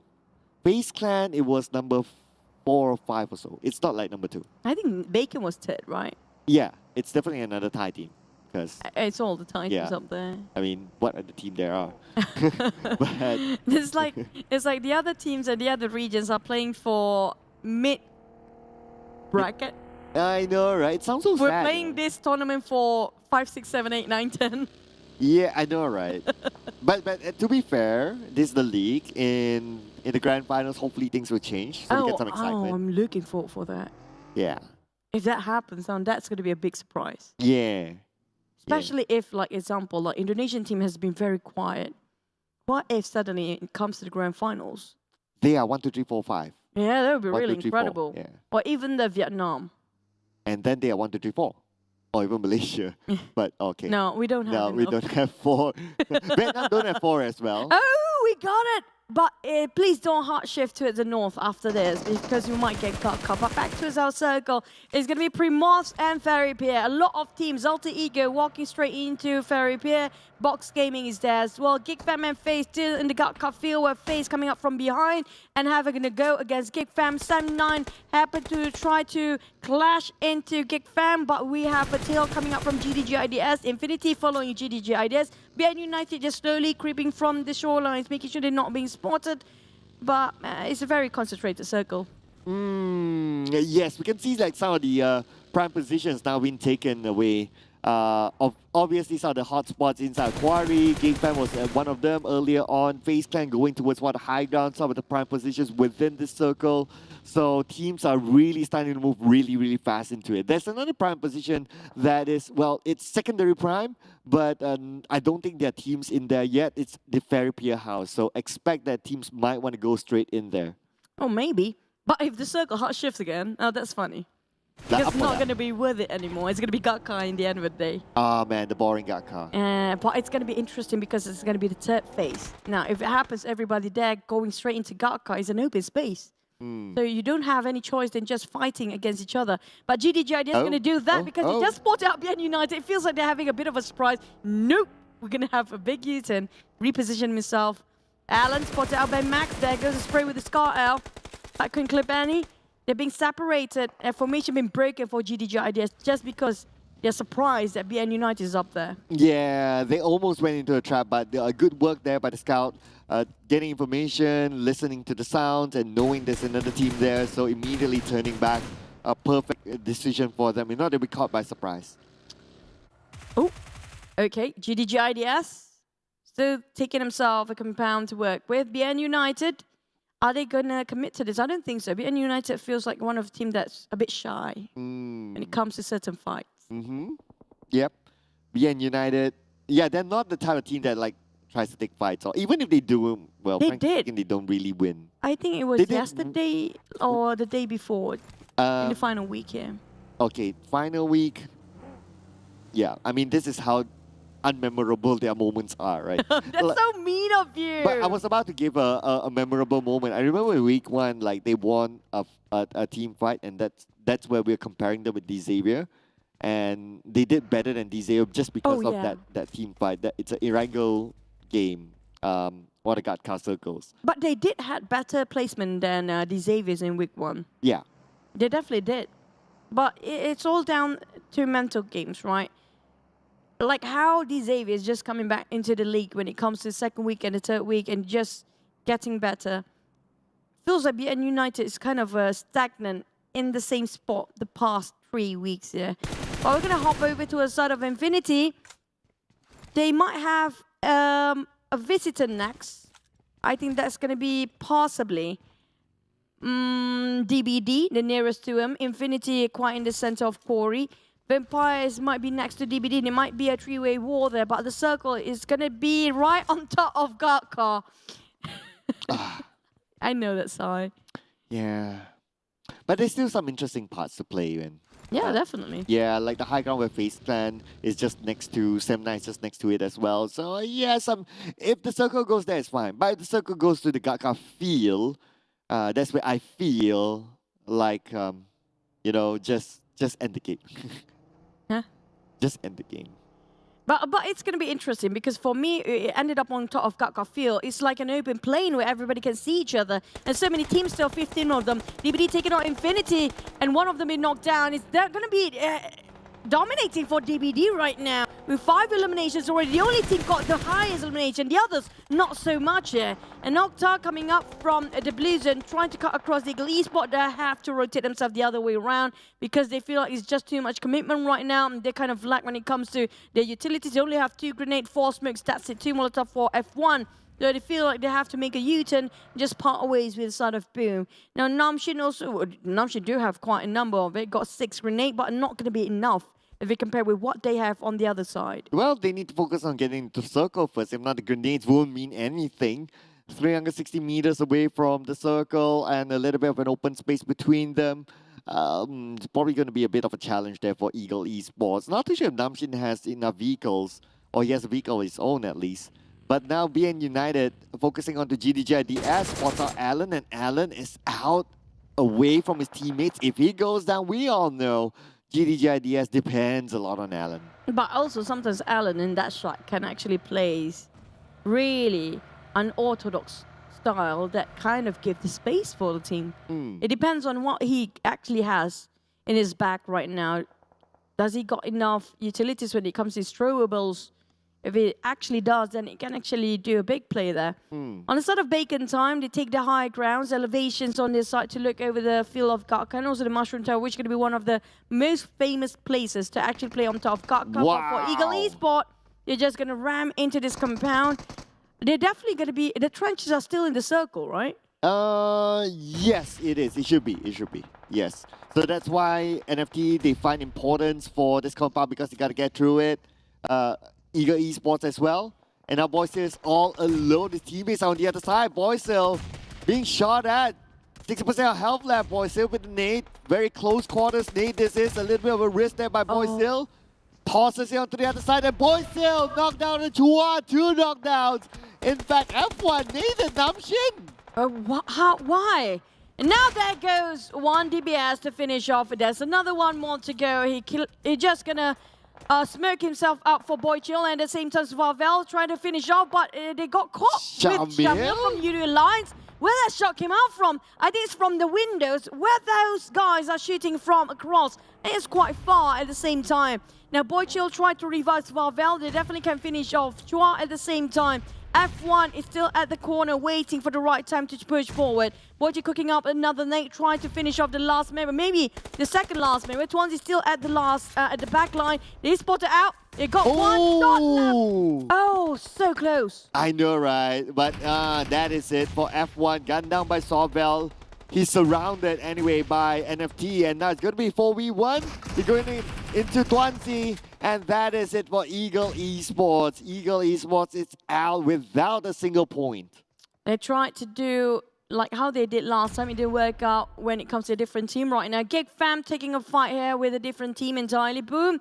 Taking on DBD, trying to chase down Moscow Cute, is running around the warehouse. There's going to be 3 Boom members trying to chase down on 1 Moscow Cute. Not so cute anymore. That cuteness will not help in this situation. And Yami with a micro Uzi tried to turn things around, but they just take the WAZ, just going to bail this one out. They're not going to spend any more time because the Blues are closing in. Oh, bacon time now against the Infinity. The Knicks been lobbed onto Logan. Logan managed to evade out of them. Logan has a nail on his own. Boo Boo Hoo will be taken out at his own. At the same time, Booms will be gunned down. And Octar as well gunned down. Ice finish off by Mela from the Infinity. Mela is not done yet. Toss a nail onto the other side. Will it land nicely onto the members of bacon time? Looks like it will be landed onto 9 Noise. And 9 Noise is nailed down. Now, that's a Kobe coming from Infinity. Here comes News. He tried to spot out on Shirty. Definitely got clip 1 on 1, put it away.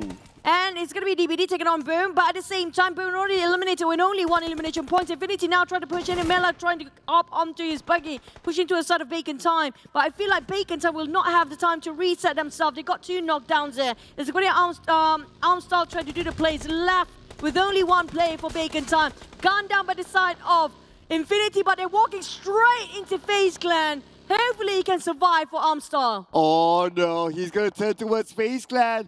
Oh no, Armstar, I think he'll be in trouble right now. Okay, they know exactly where Armstar is at. Armstar being shot at right now. His vehicle could explode anytime soon. Toss out Nate to block the vision onto FaZe Clan. Hopefully he'll be able to get away, but Armstar still taking damage. And Armstar, he could be eliminated. He's down to 20% health, but now focusing on the NFT against the Infinity. There's the outside circle. Boy still goes down to the hands of Logan. Oh, from the pan to the fire. Here comes Infinity, just gun blazing, but at the same time, Ramirez managed to clip on 1. He tried to clip on Logan, but Logan picked better than he does. NFT coming up from behind, but Newsy spotted him out. Definitely, they got all angles covered for Infinity. Now Newsy cooking up the day. Last thing of health! He gets stuck in, and Logan being finished off by the Blue Zone there. And Dron managed to actually take that on 1. Logan finished off. Newsy still survived. What? Run, Newsy, run! Run, Newsy, run! Life is like a box of chocolate. Newsy, run! And he managed to get to the circle. It's gonna be like what? 1 HP left for him. He didn't get himself any first aid. He got only 5 band-aids. Newsy, if he stays alive, he managed to stay alive as a zombie. He did. This is not human. They are not from this planet. How on earth did he even survive that? This is crazy. What is this? He got 5 band-aids. Now pray that nobody actually tried to pick him out. But Geek Fam got finished off by the play zone as well. So many players. Unpredictable circle for this one. It ended up in no man's land. Only 7-9 in the center. They got themselves an airdrop as well. They got double airdrop. Also 1 for Box Gaming if they happen to be advancing towards the circle. Vampire as well. There are Shrubs currently in the circle, at least a representative, so they have information where to be at. GIDS on the edge of the blue. The blue will close, and GIDS will be wanted earlier once to get the heat from the blue. Now GIDS on the Ade, look at this Dayball roadkill on the Ade, look. Oh, that's brutal way to go for the last match of the day. Back to the side of FaZe, also being actually pinned down when they tried to transition into the circle. They got fired onto their vehicles, and Vampires now, all cylinders out, trying to take down 1 with only a red dot sight. Really hard to actually pin out to 1. But at the same time, Ravenclaw need help. Straps might actually pop a couple of smokes here to revive him, but he got ambushed from the backline as well, being shot from afar. Now we're looking at FaZe. MR5 will be bleeding out and being left alone and afraid. NFT will be eliminated next. We're down to only 10 things. Geek Fam taking on MR5 and finishing him off straight away. Oh, FaZe Clan, and now they are in the middle of the circle. A little bit of an advantage here by Yoodo Alliance number 10 without any elimination points in this round. At the same time, we can see that damn Root moving to get out of the zone. Alter Ego moving into the zone as well, but they need to cross the road, but the Vampires will not make it easy for them. Here comes Stocks try to pin down on Pombet. Making sure that Pombet can't even take it. Try to explode that vehicle close enough, but Pombet's still going to survive. Sam9 taking on GIDS, and GIDS taking a fight against Box.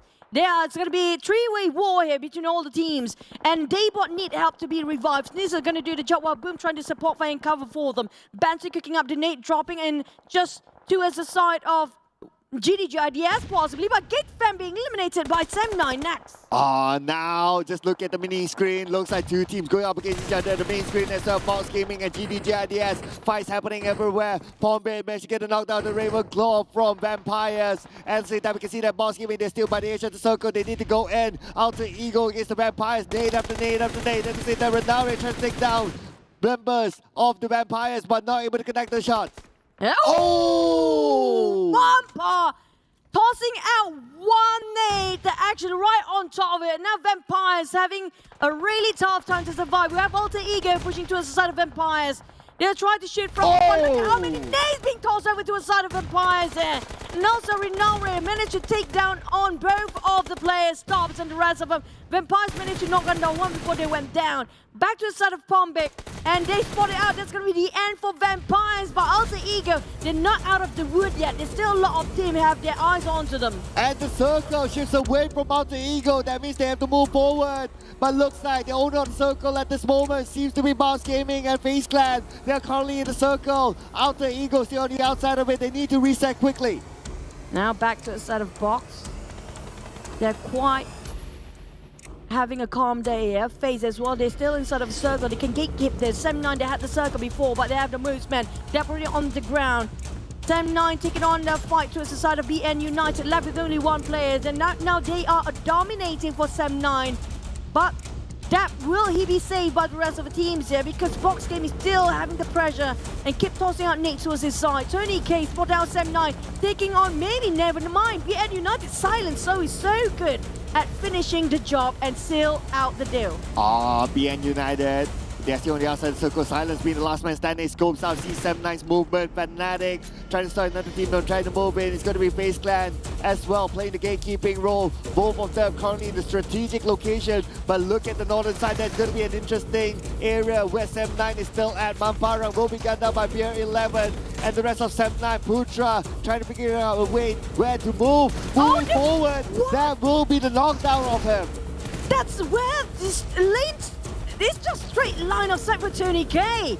Definitely the shot coming out from there, and they just go straight for him. Now Tony K keeps tossing on it towards the side of Lord Harm. Harm needs to move away. At the same time, one of the members bleeding out at the back. Putra cannot be saved anymore. And that's to be it. Bare finish off. That's going to be the end for Sam9. We're left with only 4 team. Alter Ego. They can reset themselves if they pick up one of the members being knocked down. 5 elimination points right now dominating. That is FaZe Clan playing as a duo at this moment. Box Gaming, the team that has a trio. Alter Ego still a full squad until they pick up their teammate, but all of them are currently in the circle except for Silence from BN United, still on the outside. Silence always silently try to be a third party every single time. Bombit try to get himself the airdrop here. Definitely very tempting to do so, but how many eyes on top of the airdrop? We have no clue. I'm not sure about FaZe. I actually noticed that Alter Ego just next to them, but Box Gaming spotted out in Silence. Now Silence and both picking up the Nadia. Gonna exchange and trade. Feels like better angle is better. And that's the end of BN United. We're down to 3. That is it for BN United. 2 eliminations in this round. Down to the top 3 teams. We have FaZe Clan, Alter Ego, Box Gaming playing for the final chicken dinner in the lead. Now Alter Ego, how can it approach to a side of Box? Almost take it on so as Renare trying to actually split ways with Potato, who goes for the flank, the furthest flank away. A break MVP still bleeding out. Pombit trying to find himself on the flank side and just gonna keep tossing over the nade. Same goes for Potato. They try to build the bridge of smoke, but FaZe is still there. 2 players are still on the elevations. And at the same time, Potato tried to pressure towards the side of Box. They want to finish and wrap things up. And Break still managed to reset himself. And the smoke is a distraction to Potato. He thought that members of Box Gaming is inside the smoke, but actually they're not. They're on the left side of it. Potato can't connect his nades, but yes, 4 more nades to go. He knows where Break is at. He heard the footsteps. They toss on the side of Break. Break goes down again for the second time. Now, will Alter Ego go for the rush here? Banter trying to do some plays. Got one. He got one with M41. Nay! No! Fox left with only 2 more. 1 player, I think. Yep, that's going to be the last one. Soaz. Bear definitely knows where he's at exactly right across him. Soaz already picked himself out, but he will be sandwiched for Soaz. There's nowhere out. In the front or at the back, it's going to be backstabbing by Tony K. He's just next to him. He's a straight line outside. If it randomly shoots, it's going to be Tony K right across him. Oh no, he got sent and that's going to be it. Cornered for the side of Fox Gaming. We're down to Alter Ego 4v2 here. Oh, 4v2. Could this be the first chicken dinner of the week for Alter Ego Choo? Maybe they can break that curse of not having a chicken dinner within the week. But Tony has nothing to say about that. And Potato goes down, but it's bad. Where did that come from? And Alter Ego, at least they end the week with a chicken dinner. They will not be left alone.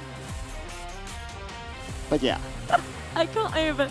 Like, the ending was like, you know what? We got the latest sports car. Like, we're just gonna end it with the cars. Just like splat, you know? That's like the most brutal way to end the game. Well, at right least in front of the camera, too. I know, it was just right in front of us. Like, where did it come from? I can't even brain that. Oh my god, the ending, that was hilarious, comical even. But still, congratulations to Alter Ego. They outplayed all the other teams down there, even though they got knocked down quite a bit, but still survived till the end. But I'm not sure how many eliminations they actually tally up till the end of the day, but that's going to be our last Erangel. Let's relive the moment just a bit more. Yeah, but I really want to point out the fact that Alter Ego finally got a chicken dinner for the week. Oh, yeah. Now you mention it. Yeah, if not, it was 0 for them. That's kind of true. There's a lot of booms this week. Yeah, they're like still page 1. No chicken, no problem. Oh, but finally. Yeah, but at least they joined the rest of page 1 with a chicken dinner of their own. They're not, how do I say it? Outlanders anymore. Yeah, outliers. They're not, they finally fit in. Yes. They finally fit in. You're one of us now. Because you got chicken. Feels like TEM Entertainment situation in week number 1 there. Yeah, TEM Entertainment, they were not considered a Thai team. I mean, among the other Thai teams, right? They were like, yeah, hey, you don't have a chicken dinner. Oh, but this season was really fun. Look at how much these guys has been improving if you compare with the last season. Like, the entire different level for this one. But I'm loving the fact that everybody went all out for the last game, especially Box Game. They're so close of getting it as well. But FaZe just outplayed Box Gaming. And it's almost... Yeah, that ending was like Tony K ran over by a car. No, I mean like Tonky. Tonky. Yeah, Tonky. Tonky got ran over by the car. But again, as usual, we can't escape the Thai teams. They're always up there. But this time it's going to be Alter Ego. First place, second place will be FaZe Clan, third place will be Box Gaming, and BN United at the 4th place. And from the stats, it looks like BN United didn't spend much on utilities. Yeah, they're more towards evading fights, if you ask me, because earlier we saw how they were being challenged by another team and they just walk away from it. Instead of, you know what, this is the last match, we want to show off firepower. Because they actually have enough firepower, if you ask me. All the teams down there, it's all down to their confidence, whether they want to or willing to take the fights or not. But I'm loving the fact that for this week, Xavier was incredible. Oh, like, even though they're not playing in the last match, but it's just... What a performance. And also for Alter Ego, finally landed up with a chicken. They got so much utility. I mean, like, the most we got is like, was it? 70-ish. Yeah. On Friday, was it? Yeah, this is like 54, so it's okay. So it's decent enough. But instead of FaZe, still a good performance. Alter Ego got himself 8 eliminations. The highest elimination is going to be a side of DBD with 9. Unfortunately, they're being eliminated quite early after being ambushed. I think it was FaZe who finished them before. And FaZe still land themselves 6 eliminations, regardless of how kind of they caught themselves in so many skirmishes beforehand. Yeah.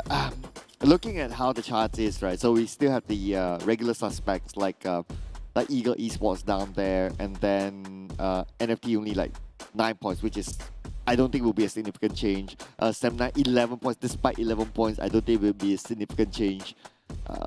Probably our like what we said, right? Bottom 4 is locked and loaded. Oh, Echo! Wow, and another MVP that is not a chicken dinner winner. Today has been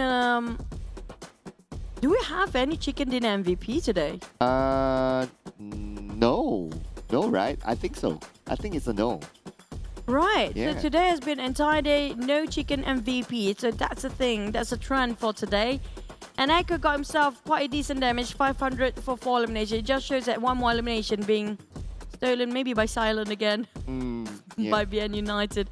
But that's going to be a lot of nades being tossed over with 93 meters of longest elimination distance. Now, this is where everything is so important. Because right now, doesn't matter who sits first, second, but there's a bit of a swap third, 4, 5, 6, 7, 8, 9, 10, and a stagnant 11, 12, 13. But the one that actually going to be stagnant as well as 19 and 20th. Now, we always mentioned about never be the last, at least the second last, right? Yeah, so I'm kind of worried right now, but let's see. We did talk about it off air. But one more point, one other thing to point out as well. Vampire is again for the second week the only team to be on page 2. Yeah. From Thailand, that is. They're an outcast now. Yeah, now they are the outcast. Like at least Alter Ego is like, yep, I'm team page 1. I mean, like, they already got the PMGC. They already got the grand finals. So all they need to do is just chill for a bit when it comes to the final few days. Just have fun. And, you know, just try to relax themselves before getting into the grand finals. But here comes our bonus point ranking. Will things change after this? Well, Infinity got the 20 points. The Xavier's 19 for this week. Alter Ego at 18. Buriram United 17 at 4th. FaZe Clan at 5th at 16 points. We have 4 Rivals 15 at 6th place. 7th we have TEM Entertainment 14. DVD at 8th place at 13 points. Bacon Time at 12 points, 9th place. Boom at 11 points at 10th place. And followed by Geek Fam, number 11 with 10 points. GIDS 9 points. Vampires 8 points. Box Gaming 7 points. NFT 6 points. BN United 5 points. Yoodo Alliance 4 points. The Eagles, SLD, and I believe it was 7-9. Oh, this is going to be the league bonus ranking. Now, will it change a lot here? Well, we're not going to ask about the top 4. Definitely Infinity, FaZe, TEM Entertainment, Bacon Time 1, 2, 3, 4 got themselves 20, 19, 18, 17. Alter Ego squeezed in between the Titans at 5th place at 16 points. That's really a remarkable feat. Vampires at 6th place with 15. Buriram 14 at 7th place. These Xaviers managed to squeeze in at 8 in the last minute here with 13 points. GIDS 12, Geek Fam 11. Now, the one only get 1 point is going to be BN United. Yeah, so it's hard to do the math, right? Because you got a few elements to consider. So this is not the final score in case, ladies and gentlemen at home, you're watching this and you're saying that, oh, okay, this bottom 4 is the bottom 4. Not yet. The bottom 4, I believe we'll have a graphic for that. So let's wait for the score to be tabulated. And this is all of it. Oh, this is all of it. Oh, yes. Wait a second. Double check. Yes, this is all of it. So the bottom 4, as you can see, it is the bottom 4. The bottom 4 is the bottom 4. The bottom 4 is the bottom 4. It's going to be DBD, Box, Sam9, and BN United. Now, Sam9 was 15, pushed down, and overtaken by the side of Ego Esports. Then congratulations to all the top 16 teams. That's going to be Ego Esports, Boom, NFT, Yoodo Alliance, 4 Rivals, SLD. Yes, and followed by Geek Fam with 43 points. GIDS, D Xavier, Buriram United, Vampire Esports, Alter Ego, Bacon Time, FaZe Clan, TEM Entertainment, and the Infinity. That will be their starting points, especially from numbers 1 to number 16 in the grand finals later on. Number 17 to 20, I think. Thank you so much for DVD Box Gaming, Sam9, and BN United for joining us. But here comes, we're gonna have a replay, yeah? Qualified teams again. Well, we have all four groups of 16 teams here. Infinity, TEM Entertainment, FaZe Clan, Bacon Time, Alter Ego, Vampires, Buriram, the Xaviers, GIDS, Geek Fam, SLD, 4 Rivals, Yoodo Alliance, NFT, Boom, and Ego Esports. It's safe to say all 6 Thai teams qualify for the grand finals. I know, right? That's one, and we already kind of all teams of Indonesia also qualified. 1, 2, 3, 4. Yeah, it's only 2 Malaysian teams and 2 Vietnamese teams out. Yep. Yeah. So that's your answer, ladies and gentlemen. So this is our top 16 team who will be fighting for the top 5 slots into the PMGC during the grand finals that's going to happen in the coming Friday to Sunday. Oh, can't wait to see that. At a different place. It's lucky that I didn't swap over to the camera yet. Now you can do that again. You can repeat. No thanks. But at the same time, it's going to be the 21st to 23rd of October. So make sure it's less than 5 days, less than a week. Yeah, it is 4 days. They only have 4 days to just reset their mind. It's going to be 3 days sprint of grand final. Yeah, it is very challenging. I can tell you that for sure. Because out of 4 days, normally a Monday will be an off day for the teams. That's their normal schedule. And then you have 3 days of doing whatever you want to do. And then besides the doing whatever they want to do, there's normally also test matches and things that need to be involved with prior to the tournament. There's no off day for them. Yeah, so the timeline is really, really tight. But what else is going to be tight? Hopefully not our interviewee after this. Let's hop on to the interview.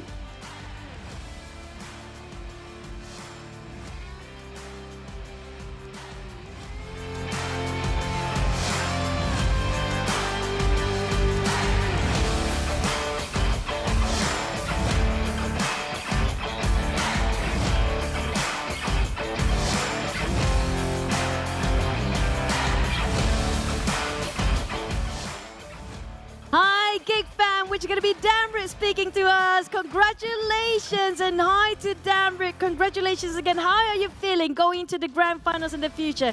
Tanya kepada Geek Fam dan juga Damrit, apa perasaan Damrit sekarang? Korang berjaya masuk ke dalam grand final. Thank you. Perasaan untuk masuk grand final tu sebenarnya kami happy, tapi macam mana? Waktu dekat liga ni sebenarnya kita orang boleh dapat bonus poin yang lebih, tapi yalah kami kurang perform kan, dan kita dapat bawa poin yang banyak untuk grand final lah. So happy sikit lah. Sikit.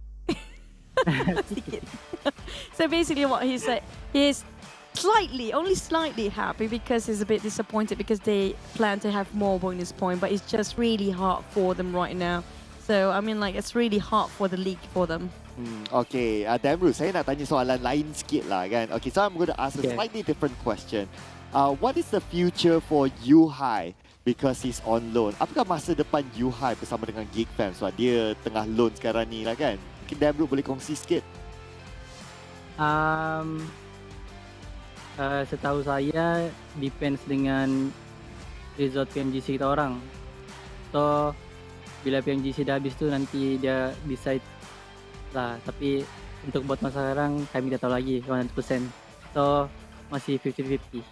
Okay, so Damroot can't really tell at this moment what's going to be the future for Yuhai. It's kind of 50-50, but it also kind of depends on the PMGC result and what Yuhai will decide after that.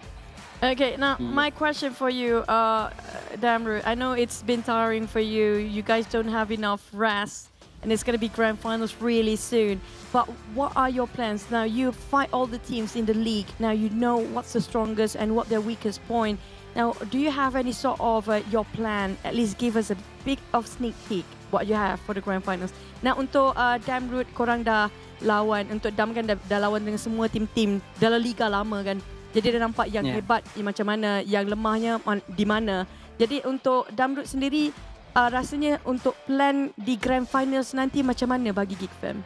Bagi tahu sikit pun jadi. So, kalau untuk kami, plan kami sebenarnya untuk map Miramar dan Erangel sebab spot kita orang belum tetap.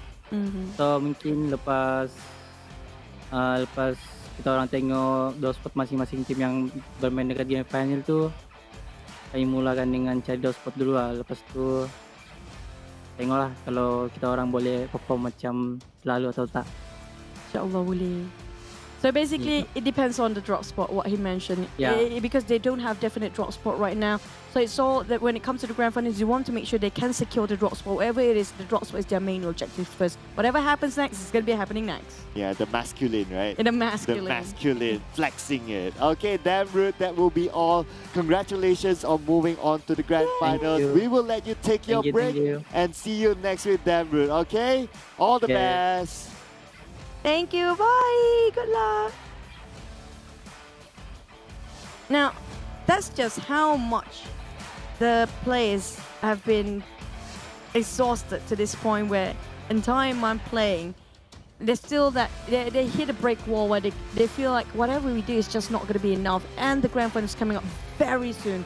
It's like sooner than the previous ones. It's just like few days away, and they have to reset their mind, reroute their mind about their strategy here. Now, if you're in the position, what would you do? I would go out for a nice cup of tea. You know? So carefree. Yeah, it's like I don't want to think about the game. Don't talk to me about the game anymore. I just want to like forget whatever happened in 3 weeks. But you're not done.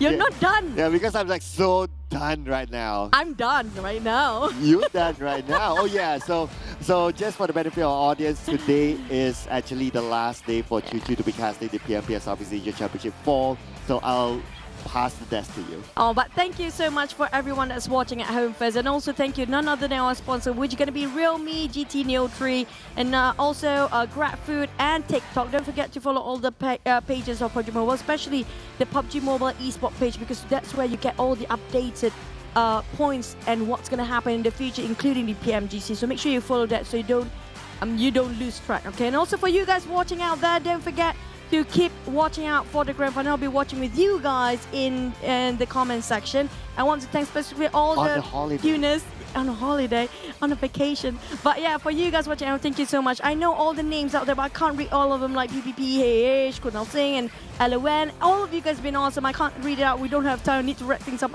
Also, thank you so much. But you're the best partner for me. You're the man. Yeah, thank you so much, brother. Well, I think that's it for us.